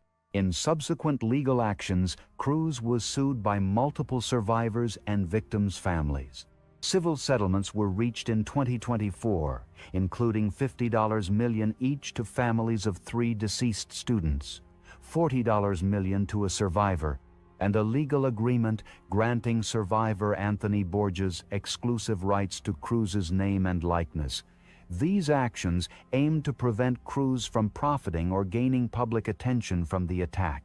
As of May 2025, Nikolas Cruz has served 2 years and 6 months in prison. He was 19 at the time of the shooting and remains incarcerated with life without parole. No release date is set, and he will remain in prison for life. Number 8. Dimitrios Pagourtzis. On the morning of May 18, 2018, 17-year-old Dimitrios Pagourtzis entered Santa Fe High School in Santa Fe, Texas, and opened fire inside the school's art complex. The attack began at approximately 7:32 a.m. and lasted several minutes. 10 people were murdered, 8 students and 2 teachers, and 13 others were injured, including a school police officer. Pagourtzis had been a junior at the school, known as a quiet student on the honor roll and a member of the football team without any prior criminal history. His family had Greek roots. His father, Antonios, had immigrated from Greece and owned 2 legally registered firearms stored at home. Pagourtzis arrived at school that morning wearing a trench coat despite the warm weather. He was armed with his father's .38 caliber revolver and a 12-gauge firearm. According to investigators and witness statements, he began the shooting in the art classroom complex. The classrooms were interconnected by interior hallways and a ceramics room. Upon spotting a student he knew, he shouted, "Surprise!" and shot the student. Witnesses stated that he deliberately shot students he disliked and spared those he liked so they could tell his story. Students who survived the attack reported that they had taken cover inside closets and behind desks. In one case, Pagourtzis fired a shotgun through the door of a storage closet where students were hiding, injuring some of them. One survivor, 15-year-old Abel San Miguel, was grazed by a bullet while hiding. He later appeared at a candlelight vigil for the victims with his wound treated by his father. Another student, 16-year-old Rome Schubert, was shot in the back of the head but survived, tweeted from his hospital stating, "I'm so grateful and blessed that God spared my life today." He said he hadn't realized he had been shot until he began running from the classroom and noticed the injury. Pagourtzis was wearing a T-shirt that said "Born to Murder" and had modified his trench coat with symbols, including the Nazi Iron Cross. Witnesses said he sang "Another One Bites the Dust" while firing his weapon. Law enforcement responded quickly. A Santa Fe ISD police officer, John Barnes, engaged the shooter and was shot in the elbow. He was hospitalized in critical condition. Pagourtzis exchanged gunfire with officers for several minutes before surrendering. According to Galveston County officials, he told investigators that he intended to shoot himself but chickened out. At the time of the shooting, he was a junior at the school. He had purchased ammunition online months before the attack using his real name and address. The purchases were made through LuckyGunner.com without verification of age. No mental health warnings or criminal history were recorded before the shooting. Texas Governor Greg Abbott stated that there were no clear red flags in his background and that Pagourtzis had not been previously identified as a threat. During the investigation, law enforcement discovered journal entries and digital communications in which he expressed a desire to carry out the attack. He admitted to deliberately targeting individuals and sparing others. When questioned by police, he repeated that he had spared students he liked so they could tell his story. Among the victims were substitute teacher Ann Perkins, art teacher Cynthia Tisdale, and students Sabika Sheikh, an exchange student from Pakistan, Chris Stone, Kim Vaughn, Angelique Ramirez, Aaron Kyle McLeod, Christian Garcia, and Shayna Fisher. Shauna Fisher's mother later alleged that her daughter had rejected Pagourtzis' romantic advances shortly before the shooting, though the defense denied this was the motive. The shooter's father told Greek media that he believed his son had been bullied and described him as a good boy who was a victim himself. Pagourtzis was charged with multiple counts of capital murder and aggravated assault against a public servant. However, in November 2019, a judge ruled that he was incompetent to stand trial due to mental illness, including diagnoses of schizophrenia and major depressive disorder. He was committed to a state mental hospital for treatment. His condition has been reviewed repeatedly since 2019, but as of March 2025, he remains declared incompetent to stand trial. In 2021, victims' families filed civil lawsuits against Pagourtzis' parents, arguing that they failed to secure their firearms and ignored signs of mental instability. In August 2024, a jury found Dimitrios Pagourtzis and Lucky Gunner, the ammunition supplier, liable, but did not find the parents legally responsible. The families were awarded over $300 million in damages, though Pagourtzis has no assets and Lucky Gunner had already settled separately. His parents were not criminally charged or disciplined beyond civil proceedings. He has been diagnosed with schizoaffective disorder by treating psychiatrists. As of May 2025, he has served 7 years in a mental health facility. He remains in the custody of the Texas Department of State Health Services and continues to undergo psychiatric treatment. He has not been transferred to prison due to his continued mental incompetency and is not eligible for release. There is no scheduled trial date, and his legal case remains suspended indefinitely. Number 9. Colt Gray. On the 10th of January, 2024, 14-year-old Colt Gray opened fire at Apalachee High School in Winder, Georgia, killing 4 individuals and injuring 9 others. The shooting began shortly after 10:20 a.m. and lasted for only a few minutes before Gray surrendered to law enforcement. The victims included 2 14-year-old students, Mason Schermerhorn and Christian Angulo, and 2 teachers, Christina Ermy and Richard Aspinall. Gray was taken into custody without resistance and is being charged with 4 counts of murder. He will be tried as an adult. Gray had enrolled at Apalachee High School only 2 weeks prior. On the day of the shooting, it was his first full day attending classes.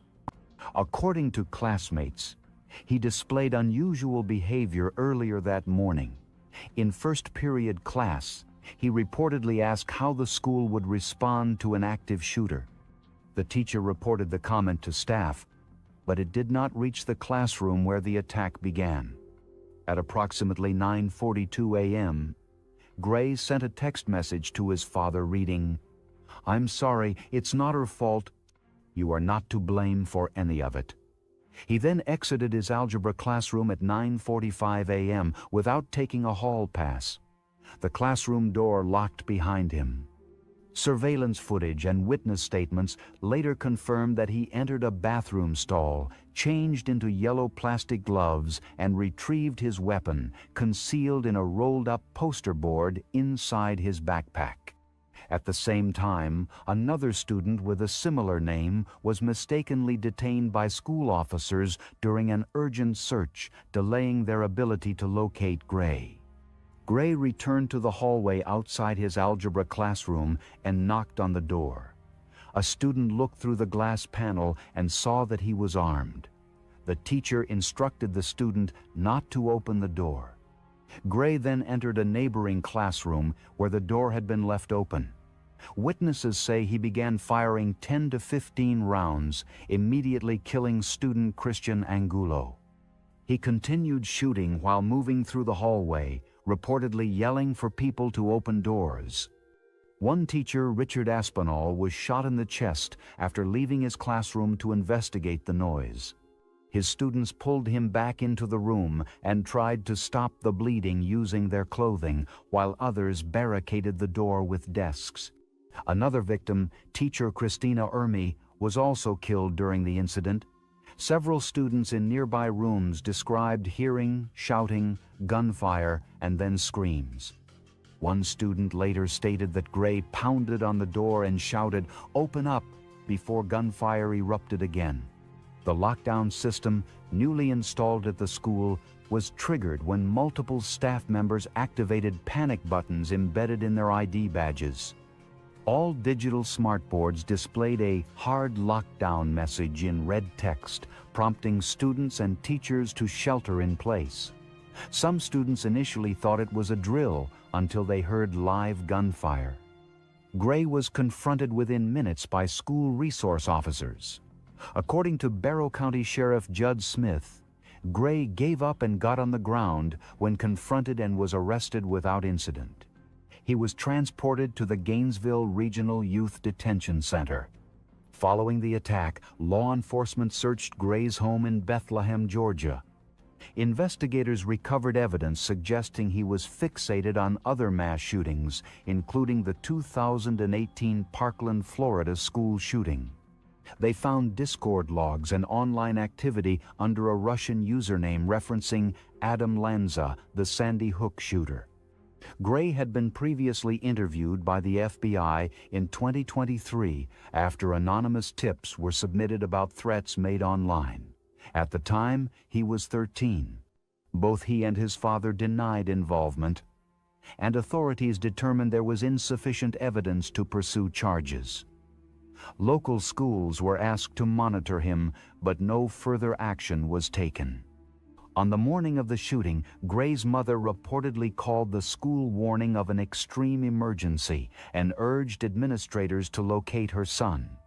However, due to the earlier confusion with the similarly named student, Gray was not found in time. His family has publicly stated that Gray was dealing with personal issues and had been exposed to distressing content online. His aunt posted on social media defending him, suggesting he was a victim of his environment.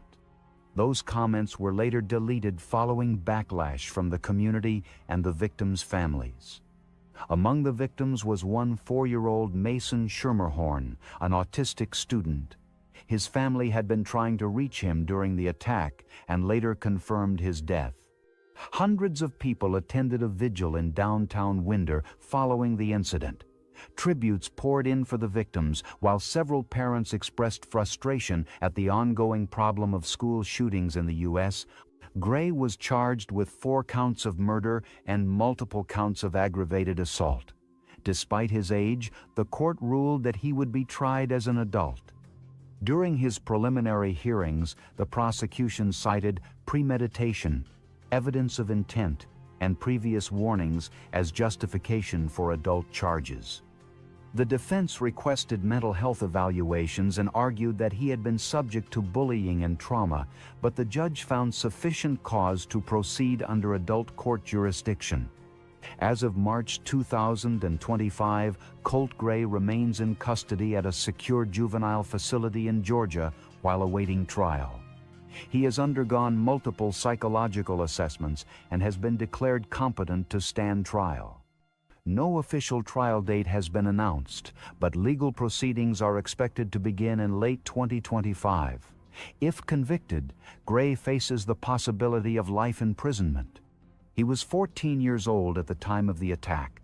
He has served 1 year and 4 months in custody as of May 2025. Number 10.